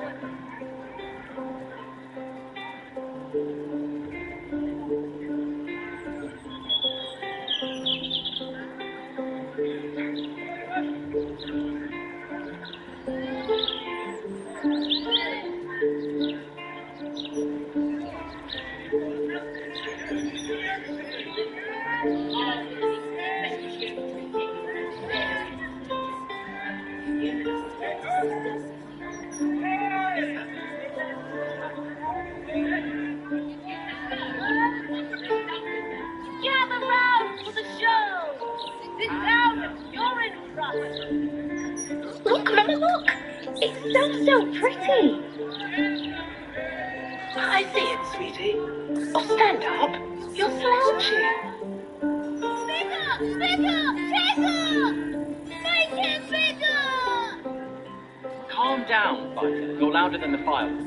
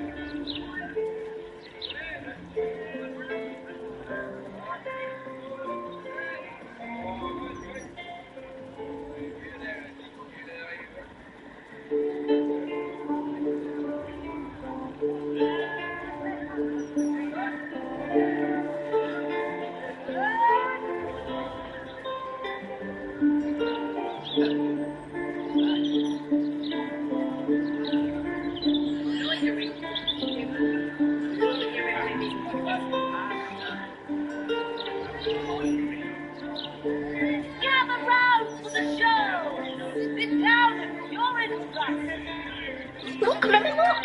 It's so pretty! I seeing, sweetie? Oh, stand up. You're slouching. Pick up! Pick up! Pick up! Make it bigger!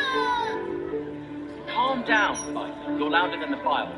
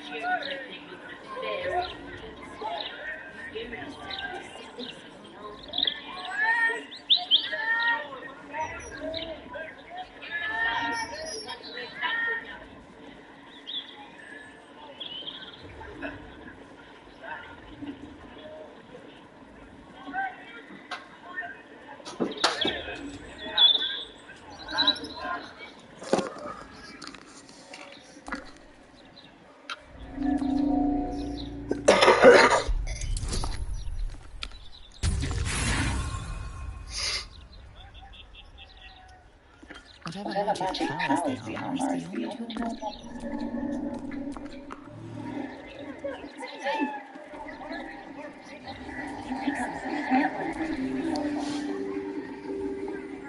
Welcome, dear patron, to So I Am an Unperson in service of the revered wizard Lorroakan. Purport to browse our wares, say trade.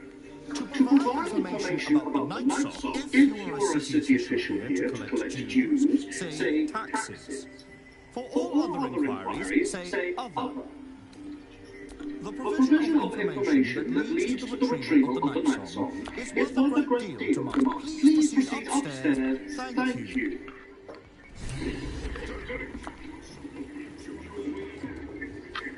Welcome back to Sorcerers Sundries.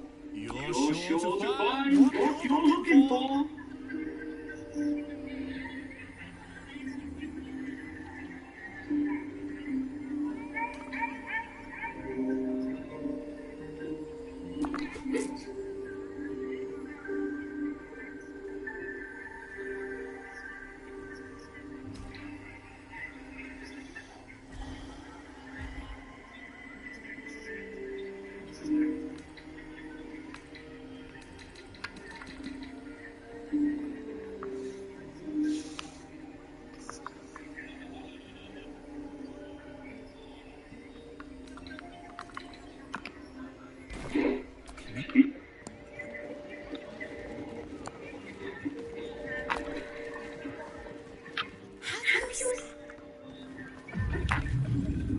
Water elemental appears to turn towards you, showering.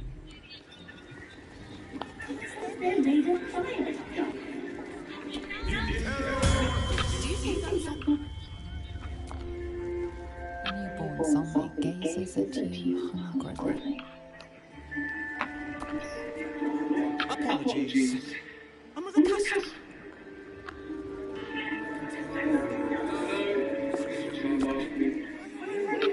Literature department. Can I help you?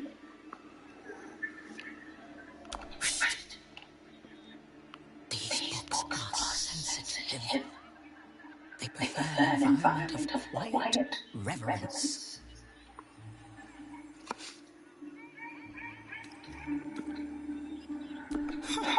Bold. You might have heard that our library has a collection of other betweeners. Even Master Lorroakan is reluctant to house them in his tower. They're locked away here for their and our customers' safety. Our finest reserve includes the Starting Codex, the Isles of Cassis and Netherese Folly, Sights of the Sea, and the Curriculum of Strategy.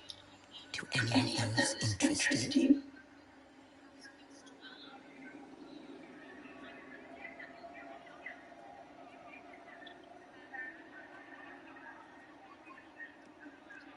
It is said to be written by Lord Cassis himself. The Netherese Arcanist, great magical knowledge. The Annals of Cassis would no doubt have much to say about the Queen's true nature. Buy books as temperament Please do not consider yourself lucky to have heard of such a book's existence and then forget about it. The annals of Carthus are best left unread.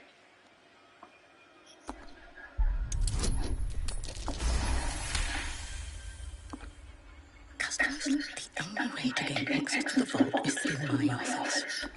And before you ask, no. Psst. I know already.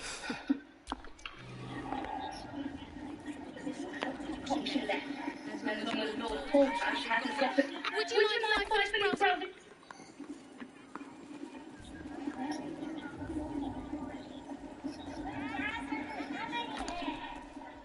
There's not much left.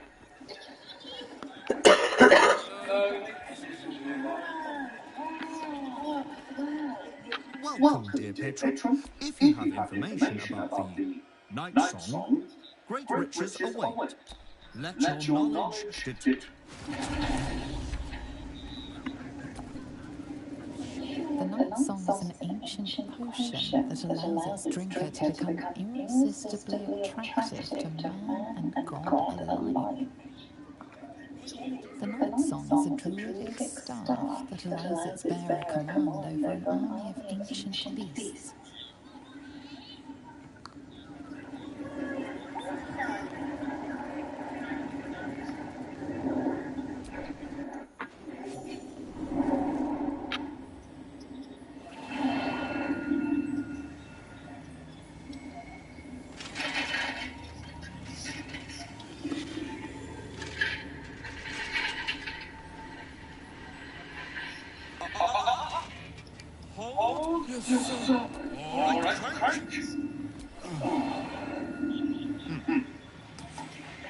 We have a visitor.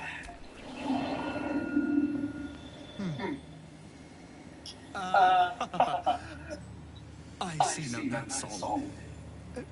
Surely you wouldn't have entered my tower without the Night Song in hand. And you must have an answer to my request. She? Then you do know her. You've been to Shah's temple. To the Shadowfell. You look, tell me. And choose your next words carefully. Where is she now?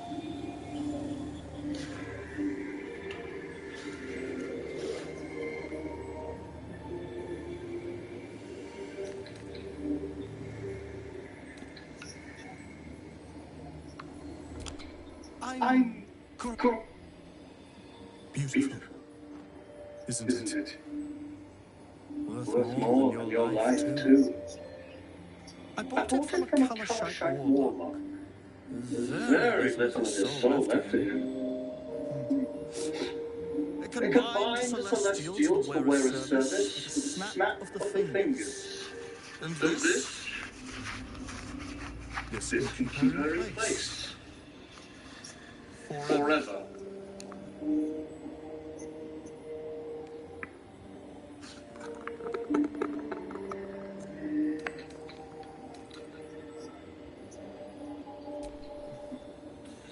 It didn't work out for poor Catherine, did it?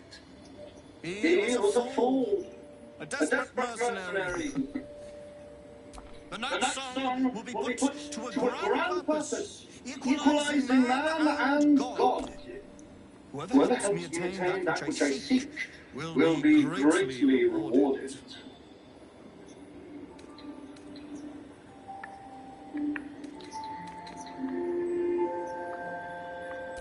Clever doesn't when I succeed. I may look favorably upon you. If you are a friend along the way. That's it.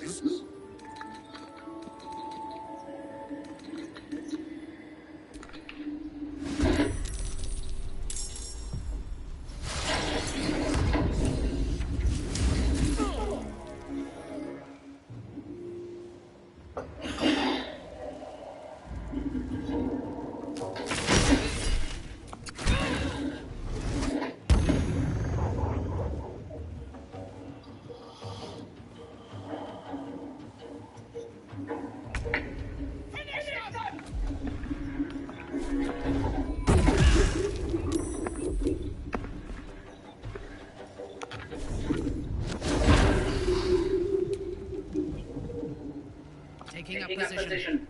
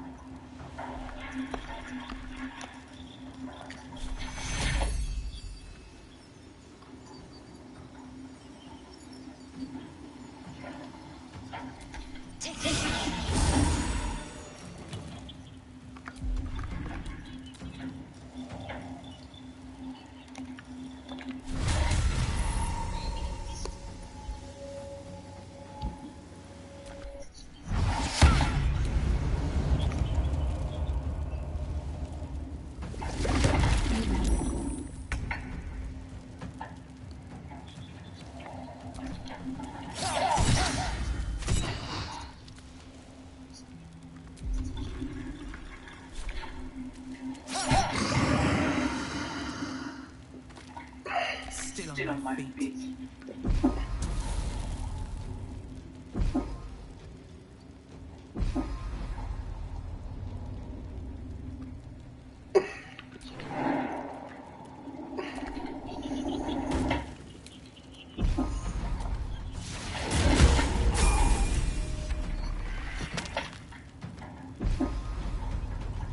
Your soul is in good hands.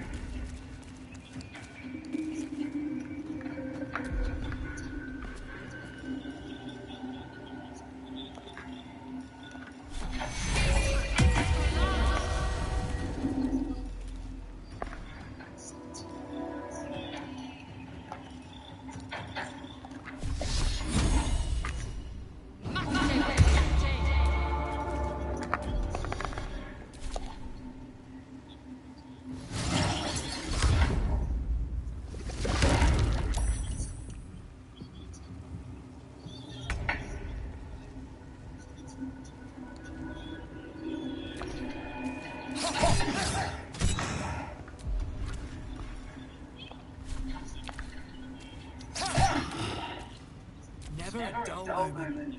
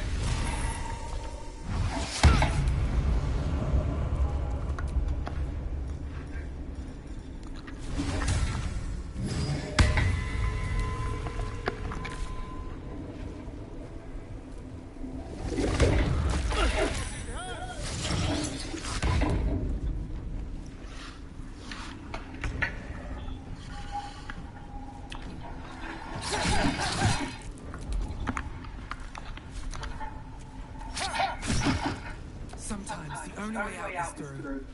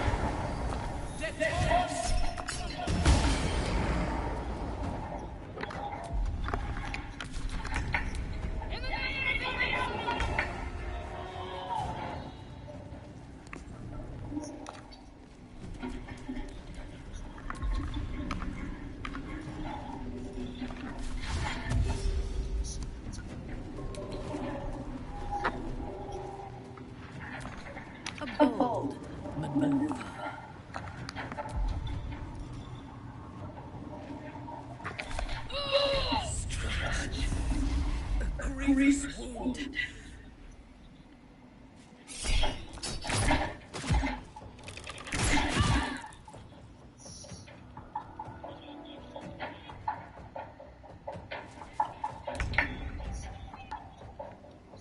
Make way.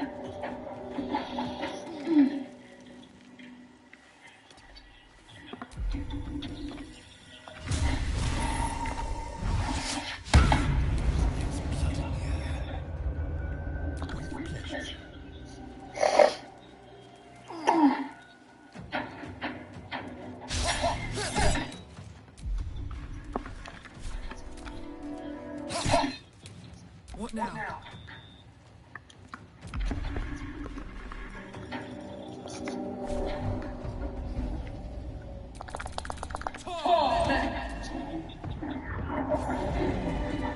Let's move.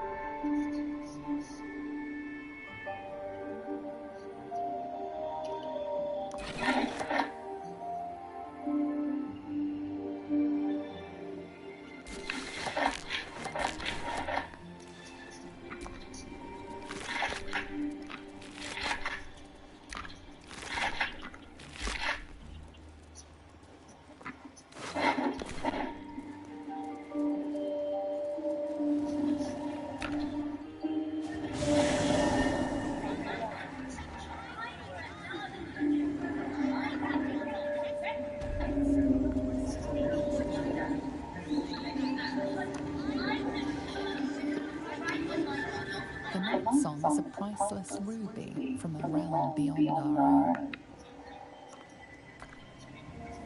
The night song is an immortal being, the child of a deity.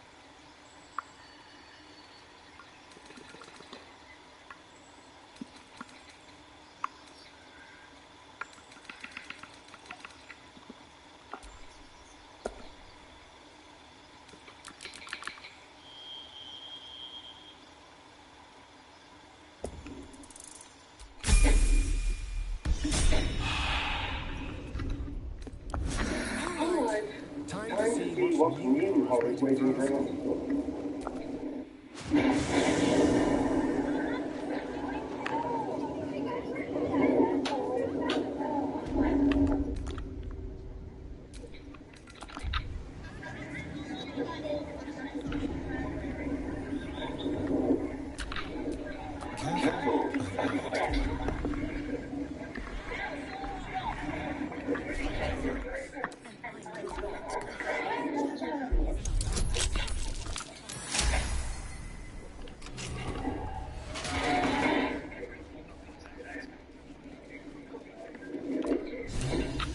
Permission to be here. You're about to be ejected.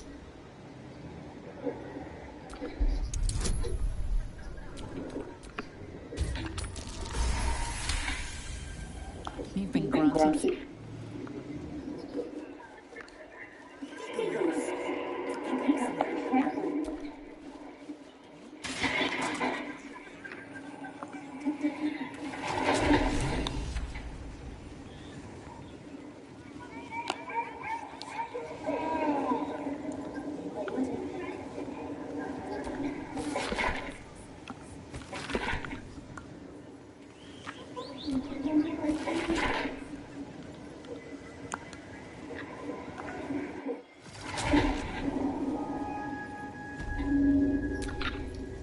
All's well that ends.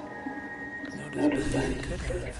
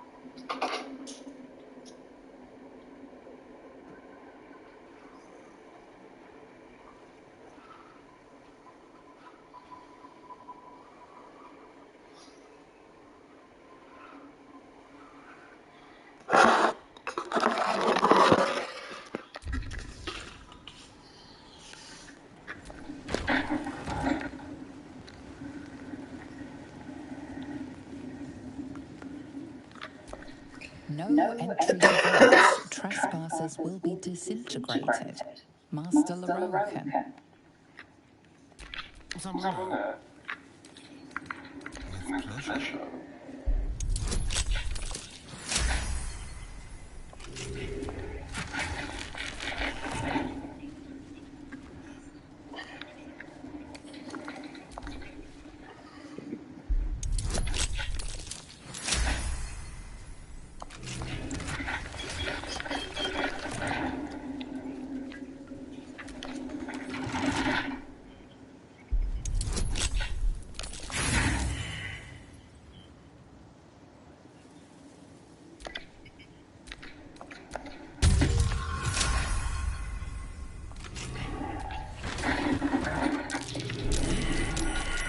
Someone's left a treasure for us.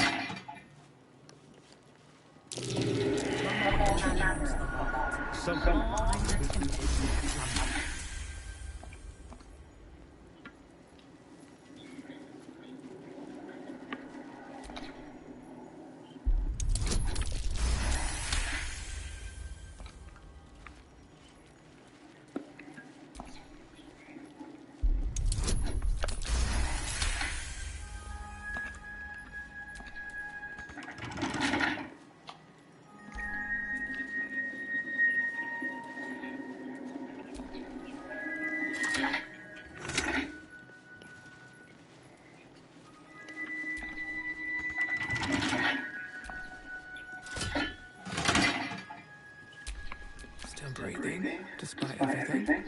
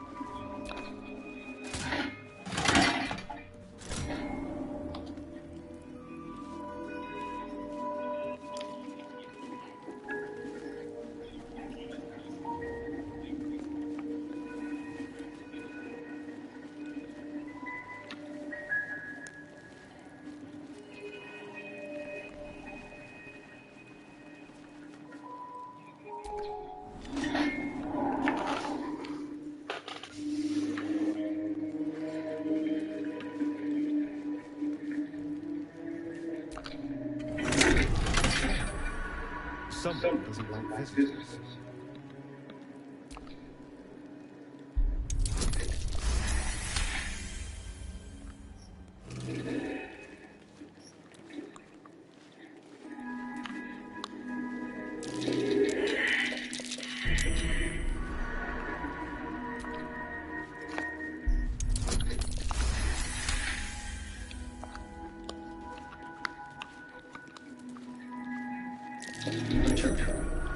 Someone doesn't like visitors.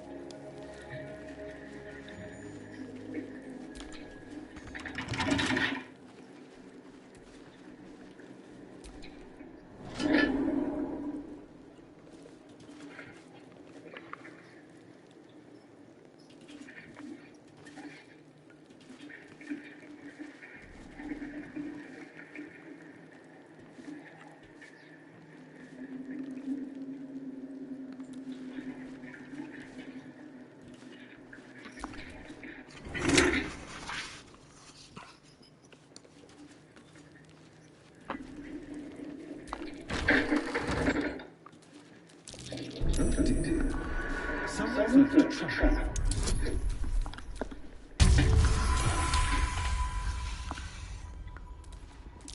Be careful. There are traps about.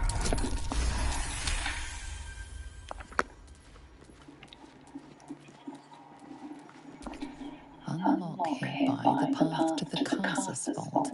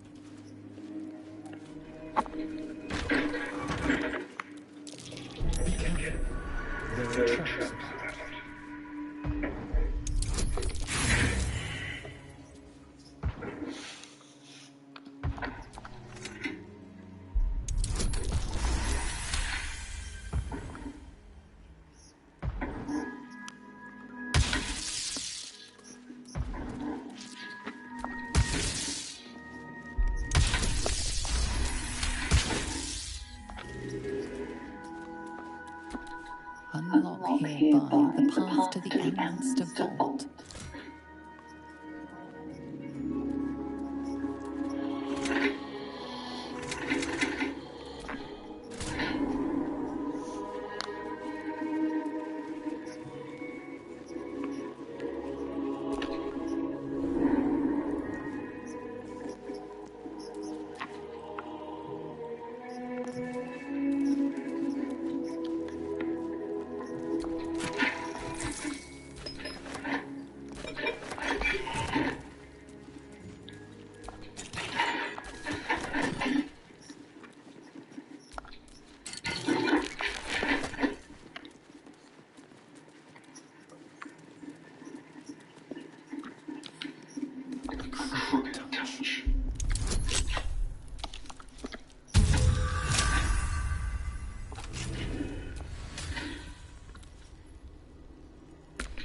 Alright, what now?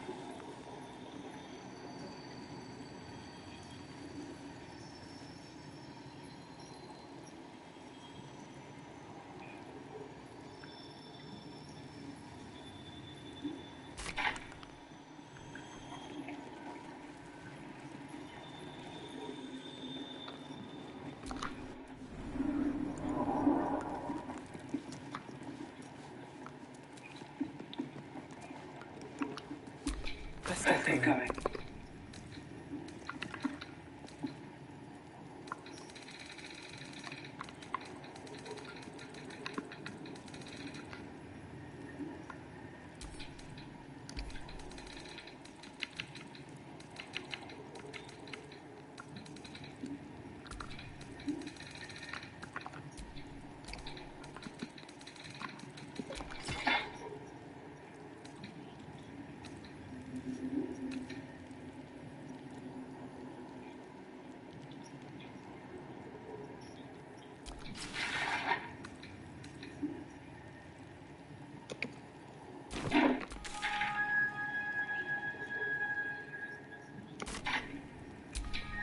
I've got a long road ahead.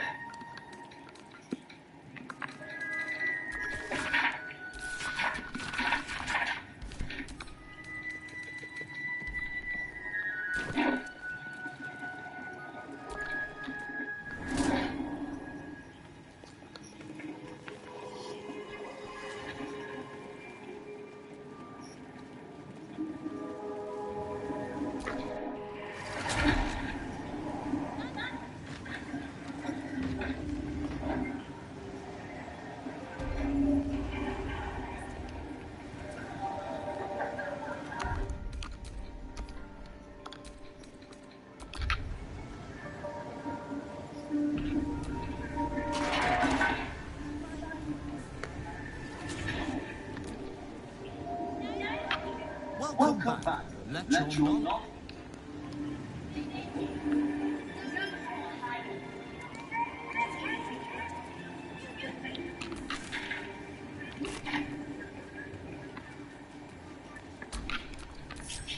Still alive, so that's progress.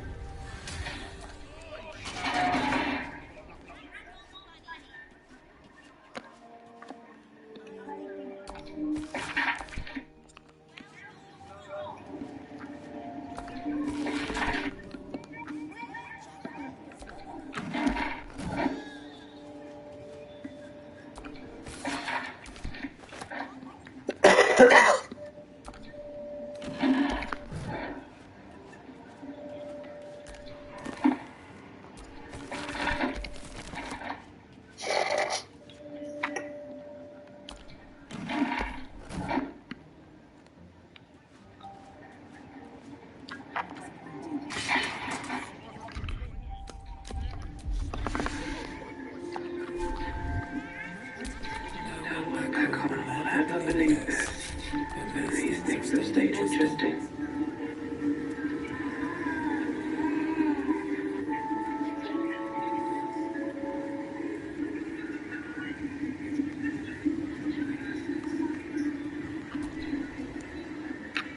How can I help you?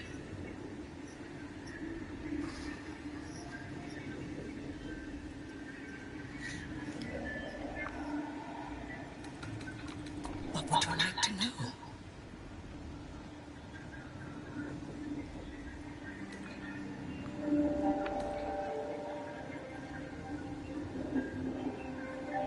It is said to be great. The animals of Cultists would no doubt have much to say about the crow's true nature.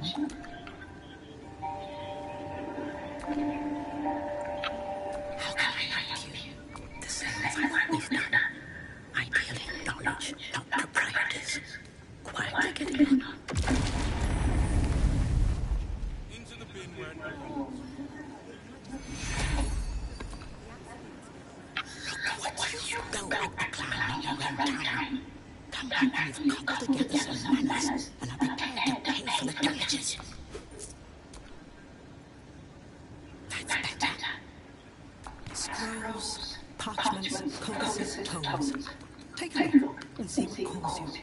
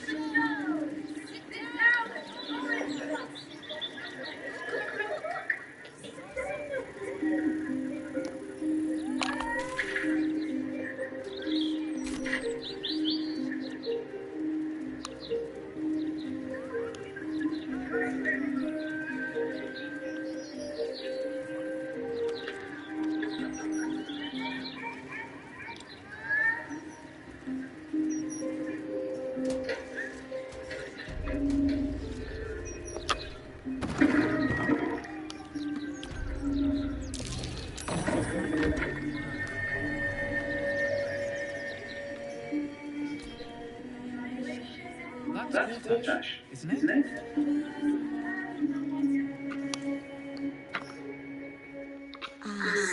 you've chosen a special day. We're celebrating our dear son's magnificent achievement with a special run of leather-soled shoes.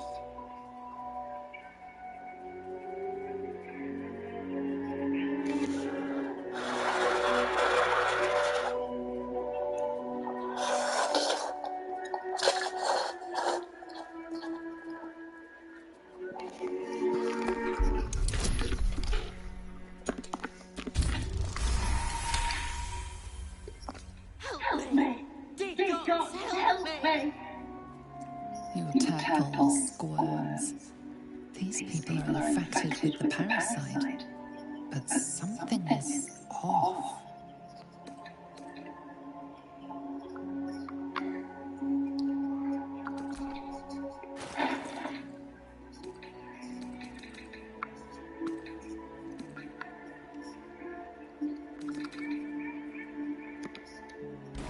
That's January.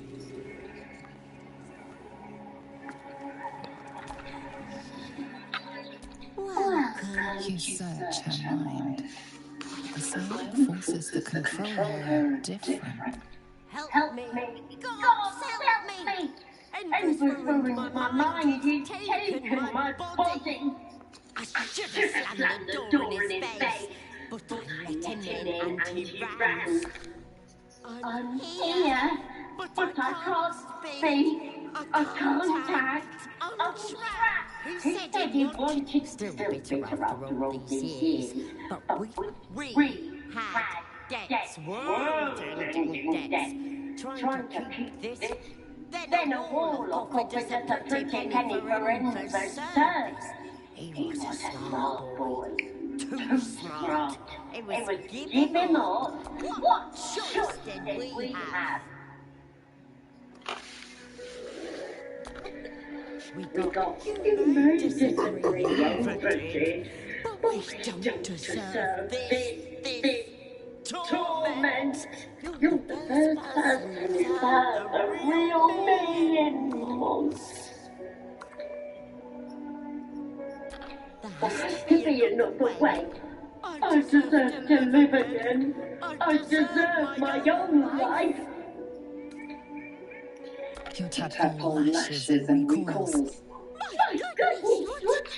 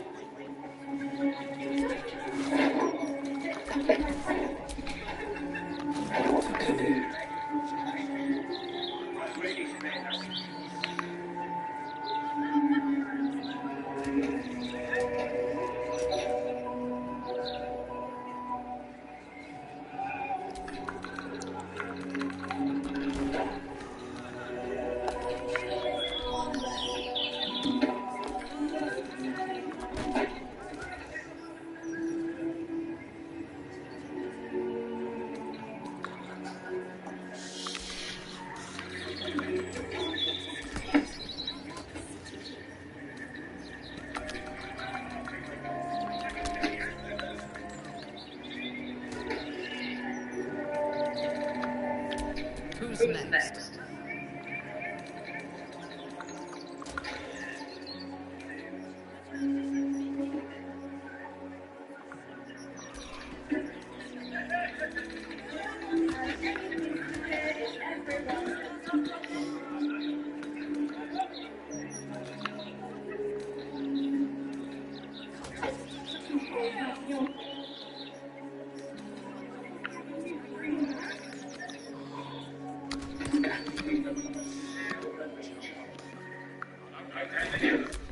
Shouldn't have wished even more interesting things.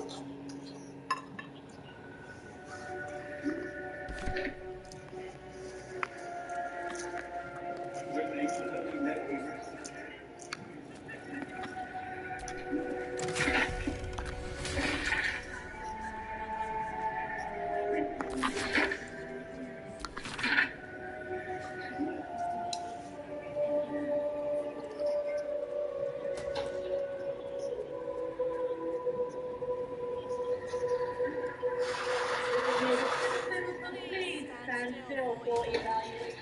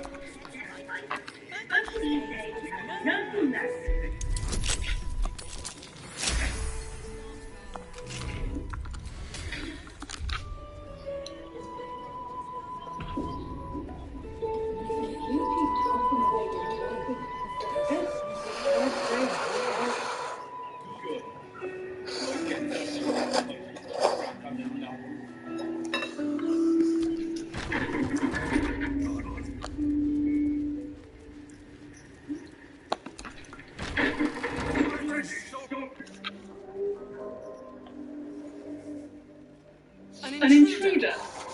These people hearken to my words, wicked creature. Return to the pit of evil from whence you came. Don't listen. Who knows what? Helm, protector of all, grant me the power to ignite this creature's flesh and burn its bones to ash. Begone, monster. Your hand, mother, holds no power here. Then you speak truth. You fought a hand before. At ease, everyone. We may have found ourselves an ally. Forgive the paranoia. We're being hunted by a vile and wicked hag. We sought refuge here, but...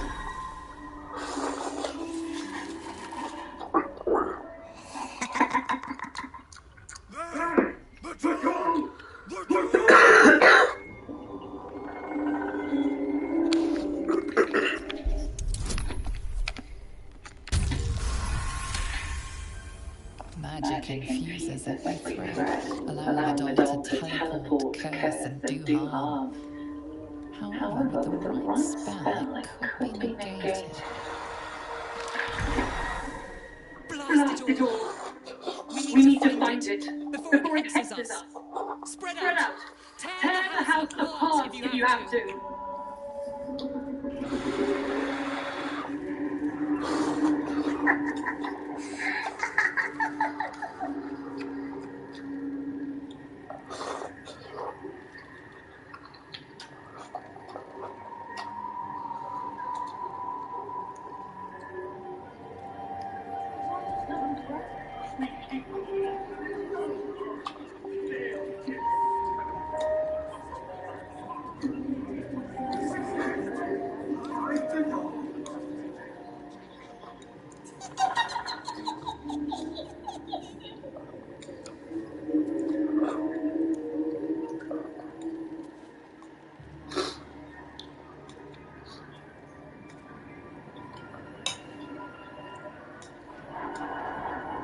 Never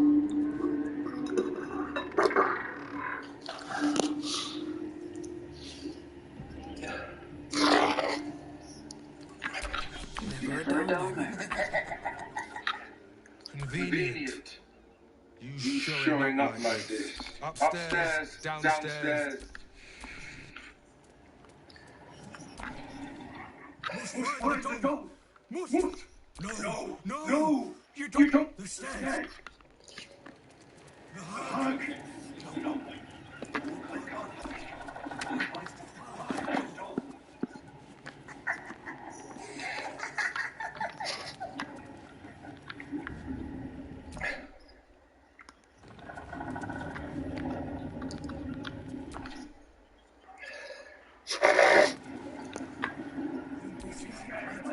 Now is not the time for idle chatter. We mean this is not...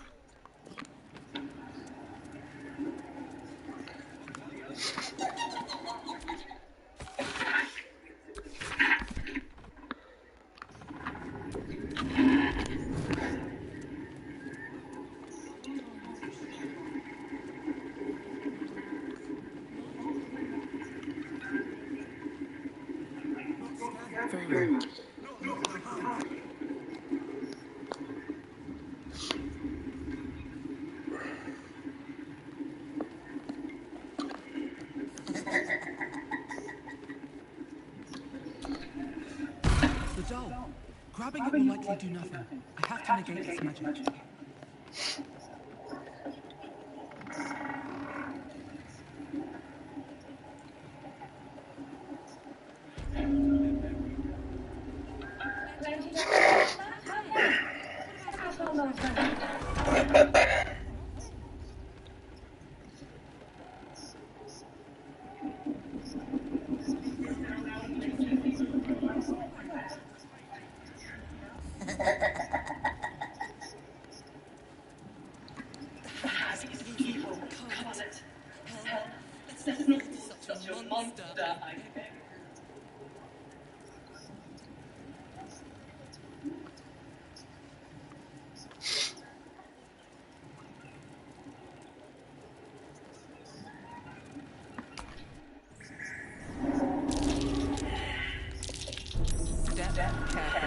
There's a trap.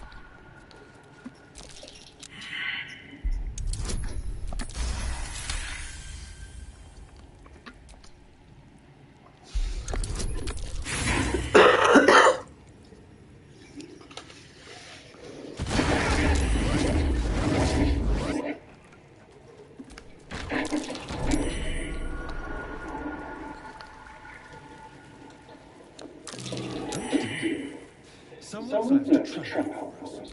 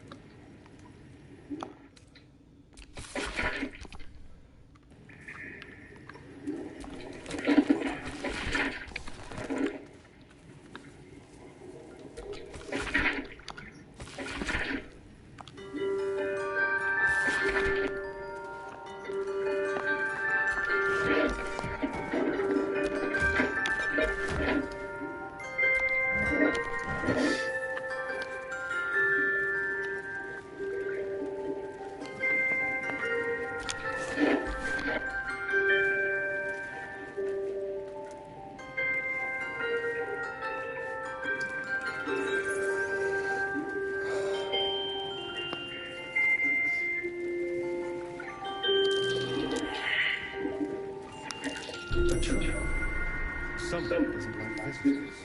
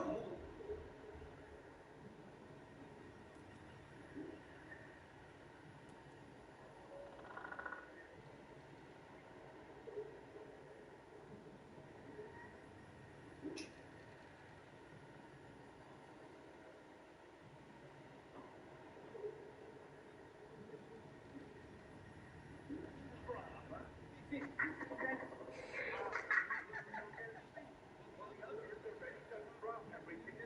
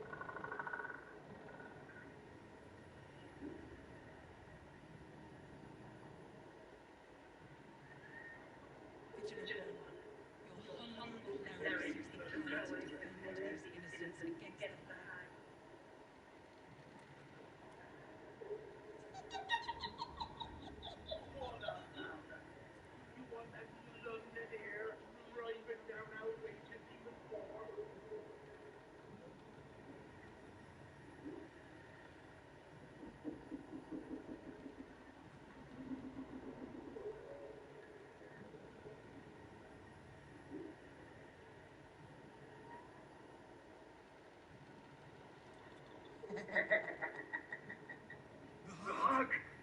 No. Clyde can't panic. Clyde must find the doll.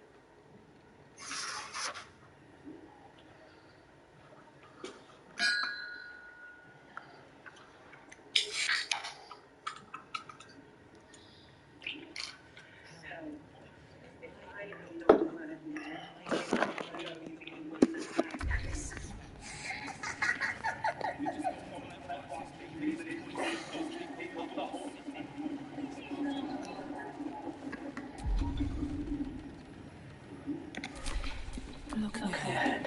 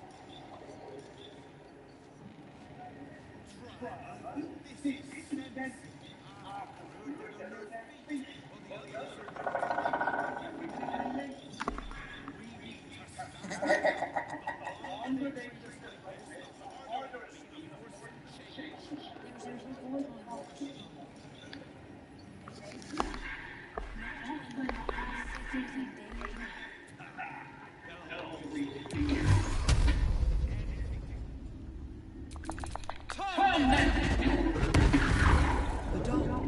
Grabbing it will likely do nothing. I have to negate its magic.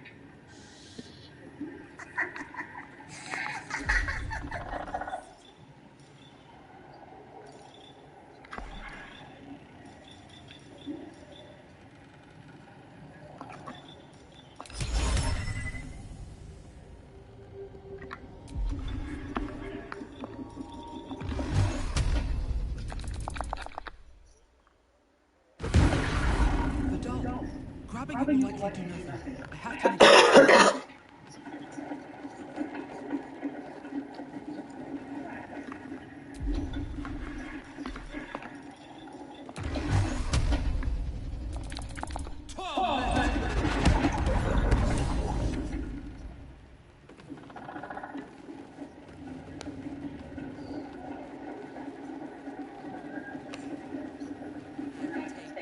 You removed my hex.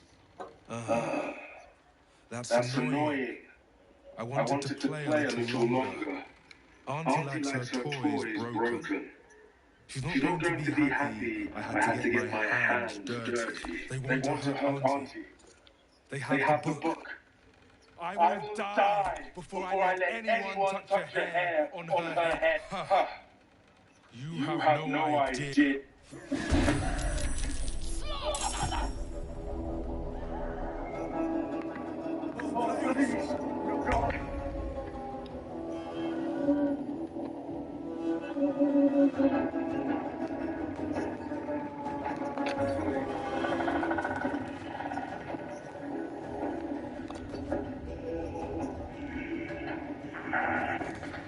Let me strike. I will not fail.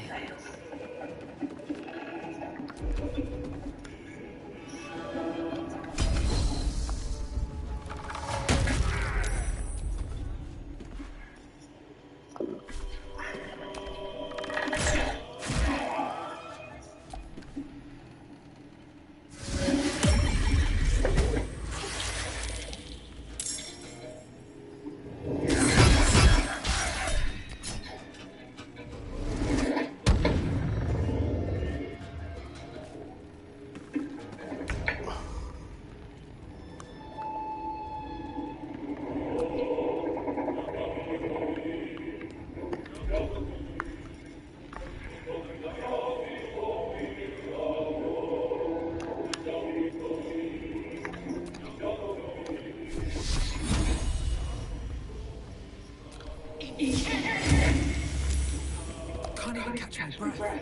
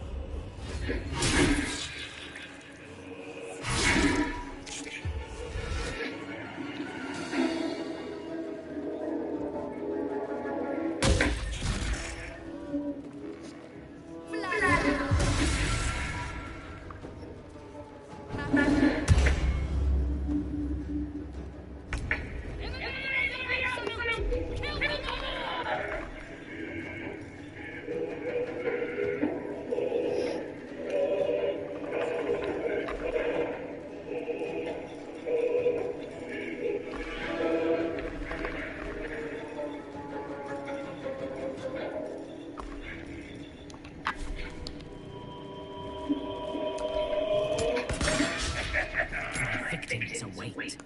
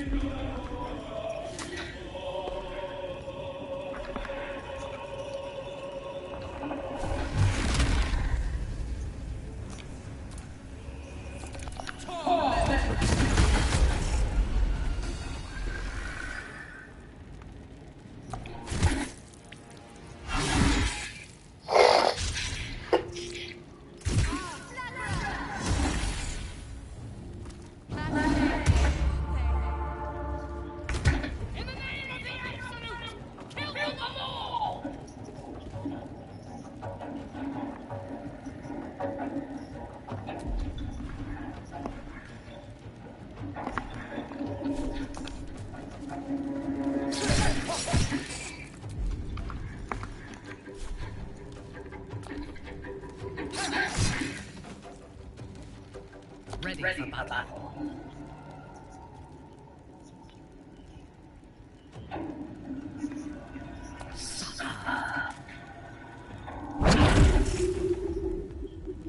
Right away.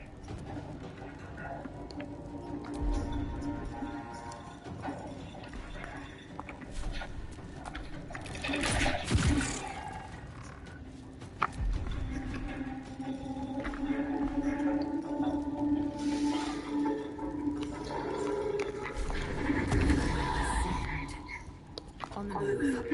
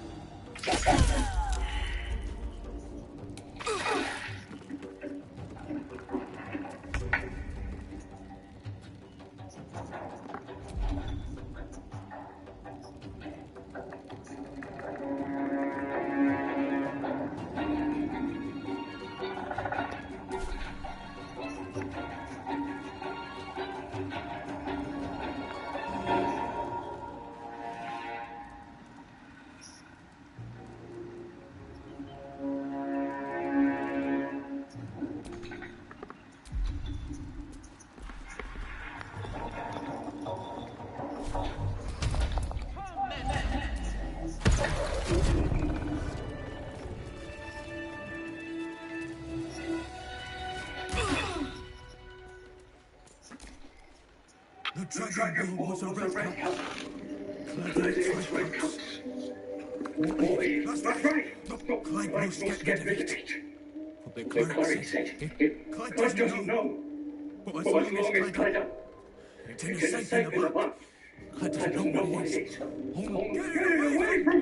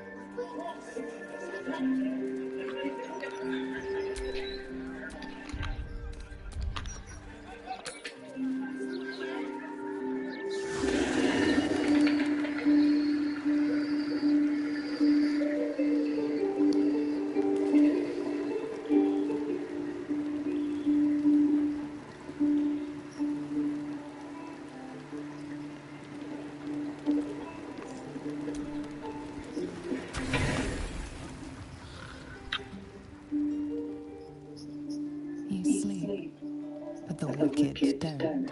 Someone is here to disturb your rest. Get the hell away from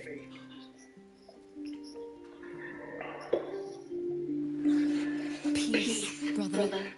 We're here to take you home. The Master needs all seven of us for the ceremony. Come with us and be reborn.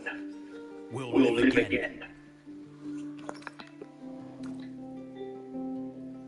Master Cazador has known Astarianos this entire time.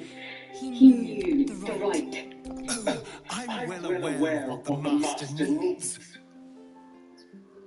But don't you deserve better? Better? What do you mean, better? After all these centuries of torment, I know what you all want. More than power. More than to walk in the sun. You want to see him dead. The right of profane ascension will be mine. And he won't see a scrap of its glory. I am going to complete the ritual as the ascendant, and then I'm going to kill him. This is your chance. Stand with me. Name me your new master. We will get our revenge. And you will all live again. His liar smile spells danger. He knows full well that his kin will die in the ritual, but if any of the bearers of the scar die before the ritual begins, he will lose his chance to perform the rite himself. He needs them to run willingly to their deaths, thinking they stand a chance against their master.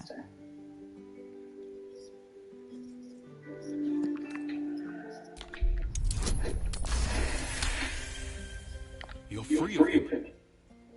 Perhaps we can get back at Cazador and finish the ritual.